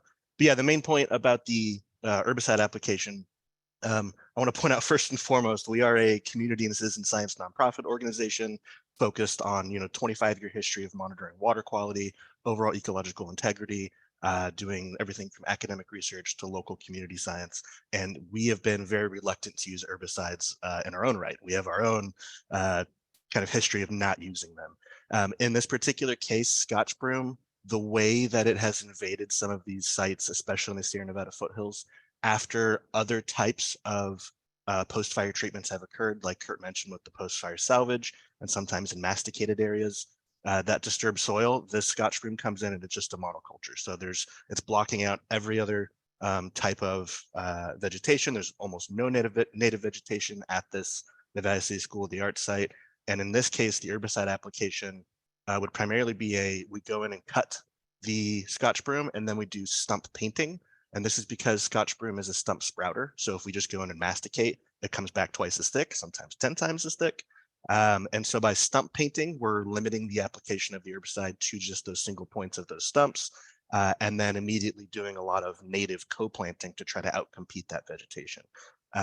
So realistically, the application of herbicide in our case, also being triclopyr and not glyphosate, the way that we're applying it, we are really being cautious about how and where it's applied, monitoring where and how it might move through soils afterwards. We have an in-house lab where we can do some of that monitoring.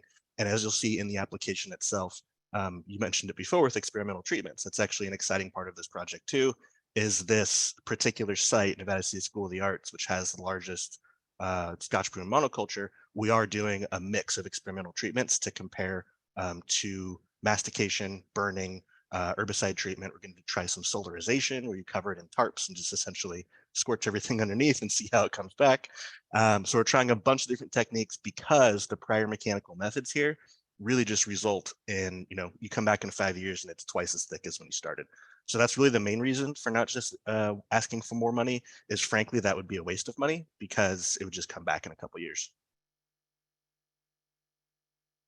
Thank you. I appreciate your detailed answer. I also appreciate the fact that that this is at a school. How old are the people that attend it, the school camp?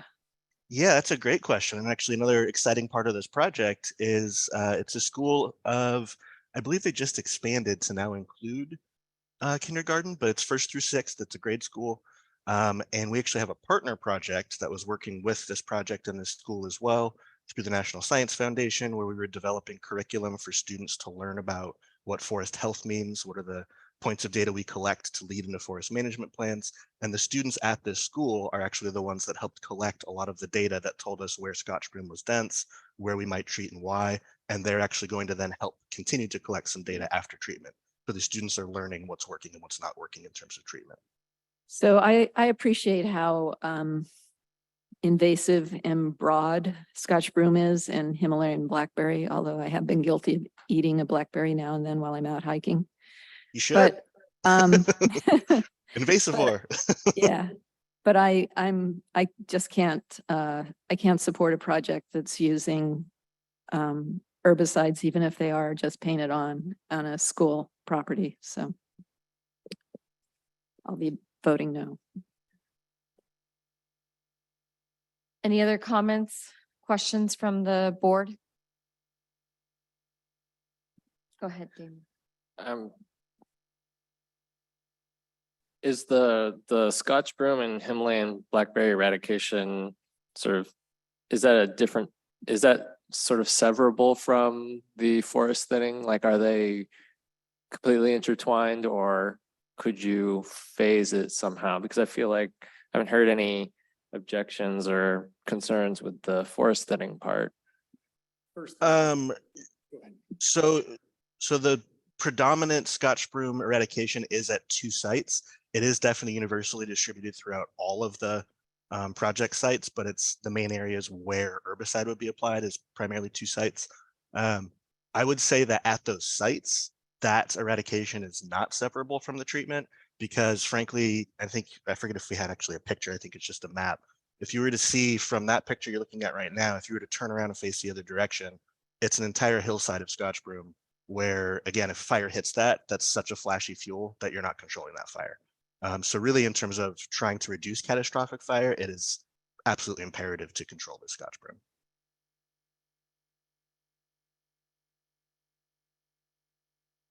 Any more comments, Damon?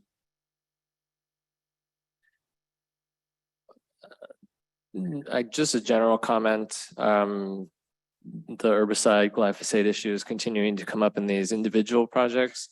And I think our intention as a board was to take this into the subcommittee and see if there is a systematic way that we can attack this and have these things resolved before they get to the board level.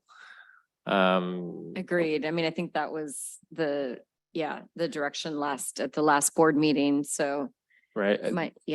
So I've heard that one issue that's come up is the point during the process when the herbicide questionnaire is being filled out and being addressed, and those kinds of things are worked out. If that could be moved up to earlier in the process, then it sounds like I've heard reports that this information is pulled together at the end and sort of summarizing what methods have been used and what discussions have been had, what's been tried, maybe moving that up earlier in the process could be helpful. And we can take that into the subcommittee instead of at the board level. Yeah, I agree. I think the subcommittee should look at the process that, was established now maybe 6 months ago and see if there are process improvements that could be done, or even, just the effectiveness of the information from the form. So agreed. And I think there are a number of kind of action that the committee could work on to bring back to the board. Yeah. Just to sum up, I continue to have some reservations about herbicide use and glyphosate. So we'll work on that in the subcommittee. But I don't want to stop. This seems like a worthy project. I'm very, very hesitant to stop projects from moving forward if they have so many good things going for them at the board level. So for today, I'm gonna support this and move to approve the item. Okay. Actually, unless there's, was there public comment? This is Jeff Lauder. Could I actually provide one more quick comment on that? Yeah, I just wanted to say I absolutely appreciate the caution, and again, want to point out that even in developing these forest management plans, I myself, we went back and forth on, I didn't want to include this, but it does seem like the only usable tool in this particular location. And I wanted to address a comment that was brought up by a public commenter earlier about soil health, and that's actually another bit of research that we are currently working on, and showing that triclopyr versus glyphosate actually is not significantly altering soil microbial communities. So there's other bits of research we can kind of pull out of this, and we're happy to submit to that committee or be part of that discussion as well, because I have my own concerns. So I'll second, but I want to make a comment as well. I want to see us as a state get to zero use of harmful chemicals.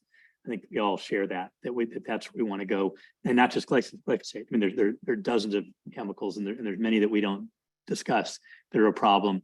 I think we need a process though by which we don't spend 2/3 of our meeting talking about it every meeting. And I think that's been developed. First, there was a kind of a procedural thing that we had that wasn't satisfactory. So now we've got the subcommittee, and so until the subcommittee is done with their work, I'm going with the existing process of evaluating it. And the policy is clear that we're asking all applicants to use these chemicals as little as possible, to find every alternative possible. I do support the idea that we should fund more to given projects if they can do it mechanically. I think that should be one of our policies. I think I think it is. It's kind of unstated maybe, but I think that is our policy, and I think that the staff works to do that. So I'm only voting for these because there's not a better alternative yet, and because the subcommittee hasn't come back with its results. I don't want to be mistaken for a second that I think that we should be using these chemicals. And part of it's a level of trust, right? We're trusting the grantees or the grantees to use it as little as possible. And that's, I'm not saying we can't assume that, but at this point, that's what we have to do once we approve the projects in the absence of a better process. So I just don't want it to be thought for a second that my yes votes are an endorsement of using glyphosate. I appreciate that. But I'm not going to stop expressing my opinion about projects that are coming forward that include pesticides. And it's a disappointment to me that we haven't been able to have our herbicide committee meet, but I think there are real reasons. I mean, we've been going through a fairly rigorous hiring process. We've also had our some other subcommittees. But I would think it would be helpful too, maybe if the board signal to staff not to bring any projects forward until we come up with some policy on these herbicides. Because until we do, as long as the herbicide projects are coming up, I'm not going to be quiet. I wouldn't recommend that we stop our whole process, and because many of them do, and I think that would be a problem. And listen, of course, you're entitled to speak on every time. I just, I don't know how effective it is saying the same thing over and over to all of us, but that's your privilege. I'm not just speaking to you, Eric. I understand. All right, well, I think we have a path forward in terms of the committee. I absolutely agree with Catherine that we need to get the committee together to really tackle, I think, some recommendations back to the board. So, so I just want to echo, I think, the sentiments that are being shared by the board, that I also, agree that we need to find some alternatives and work with our grantees in the non-use of glyphosate. I mean, I think that we're hearing more and more some important reasons, but I understand and appreciate the work that staff has done to really look at a very limited application of it. So so with that, I think we do have a motion and a second. So We do have two folks online. oh, I'm for public sorry. comment. Okay, please, sorry, my apologies. Catherine Dodd, you should be able to unmute yourself. I won't be a broken record, but I did want to qualify my comments. I am a glyphosate survivor. In 2013, I was diagnosed with a rare form of lymphoma, mantle cell lymphoma, which is directly linked to glyphosate. I had a bone marrow transplant. The cost of all of this was over $2.5 million. I had to leave my job. It has changed my life. I'm grateful to still be alive. But the people who are applying this glyphosate, the kids who will be in those Scotch broom fields, which sound like a large amount. Yes, it's only supposed to be a short half-life. That's what the makers of the poison tell you. I just can't speak strongly enough about not exposing humans and our environment to these toxic chemicals, glyphosate and its regrettable substitutes. I wish you would vote to add the $200,000 or $240,000, and I wish you would take action that's meaningful now and send a strong message that we can't poison the workers or the environment. Thank you. The next is Krista Hoffman. Hi, thank you for taking my comment. I just wanted to chime in briefly as the CDFW's, or California Department of Fish and Wildlife's pest control advisor. And I have a PhD in environmental toxicology. I can speak to the non-target effects of triclopyr specifically. And I just wanted to mention that it is one of the safest herbicides out there to use in the environment for both non-target natural species, pollinators and other invertebrate species, but also for humans. Depending on the formulation used, of course, there is one formulation that can be has a risk to the eyes because of its acidity, but there are two formulations that are considered like the lowest level of risk to human beings. And this is not glyphosate. It is a completely different chemical. And also the method that is being proposed to use, I can vouch for how safe that method is. The cut stump method really, the likelihood of exposing anyone, outside of the person with the paintbrush in their hand is extremely low. And also the same goes for species. So this is one of the most targeted forms of application that one could use. So I would, in all the cases of projects using herbicides, this project is really doing the best that they can to limit the non-target impacts of this chemical use. And I don't think that just because triclopyr is a synthetic chemical, it makes it necessarily worse than a chemical that you find in the environment. So there's many organic chemicals that are much more toxic than synthetic chemicals. And so just keeping that in mind, that this is a chemical, it's effective on plants. It doesn't mean it's going to be carcinogenic to humans, even though there are other chemicals that are. And that's, I just wanted to wrap up with that. So I just wanted to give some perspective from like the pest control advisor world. I have a question. Yeah. So Catherine, would you like us not to have any more projects with herbicides until we have the subcommittee do their work? I want to make sure that's what I'm. I think that would be preferable. My personal concern is about glyphosate because I think it's making the state extremely liable. I think that it's a proven carcinogen. There's a raft of information about its impacts on wildlife, invertebrates, vertebrates. I think there are lots of reasons given, especially you don't have to look too far to find lawyers looking for clients in the glyphosate fight. I just feel it's something, and I think when I talk to regular people, my friends, some people who've been elected leaders in the past, when I've talked to them and I've said, do you know that the state pays for the use of glyphosate when they're giving restoration? They're kind of shocked. I don't think it's something that's widely known or if it was widely known, would be widely appreciated. So for me, it's glyphosate, but I think that's probably about as far as we can go in the near term.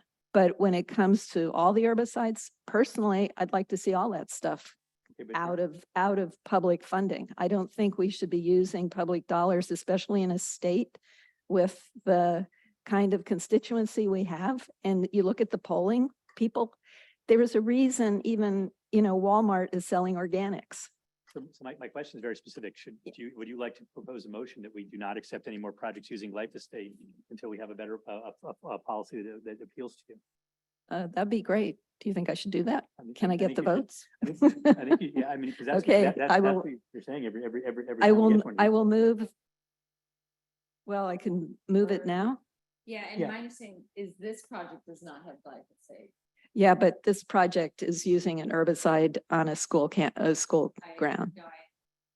Yeah. So just for matter of order, we do have a motion kind of on for this one. So should we do this first? Yeah. No, let's before? come- Okay. When we come back to it All at right. the end, when we get to new business. All right, so before I want to make sure we did get through the public comment because we're good on the public comment.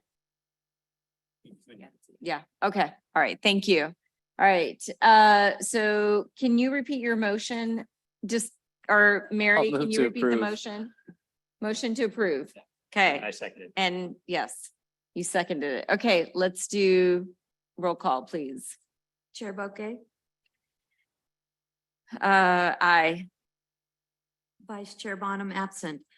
Member Nagami, Aye. Member Pavley. Aye. Member Perot. Aye. Member Phillips, I will abstain. Member Sklar. Aye.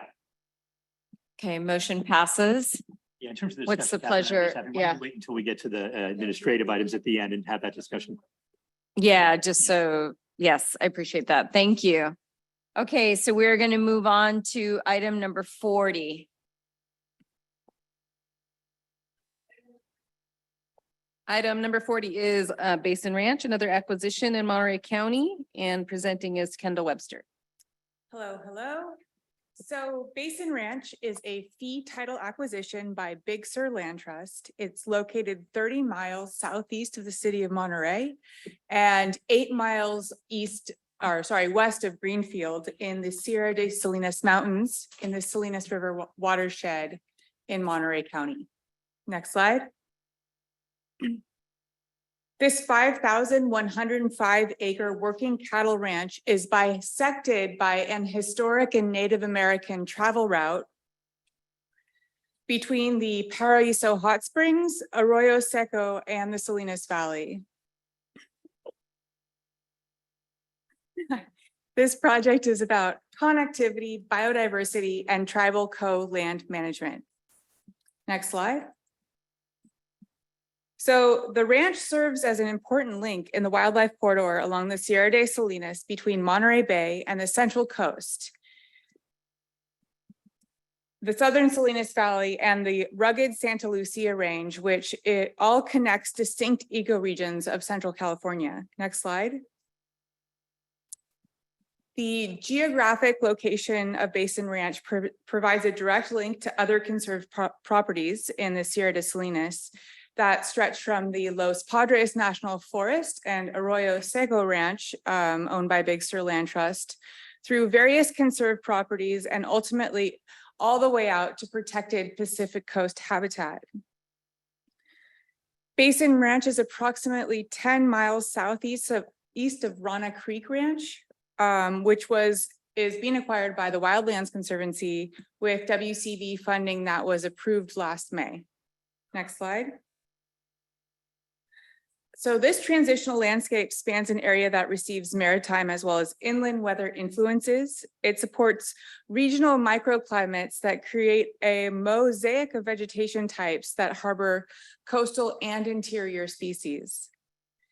A graduate student from California State University, Monterey Bay conducted a year-long camera trapping survey documenting the presence of a variety of species, including mountain lion, and next slide, bobcat, American badger, coyote, and gray fox. Next slide. Conservation, restoration, and stewardship of Basin Ranch has been and will continue to be a collaboration between Big Sur Land Trust and the Estlin Tribe of Monterey County.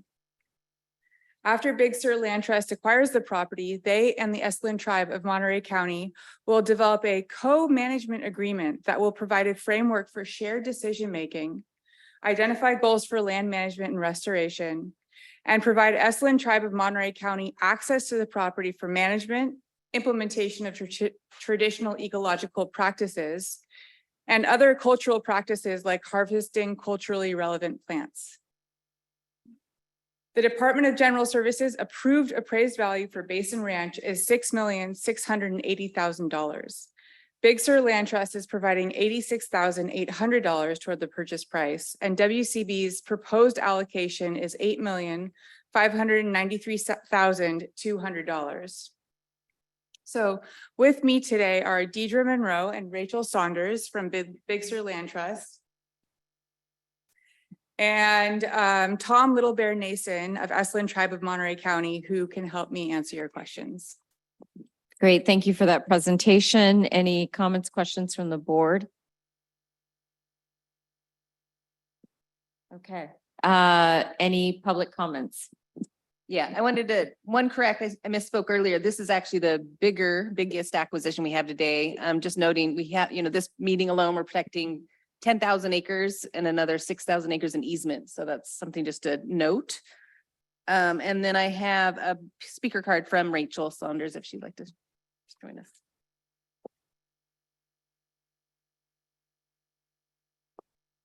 Thank you, Madam Chair. Nice to see you again and the board. My name is Rachel Saunders. I'm the Director of Conservation for Big Sur Land Trust.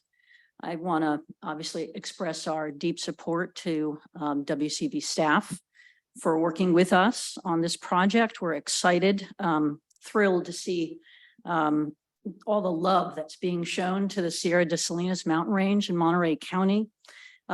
This particular ranch and this entire range is not only a critical wildlife corridor where conserving this property will further enhance connectivity, but it's also of deep cultural significance to Indigenous people.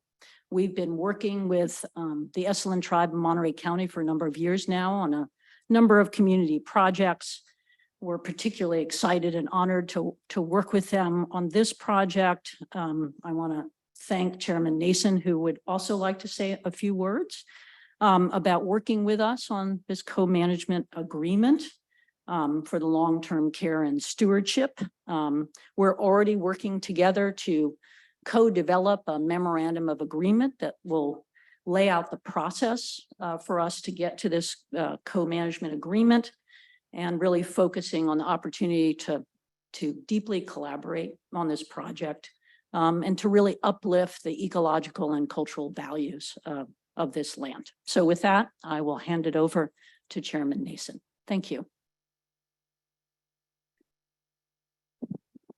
Thank you very much. As stated, I'm Tom Little Bear Nason. I'm the tribal chairman of a band of tribes along the coast in Monterey called the Elson Tribe. We have lived there for 8,000 to 10,000 years. We've recently had radiocarbon dates of 15,000 years. On this land that we're working with Big Sur Land Trust, it's giving us a unique opportunity to be able to work together, to collaborate with nonprofits as a tribe, to work with land conservation groups as a tribe. Big Sur Land Trust has the capacity, the ability, our tribe has a knowledge that cannot be taught in schools to be able to work with the land, to share with their groups and with other community members how we can steward the land, tend to the wild, work without chemicals, work with our traditional ecological knowledge for birding, to burn away invasives so that grasses can grow, the native plants can come. It's like I always say, when a deer wants to eat like us and have a salad for dinner, they don't want to eat old brush that's 15 to 30 to 100 years old that hasn't been burnt or hasn't been regrown. It's very high. They can't eat down low. Through cultural fire, we're able to use it in small amounts, not mega fires, small amounts of fire that allow us to have freshness for the species, for the deer, for the rabbits, for everything that eats off of it, relies on it. Our goals are to work in collaboration with Big Sur Land Trust to teach these ways and to bring balance back to these 5,000 acres of the Basin Ranch. Thank you very much. Any questions? Thank you. Thank you very much for being here. Any questions, comments from the board? Are there any public comments? Alex, do we have anybody online? We have one person online. It's Melissa Dubalamansi. You should be able to unmute. Hi, can you hear me okay? Yes. Terrific. My name is Melissa Dubalamansi. I'm the Central California Regional Director for the Wildlands Conservancy. And the Wildlands Conservancy supports the Big Sur Land Trust effort to acquire the Basin Ranch for conservation purposes and for their partnership with the tribe for co-management. We applaud the leadership of Jeanette Lewis, Rachel Saunders, and Chairman Tom Little Bear Nason, as well as all others who have been working hard on this project. Thank you. Thanks. I also just wanted to note too, we did have a letter of support in from Senator John Laird. Wonderful. Thank you. Can I get a motion, please? I'd be glad to move approval of file item 40 on the Basin Ranch acquisition. I will second it. And I just want to note what a wonderful way to begin the meeting today with the presentation about from 40 acres and what a wonderful way to almost end the meeting today. I feel like this has been an emotional roller coaster. It's such an Yeah, it's exciting. been quite a meeting. Thank you. Agreed. It's a wonderful project. Okay, so we have first and a second. Can we do roll call, please? Chair Bouquet, Aye. Vice Chair Bonham absent. Member Nagami, Aye. Member Pavley, Aye. Member Perot, Aye. Member Phillips, Aye.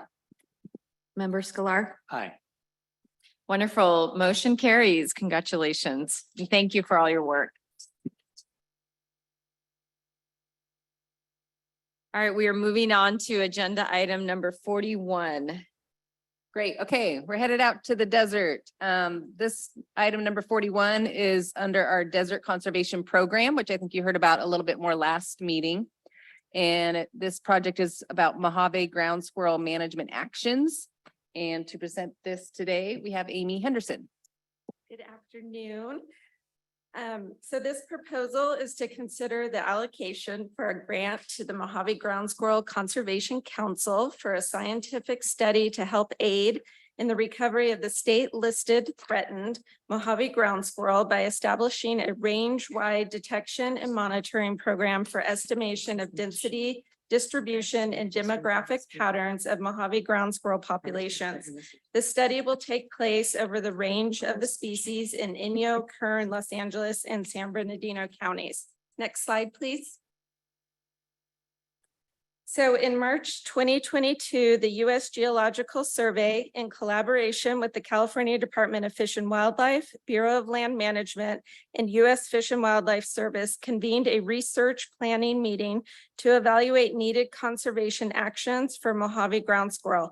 One of the top recommended actions is the project you see before you today. This study will provide a path forward to conserve and manage this threatened species. Next slide. So the Mojave ground squirrel occurs in the western portion of the Mojave Desert. It has one of the smallest ranges of any species of ground squirrel in North America. Like many animals that call the desert their home, Mojave ground squirrels spend approximately 5 to 6 months a year above ground, and the remaining part of the year underground in their burrows in a state of dormancy, conserving energy. The Mojave ground squirrel is a docile, solitary species generally active from March to July. As a species that only eats vegetation, Mojave ground squirrel reproductive success is dependent on fall and winter rainfall. A normal to wet year ensures adequate growth of herbaceous plant matter for foraging and reproduction. In low rainfall years, the species does not reproduce at all, and given its average lifespan of only 6 years, drought and climate change make it potentially susceptible to a catastrophic extinction event. Next slide, please. Like the Joshua tree, which co-occurs over a large part of the species range, Mojave ground squirrel is threatened by climate change. Since Mojave ground squirrels are only active above ground a few months of the year, they are also difficult to study. Protocol level surveys required for development projects only occur over one season, making it difficult to assess population trends. This situation is made even more difficult because the species movements and ability to be live trapped vary from year to year depending on the weather. Wet years typically provide ample forage for Mojave ground squirrels, reducing the success of live trapping. In dry years, the species might be more eager for the food source inside the trap, but will have reduced population densities, making it less likely they will be trapped exactly where the traps have been set. Additionally, the existing Mojave ground squirrel trapping protocol has reduced detection success compared to other methods using cameras. Because of the difficulty in assessing population trends, agencies such as the U.S. Fish and Wildlife Service do not have the data they need to warrant listing of the species, and the lack of population estimates compromises species management tools. This study will provide the needed data critical for developing conservation measures and policies. Next slide, please. The study will consist of a pilot study lasting up to 2 years, which will lead to the development of an effective standardized detection and survey methodology. The pilot study will then be followed by an additional 3 to 4 years of consecutive monitoring using the new methodology, with the end goal of providing an approximate population estimate of Mojave ground squirrels. So staff recommends the board approve the project as proposed. And with me today to answer any questions is Kathy Simon from the Mojave Ground Squirrel Conservation Council, Dr. Todd Eskew, research ecologist with the U.S. Geological Survey, and then on Zoom, we should have Scott Osborne, CDFW statewide mammal coordinator. Thank you. Great, thank you for that presentation. Comments, questions from the board? Okay, seeing none, do we have any public comments? Alexa, any raised hands? There are no, there is one. Oh. Thanks. Ed, would you like to speak? You can unmute yourself now. Sure. My name is Ed LaRue, and I'm representing the Desert Tortoise Council. And I was signatory to a petition in 2020 to the California Fish and Game Commission to upgrade the listing of the tortoise at the state level from threatened to endangered. And I think it's really important. That decision has not yet been made. It's still pending, but the entire Mojave ground squirrel range that we're talking about is within tortoise habitat. And I would point out, I think it was mentioned by Amy, that there have been 2 unsuccessful attempts to federally list the Mojave ground squirrel.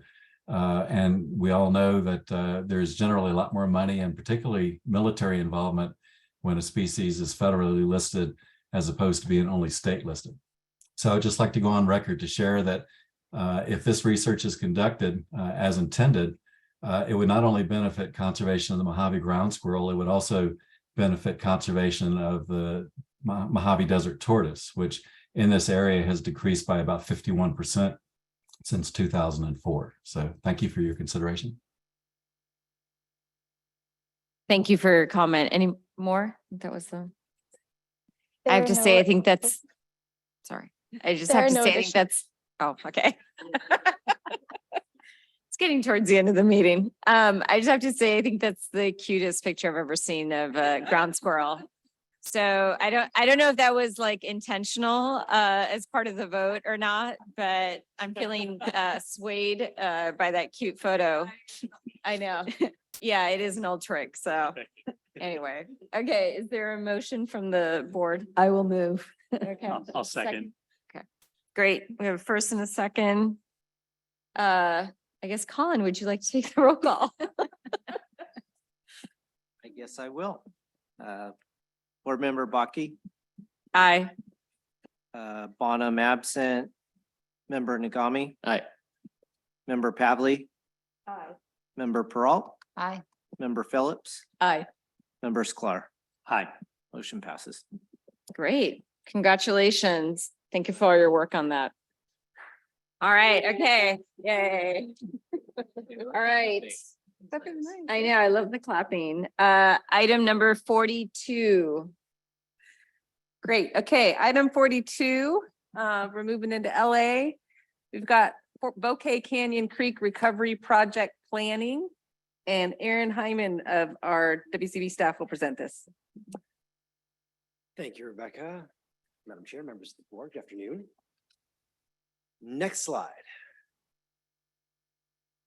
This proposal is to consider the allocation of $12,067,000 in funds for a planning grant to the Los Angeles County Public Works to develop plans and permits for a multifaceted project along Bouquet Canyon Creek in the Angeles National Forest in Los Angeles County to benefit the endangered, unarmored three-spine stickleback and many other riparian species by improving stream flow, removing invasive species, removing fish barriers, redesigning Bouquet Canyon Road, and improving and renovating several public access sites.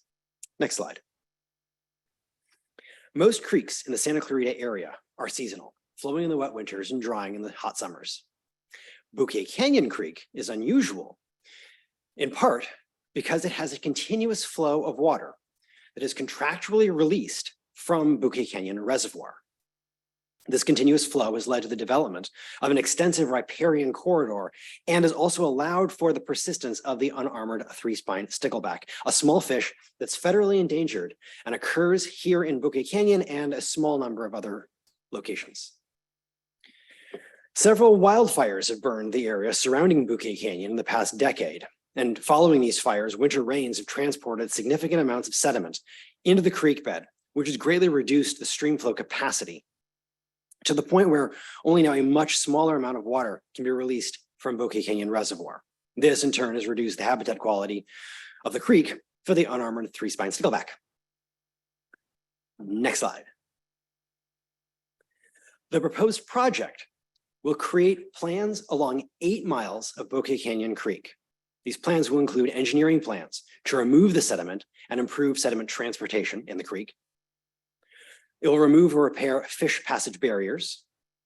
It will remove numerous invasive plant species, remove a non-native stickleback species that is posing a hybridization threat to the unarmored three-spine stickleback, re-engineer Bouquet Canyon Road to avoid flood damage, repair and restore day use and campground facilities for public access, conduct public, tribal, and partner outreach and coordination, and develop secret documents and other environmental permits needed for future implementation projects. Next slide. The work that will be conducted under this grant aligns with the U.S. Fish and Wildlife Services recovery plan for the unarmored three-spine stickleback and CDFW's efforts to recover the species. Staff recommends that the board approve the project as proposed. In the audience in person is Adam Mariki, and via Zoom is Martin Ariza and Dr. Nassari from the Los Angeles County Public Works. And also in person is Jamal Butler from U.S. Fish and Wildlife Service. Wonderful. Thank you. Any comments, questions from the board? Any comments from the public? Yeah, I did want to just note that we did get a letter of support from Dan Silver that's not in the packet. And he actually provided a letter for several different projects, all of which haven't mentioned, but giving him some props there for sending that in. And then Alexa, do you have any speaker cards? Hands Yes. raised? There are two. SC, you should be able to unmute yourself.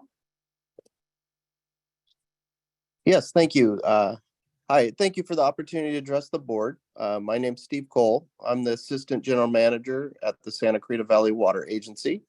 We're a regional water agency serving 300,000 people in and around the Santa Clarita Valley.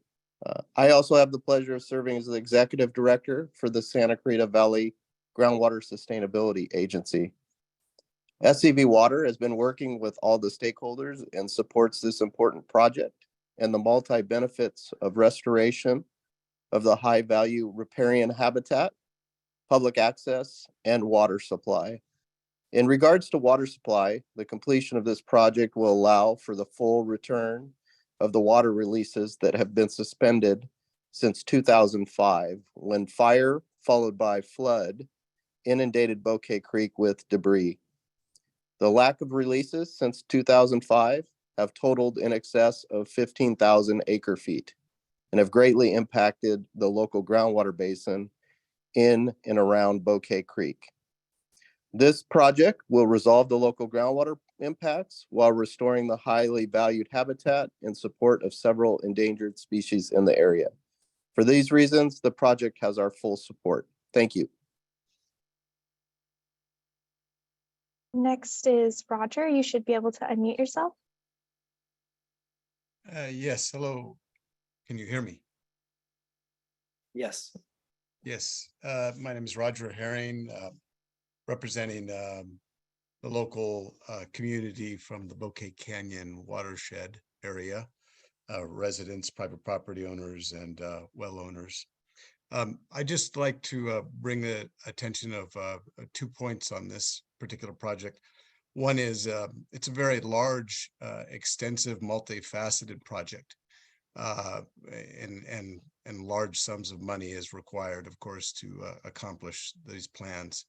The main issue, of course, is the lack of water flowing through this watershed. I would like to emphasize to the board that the most important aspect of any project, of course, and the key to life is water. Without the flow of water, any of the other side projects entailed in this plan is non-existent. I'd also like to bring one other point forward to this board with regard to this very complex watershed issue. Some time ago, I submitted a letter to the supervisor's field office in the Santa Clarita Valley, the 5th district of LA County.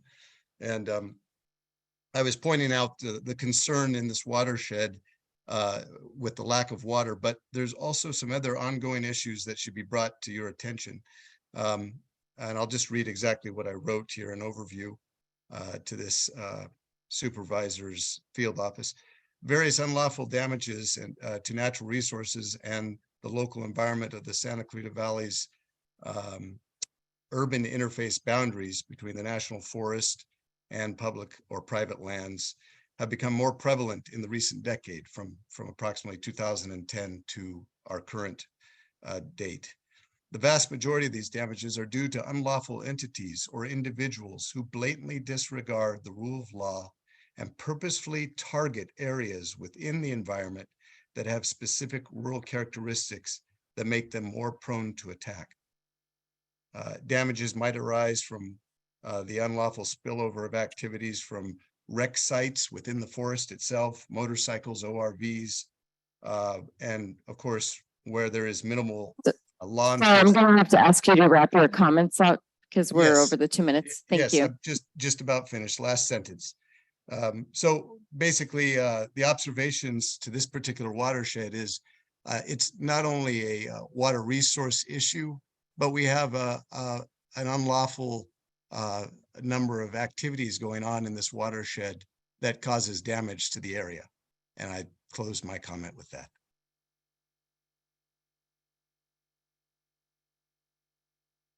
Are there any other comments or we're good in terms of online?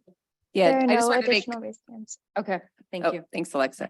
So I want to make one note that we want to shift the funding year for this project. So it was under a 2021 Budget Act and we want to have it be under 2022. It's the same pot of money, but given a different year, it gives them additional time basically to get through this planning that's complicated.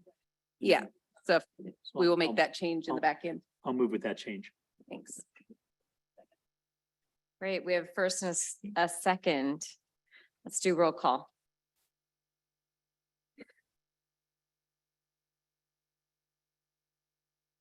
Chair Bouquet, Aye.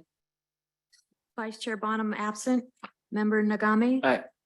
Member Pavley, Aye. Member Peralt, Aye. Member Phillips, Aye. Member Scalar. Aye. All right, motion carries. Thank you very much. You know, Eric. My apologies, a 1 minute recess, hold on.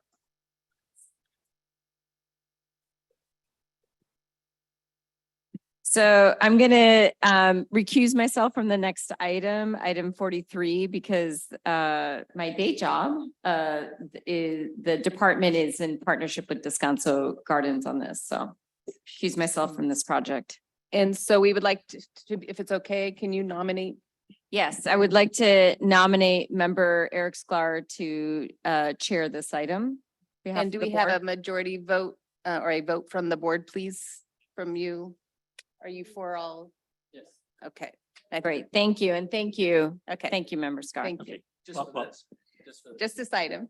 yeah, just for this, I guarantee I wouldn't accept if it was more. So the Go the next ahead. item we have is number 43, Descanso Gardens Lake Area Access, and presenting this for WCB is Elisa Benedetti. Thank you, Rebecca, members of the board.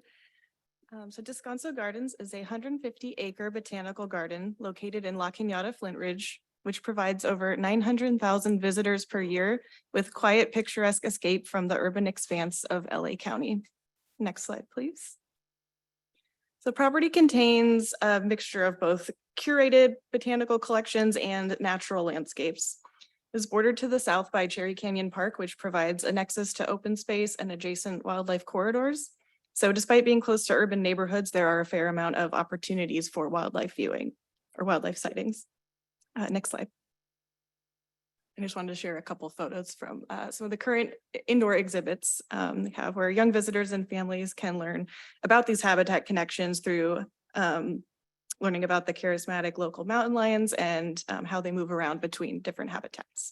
Next slide. So Descanso Gardens Foundation is committed to offering equitable access and educational programs to local schools and low-income residents. The majority of visitors are local to LA County, and free admission is offered to EBT card holders, active duty and retired military students and teachers, and a free Tuesday program is offered once a month. The foundation is projecting a rise in visitation rates and expects to start seeing over 1 million visitors per year. And so the improvements being proposed are central to supporting their mission to serve diverse groups and expand on the experiences they can offer visitors, especially those with disabilities or special needs. And next slide, please.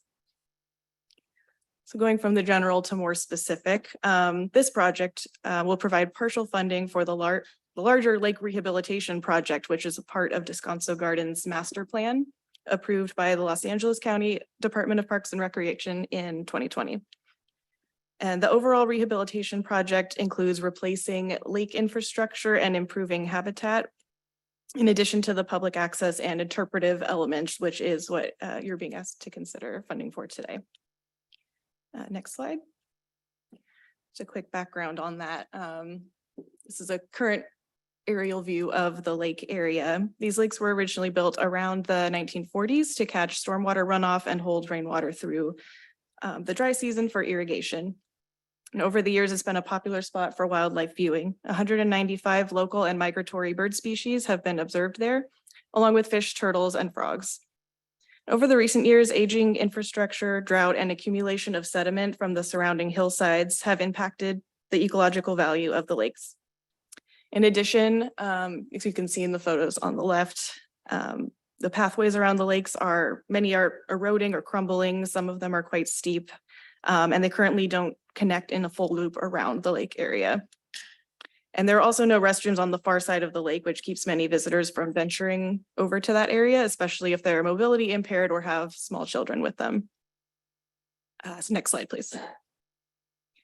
The proposed improvements include a new overlook, an ADA accessible perimeter loop with a boardwalk, and ADA compliant bridges to facilitate easier access to various locations around the lake.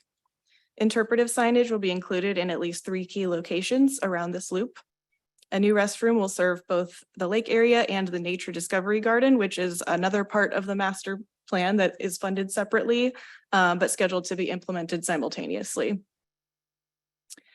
Next slide. The boardwalk will connect to the existing bird observation deck where docents provide visitors with information about the birds they might see on the lake. The ramp up to the deck will also be modified to fit ADA standards as it needs to be upgraded. And final slide, please. So the new restroom will be connected to the garden's existing membrane bioreactor, which recycles wastewater for use in irrigation within the gardens. The area between the restroom and lake, which is the little pathways in blue there, will feature an interpretive space with meandering pathways and 5 interactive large-scale bird nest installations, which there's an example rendering in the bottom photo there, where children can explore, learn, and connect to nature in a meaningful way. The improved lake area and all of these amenities are scheduled to be open to the public by spring 2027. And with that, staff recommends approving the project as proposed. And we have 2 representatives with us today from Descanso Gardens Foundation, Summer Sherwood White, who's the Director of Advancement, and Marina Erfel, who's the Campaign and Foundation Relations Manager. Thank you. Thank you. Board members, any questions or comments? Yeah, please, David. Thank you for the presentation. Terrific project. So glad it's happening. Those lakes are in bad shape, so I'm glad this is happening. Just a quick comment. This is one of the projects that comes before us that's for a place where many people are coming, and it'd be great if we could talk about WCB a little bit somewhere in there, providing the funding as an outreach component to let people know what we do, that we support these kinds of things in urban spaces and that are trying to increase people's access to nature. So it's my only comment, but thank you for bringing this to us. Yeah, that's a great comment. Yeah, exactly. Yeah. So yeah, if you could work with staff on having some sort of signage that did that, that'd be terrific. Any public commenters? Alexa, do we have any hands raised? There are no raised hands. Okay, with that, entertain a motion. Please come on up. Yeah, sure. So first of all, I never thought I would enjoy a 5-hour meeting, but I've really enjoyed being here today and just hearing about all the wonderful projects that you're funding and everything that's going to be happening. So this has been a great opportunity, not just for us and our project, but to hear about everything else that's happening here in the state. Oh, yeah, sorry.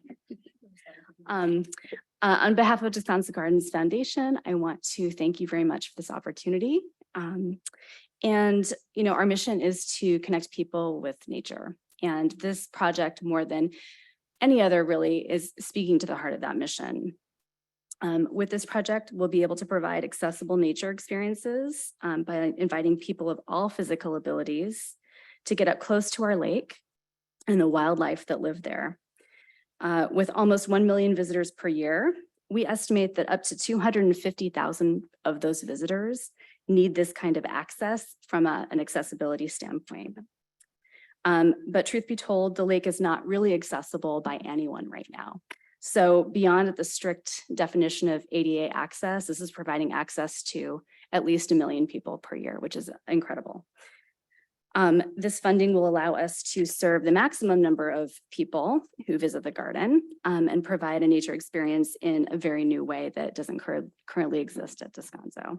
So on behalf of Descanso, I want to thank you all very much, and we're very excited to work on this project. Thank you. Terrific. So I think we have a motion in a second. Roll call, please. Oh, I think we heard one, right? I'd be glad to move this item if it hasn't been moved. There you go. Is there a second? I'll second. Great. Motion made by. Just a comment, it's been there as long as I've been alive, and it's been a wonderful, wonderful facility. But I wanted to note, after all this expenditure, general fund monies, we used Prop $68 for this, and great news for helping spend that down. That's a long time ago that passed. And so perfect project to fit that category. Yeah, I did want to just note that for public access, this is a very strictly a public access project, and that was the best fund source. So that's why we did use that. Yeah, ADA compliant, but that reaches so many people. Thank you, Senator. Look forward to going. Again. It was a second, right? Was that Damon or Catherine? No, Catherine. Okay. Roll call, please, Mary. Vice Chair Bonham absent. Member Nagami, Aye. Member Pavley, Aye. Member Peralt, Aye. Member Phillips, Aye. Member Sklar. Aye. And I hereby resign my chairmanship. Okay, give us 1 minute to get Alina back.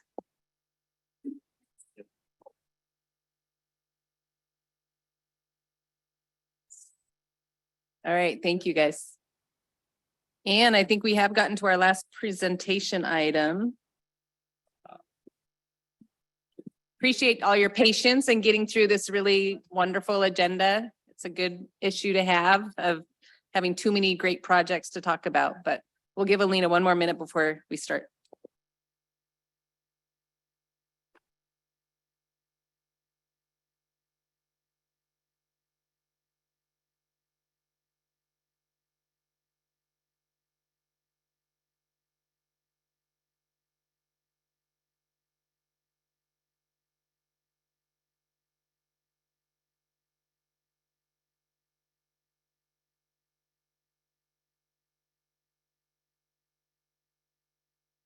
Okay, we are on item 44. Welcome. Great. So item 44, one of our many crossing projects that we are funding today. This one is the I-8 Peninsular Bighorn Sheep Crossing Planning Project in Imperial County. And we have Don Crocker here to present. Thank you, Rebecca. This proposal is considered the allocation for a grant to the Regents of the University of California, Davis for a project to develop the plans, designs, and environmental review necessary to create wildlife crossing over Interstate 8 for Peninsular Bighorn sheep in Imperial County near the border with San Diego County. Next slide, please. The Peninsular Ranges are a group of mountain ranges that stretch from Southern California to the southern tip of the Baja California Peninsula. The portion of the ranges in San Diego, Riverside, and Imperial County are a mountainous desert region that provide habitat for a wide range of native wildlife, including the federally and state endangered Peninsular Bighorn sheep. The area is lightly populated by humans, but still sees heavy vehicle traffic thanks to Interstate 8 that connects San Diego to Arizona and points east. Running just north of the US-Mexico border, I-8 bisects the mountain range and creates a semi-permeable barrier to Peninsular Bighorn sheep movement and results in frequent collisions between vehicles and migrating sheep. The project will focus on a section of I-8 that runs through the Inkopah Gorge and bisects important habitat used as a movement corridor. This portion of I-8 shown the portion of I-8 here has separate eastbound and westbound lanes, creating an island of habitat between the roadways. The Inkopah U group uses this area for giving birth and raising lambs, and this island area is one of the preferred rearing grounds for ewes with lambs. This is behavior that requires them to cross I-8 and results in frequent collisions between vehicles and sheep.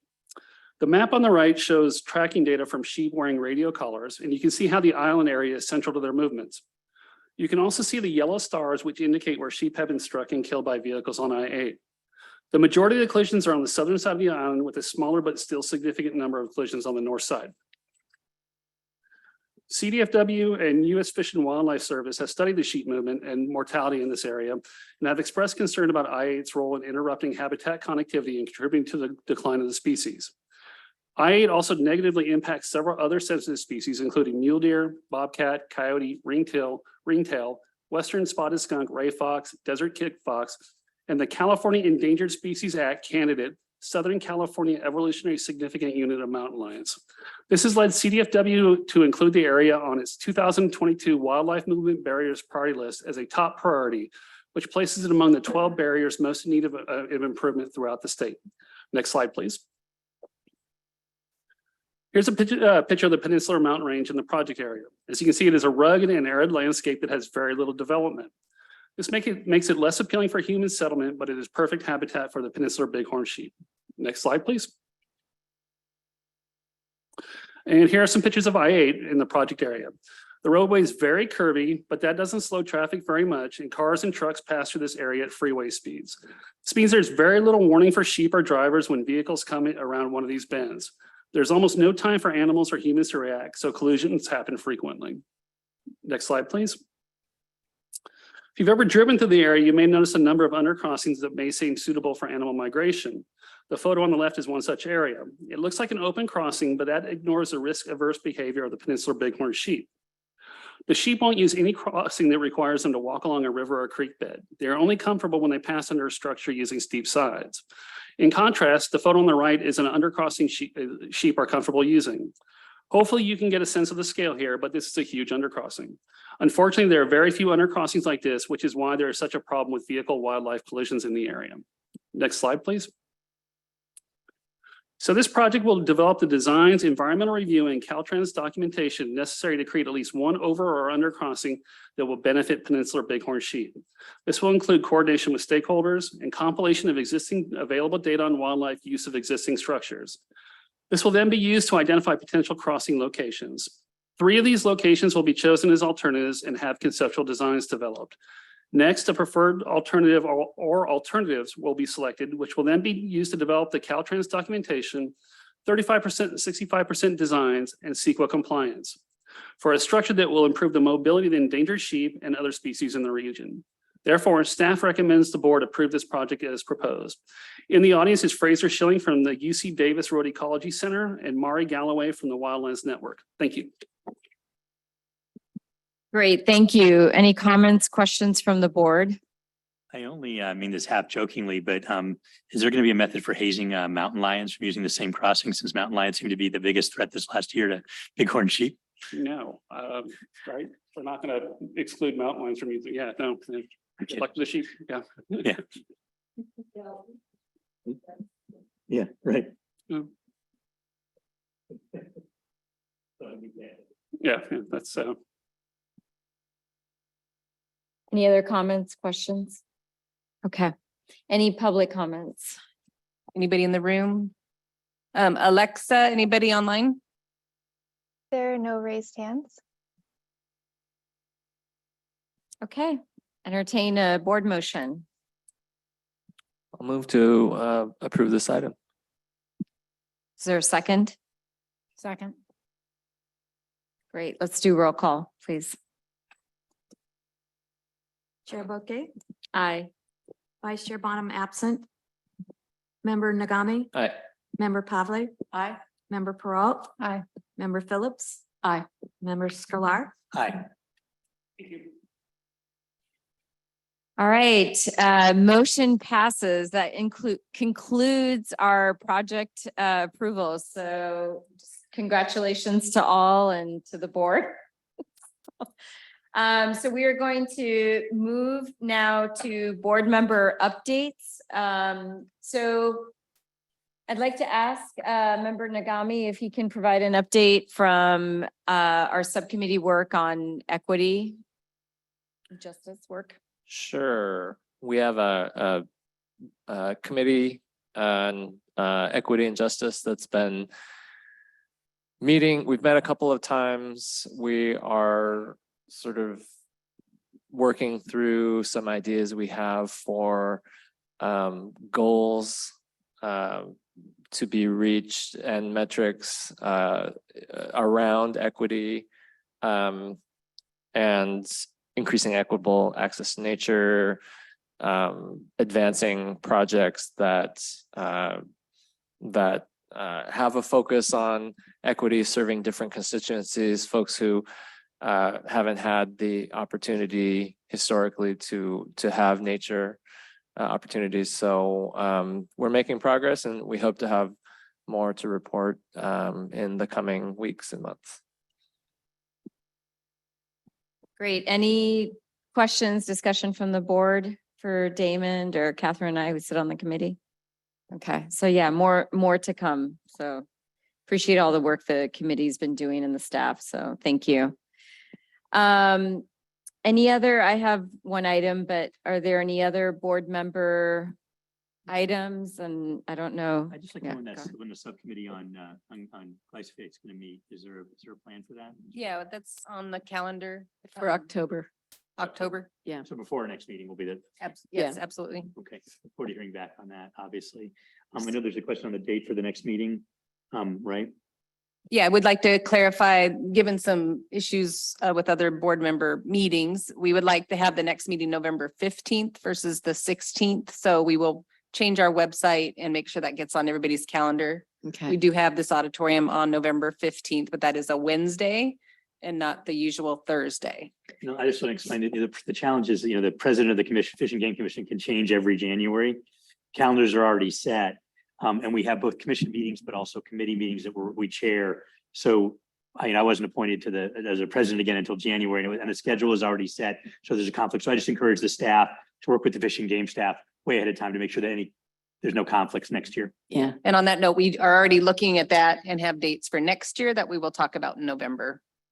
Yeah, but maybe that discussion, Catherine, that suggests we talk about, maybe we'll wait till after the first committee meeting to have that again about, maybe having Giving direction to staff. yeah. Yeah, I think we probably don't want to have something like that unagendized in any case, well. that kind of discussion. But I think maybe staff is getting the sense that we'd prefer not to see something with glyphosate coming up, certainly at the next meeting until we've had a chance to discuss amongst ourselves what we're doing. I don't know that that's the method, but we haven't, we said that as a committee, that board, that's what our position is. I don't think that's right. I think that we want the committee to meet, but I don't think that's what I was suggesting. Maybe. I see what you're saying. Yeah, I mean, I think that's not a. Yeah. No, No. yeah. I believe in the democratic process, right? No, I agree. Right, because I don't want us to take a vote until it's been agendized. Right, But you're I- absolutely right. That's But I right. do think we have to agendize it sooner as opposed to later, and we'll bring that up in the subcommittee. Well, so that'd be a good thing to do now. I think we could agendize for our next meeting, a specific discussion about this with the feedback from the subcommittee, is that? Let's wait until the subcommittee meets because the date has already been changed twice. So, Well, we can agendize it, but then. Oh, I say see what you're we're- saying. Yeah, but if we don't agendize it, then we can't. We don't have to decide on what to agendize now for the next meeting now, do we? Or- yeah, I'd prefer that our subcommittee meet and we figure out what we need to do. Okay. But I think there's certainly, regardless of what we voted on here or anything, I think the staff should get the message that I'm not out here on an island by myself anymore, and we'd like to see some change. So, Yeah, and just to clarify, Catherine's not speaking for the entire board, but anybody who watched this meeting can draw their own conclusions, and staff certainly can as well. Great, thank you. Okay, thank you. And hopefully the subcommittee meeting date won't change. So, all right. So one of the things I wanted to just have a brief conversation with the board on, I think as we advance some bigger discussion issues, both around the work that's coming out of the equity subcommittee, the, herbicide / glyphosate subcommittee, and then with some point our new executive director joining and, potentially also having some discussions in the future around strategic planning. I wanted to talk about, I know historically our meetings have been from 10 a.m. and, we've tried to wrap up around 3, I think 4 o'clock. But in order to allow, I think, for some presentations, the discussion, I want to put on the table looking at maybe starting the meeting earlier in the morning. So potentially starting at 9 a.m. or even 8:30, but maybe 9 a.m. Still doing a break for lunch. I think having that 30-minute break and going, and beginning to think about, most likely our meetings will go. We're now out almost at 4 o'clock. Probably we still have Rebecca's report 4:30 or so. So depending on the agenda item, I wanted to, try to get a sense from the board, about having a longer day, still taking that break, doing some set agenda times so that, because one of the things that I know, at least for me, if an applicant, if a grantee that is up before the board is, isn't heard till 4 p.m, it'd be nice to be able to say to them, you know what, don't even, if you want to speak, don't come until 1 o'clock or 2 o'clock to be able to help. So we can even do some set agenda times. I've also, I'm also open. So this is just a discussion. I don't know if we have to like make a decision per se, but even open of doing, like if we, doing a half a day of presentation, the morning and doing a day and a half. I don't know if we're there yet, but I think at a minimum would like to propose, that we start at 9 and, at least maybe do the 9 to 4 and then continue to revisit. But I think, I want to look at ways to create where we can create some efficiencies within the board meeting, but also, allow for the discussions and those presentations that we need. So just opening it up for discussion, because I do feel like we haven't quite hit our stride and with a lot of stuff that's coming to the board. And hopefully we'll get more money, with WCB. So we're going to have an active portfolio. Because if you're coming from the LA area, you're going out on an early flight anyway because of traffic. Right. And the earlier you can beat that. I'm here. I get off the plane and it's about 9 o'clock when I'm here. Yeah, Easy. I'm fine with going earlier because I'm right here, but I just want to note that we're getting more money. There are more members of the board. Because we're getting more money, especially general fund money, the public should be paying more attention. We want them to pay more attention. We're inviting them to pay more attention and to be more involved. So I think we can anticipate that even when we get rid of glyphosate, the meetings will go longer because we're doing more, and we might as well start getting used to having longer meetings and planning around that. Yeah. Yeah, I'm fine with starting at 9. Would love to hear public comment, what folks calling in and coming here would think.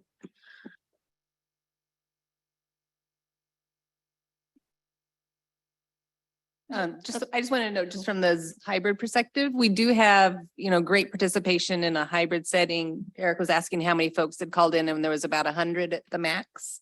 And it's gone down to maybe 30, probably 20 at this point. But that is also a good opportunity for the public to engage as well. So we'll continue to do that. That's something else.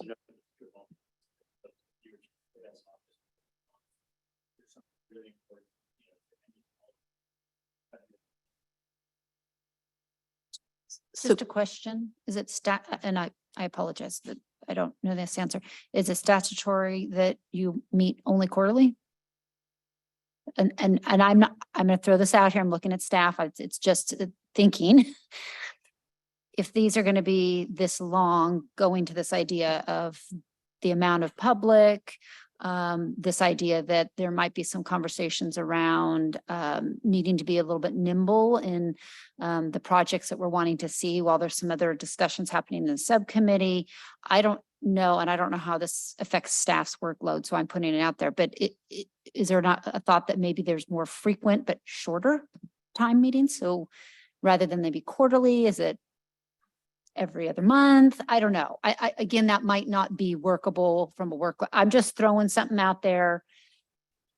I As it appreciate relates This is a to, discussion. you know. Point. That's occurred to me as well. So- Increasing the frequency of meetings. Yeah. Yeah, but I do know that that could be a high impact on Yeah, staff. So, of so I course. recognize that might not be workable around that. All right. Well, it seems like, so I don't know, do we have any members from the public that would like to weigh in on this discussion? Just about any preference, making the meetings longer or presentations in the morning? Any thoughts? Alexa, is there any hands raised? We have one hand raised. Okay, great. Landon, you should be able to unmute yourself. Hello, board members. This is Landon Peppel with the Wildlands Conservancy. We would be supportive of starting the meetings earlier. Great, thank you. So one other thing, Fran and I were just discussing that if we're revisiting the time and frequency, we're trying to figure out what works. Getting out to other parts of the state once in a while could be beneficial. So maybe we start with one meeting a year that we have either down in LA or in a different part of the state would be. Yeah, one of the challenges. Yeah, One of the challenges, because the commission is required, the Fish and Game Commission is required to have half our meetings out of Sacramento, is there's incredible expense setting up all the audio visual when you go mobile. It's not, I'm not saying we shouldn't. Lake River Center has all that set up because Great. the Conservancy. Great. It's there once a month, so they have all the Zoom, this, A little bit set up for Dan. yeah. I love the idea of having a meeting once a year at one of our, another location. Yeah, or or another. Actually going down to the population center of the Yeah. state. Yeah, actually, one of the Let's things go we to could do LA. is if we joined it with the day or before or after a Fish and Game Commission meeting, then at least if we go somewhere else, and that setup would be there. We have to pay the crew to do it another day, but it would be less expensive than doing a full setup if we can't find an existing facility. It's a good idea. It is great to get out and do it around the state. It really is. It makes a huge difference, I think, for participation and just a sense that we're not just here in Sacramento. It might not be something to decide on within the next few months since we're getting a new executive director. But the idea of doing more frequent meetings, the benefit of that is that we don't, sometimes these folks are applying and they've got seasonal aspects affecting their application, and maybe we can be more accommodating for that kind of thing. But, it's probably something we need to see what the staff and the new executive director think. So I think this has been a good discussion. I think there's some good recommendations to think through. So what I'd like to propose, if the board is willing, that we'll come back in November, because I think at that point, I think we'll have our new executive director come back with some proposals and that both staff can weigh in on as well, from this discussion. So Will we be starting that meeting earlier? I'd like to at least, if the board is okay, I'd like to start the meeting earlier and we can then discuss some of these other ideas. So 9 a.m. as a start time. That works. Are you okay with that, Rebecca? Absolutely. Okay, okay. Yeah. All right, so that's a easy one. We'll start at 9 a.m. on, I guess, the 15th of November. So Wednesday, November 15th. So we have, so any other issues from the board before I hand it over to Rebecca? Okay. All right, thank you, everyone. Appreciate your willingness to look at this issue, so. Great. All right. So did want to just highlight a few things under the executive director's report. And we do have a few slides. I know you guys were all really excited that we got our first public information officer. And that person is Mark Topping, and I'd like to invite him up to run through his slides really quickly, just to let you know. Yeah, this is a hazing ritual. And we won't turn the lights out on you, sorry. Couldn't resist. No, but just before he starts, we have been able to add some staff. And then as I've been acting, I've had people acting behind me. And I just want to comment on just how amazing it's been just to be at, have a larger staff and then have all the staff kind of chip in to get everybody up to speed. I mean, it's been really helpful to me. I think it's been helpful for the supervisors to have staff help them. And then Mark's, new to the state, so really still getting his feet under him because that's an issue. Just working for the state is a whole different ballgame. But we have talked about kind of a whole range of things, and there's so many things that he could be doing. So I wanted him just to run through a few slides just on the high level of what he's trying to figure out. And if you guys have specific input for him on what to emphasize, there's just so much that can be done. And today will be the first time he's really helped get us get our press release out, and it's in a little bit of a different format, and we'll have links to story maps and other things. So I'm just really excited for all of this work to happen, but did want you guys to see him and hear from him just a little bit, and understand kind of what he's working on and give you an opportunity to give him any feedback you have. Thank you, board, for allowing me to speak.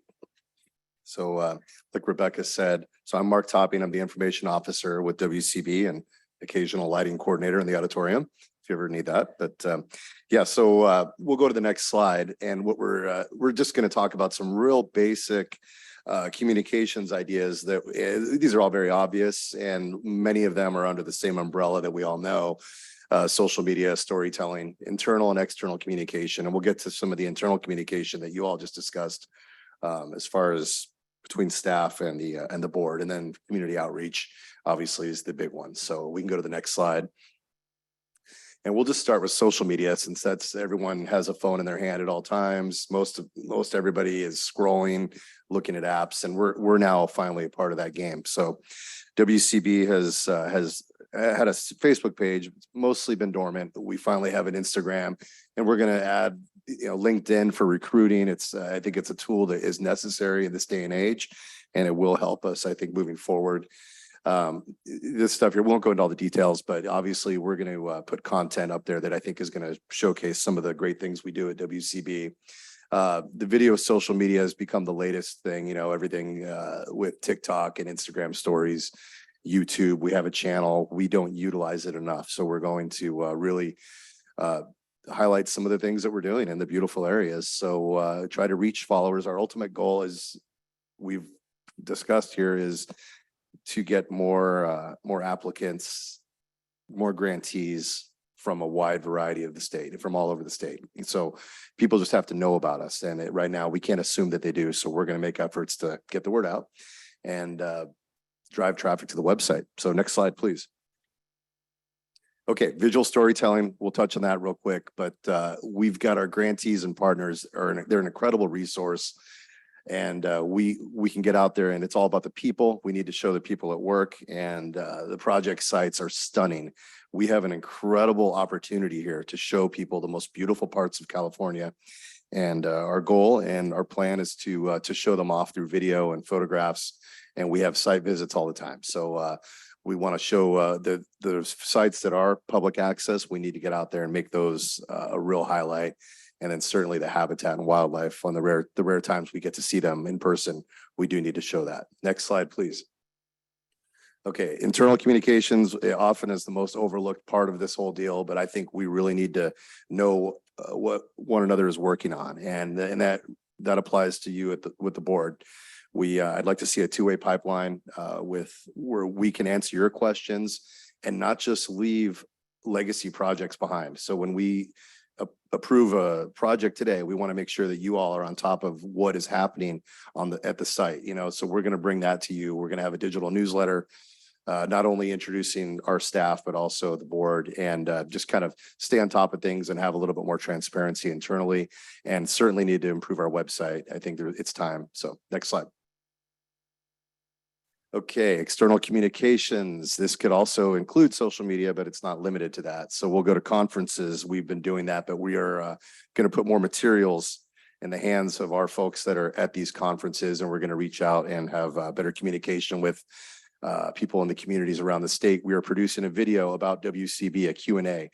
There's definitely a lack of understanding about what we do. Sometimes people think that we're tied in with CDFW, which certainly is a sibling of ours, but we need to show people the funding aspect of this and what it is WCB, what we do. So we're going to do more news releases like Rebecca alluded to.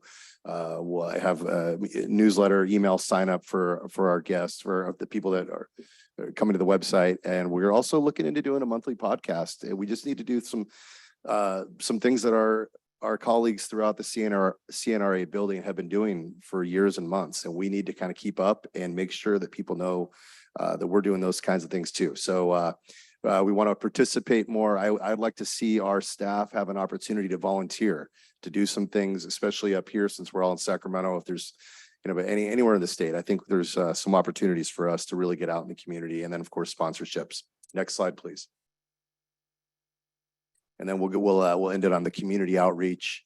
We've had a subcommittee, we've talked about this, and I think this is an area that we're very excited to participate in, to get in and really get to know people on a personal level. I'm happy to spearhead that process. And, we have a great committee here that is up to the task, and we will engage in a real authentic dialogue. This is not just going to be false hustle and eyewash. We really want to get out there and show that we care about people in the disadvantaged and severely disadvantaged communities.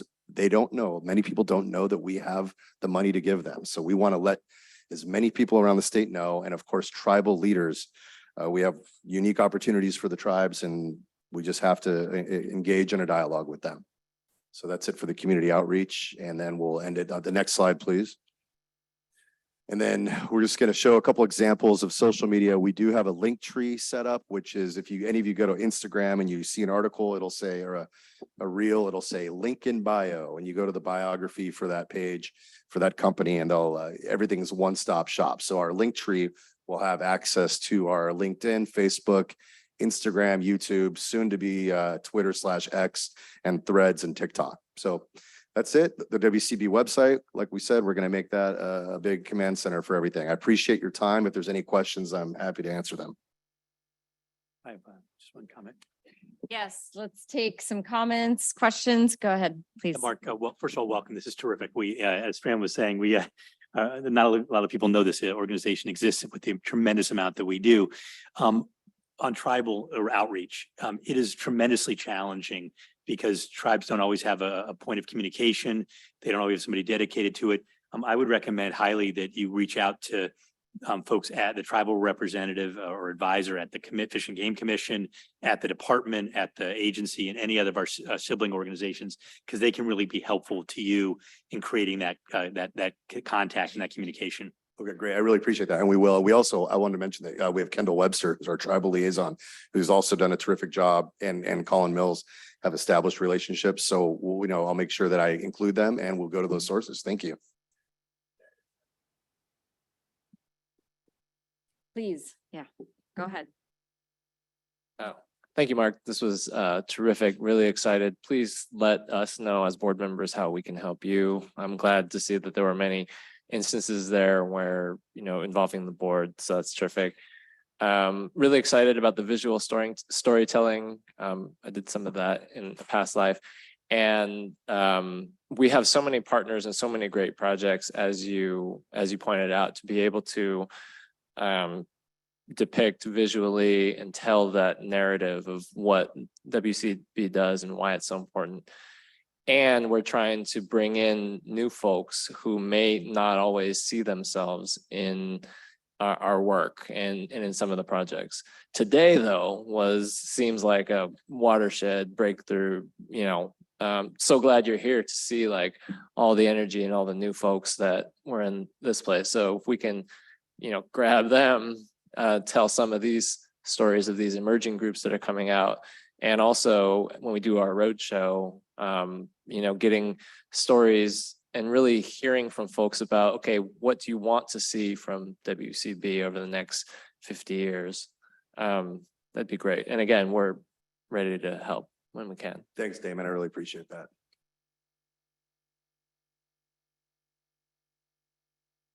So I'll just a couple of comments. Sorry, just a couple of comments from me. Sorry. I know you're like, what? I'm not done. So I'm glad that you talked about the website being the hub. I actually I know for somebody who's gotten into the website, and I've also heard some comments from the public that our website could use, I think, some additional information just about how to engage with WCB. I think that entry point is still confusing. So love the idea of, connecting, like, whether it's through social media, the videos, having that on the website and kind of throwing, making sure that you're sending people to the website, but then the website really having, I think, I think with your eyes, maybe hopefully refreshing ways that people experience the website, because I think it has good information, but I have gotten feedback that it's not super easy for folks to figure out how to engage with WCB. So just wanted to throw that. I think that the website needs to have a refresh as well. The other thing is that I think it's important, as we're looking at like inclusiveness and equity, that we look at like diversity in our partners and our photos. I think it's just important to represent the partnerships that we have and that we want to have in this work. And so I think, thinking as you're doing all of the images, absolutely the incredible image. I mean, I love the ground squirrel image, but having the wildlife, having the habitat, but also that the people represent the diversity of California. And that the images, because I think part of, what Damon shared about how people like may not see themselves part of WCB, I do really want to encourage you to have that thinking about the representation piece of it. And then my last comment is just, I think, figuring out, and you talked about, some of the different tools in terms of communication. I would look at also where you could try to build some of those relationships with some of the local or ethnic media.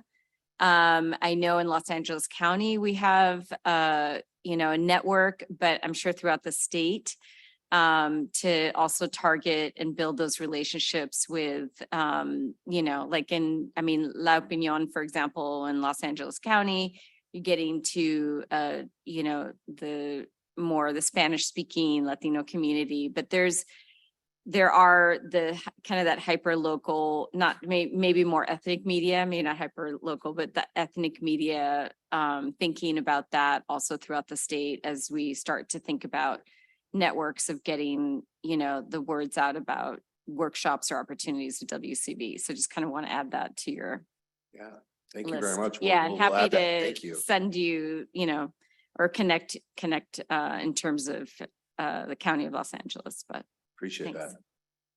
This is exciting. Thank you. I think this is wonderful work, and really, I'm going to connect to WCB on my social media. So We have a long way to go, but we're getting started. Thanks. We should all do that. Can't wait to see your guys' TikToks. Yeah. All right, so I wanted to thank you, Mark. Thank you. Appreciate it. Thanks, Mark. I think I had just one more slide, and I just wanted to give you kind of a preview and let you know that, in January, we funded 3 block grants. And I know the text is really hard to see. We can send this out to you. But all of those 3 block grants, which were for resilience in working landscapes, which were for Sierra Meadow Partnerships, and then for the California Resource Conservation District, they're all going gangbusters and are excited to come talk with you in, I think, February when they do an annual report. But you can already see the leverage that they've had to get a lot of smaller projects on the ground. And so there's a huge amount of work happening. So for example, just in the Working Landscapes project, they've got 77 smaller grants happening. 74% of those are within disadvantaged communities on a set of criteria they're using. Sierra Meadow Partnerships, we're already looking at supporting 3,500 acres of restoration and another 1,800 acres of planning. And then the CARCD as well is already entering into implementation contracts and is partnering with 42 RCDs to really get that support and work at a very local level. And so this is just amazing to me that we're already here at 6 months, and you guys will hear a much further report on this in February. So, and I can, yeah, this is in our PowerPoint so folks can see it online, and we can send it to you directly.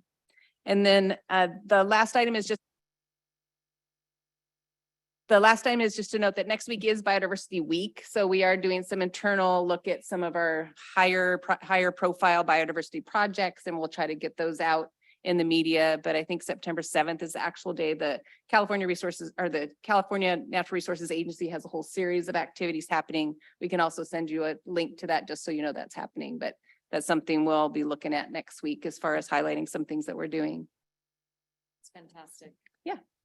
And I just wanted to say that if all goes well, we'll have our new executive director in November. But I wanted to thank you for being so good at what you do and Rebecca's just made it essentially seamless.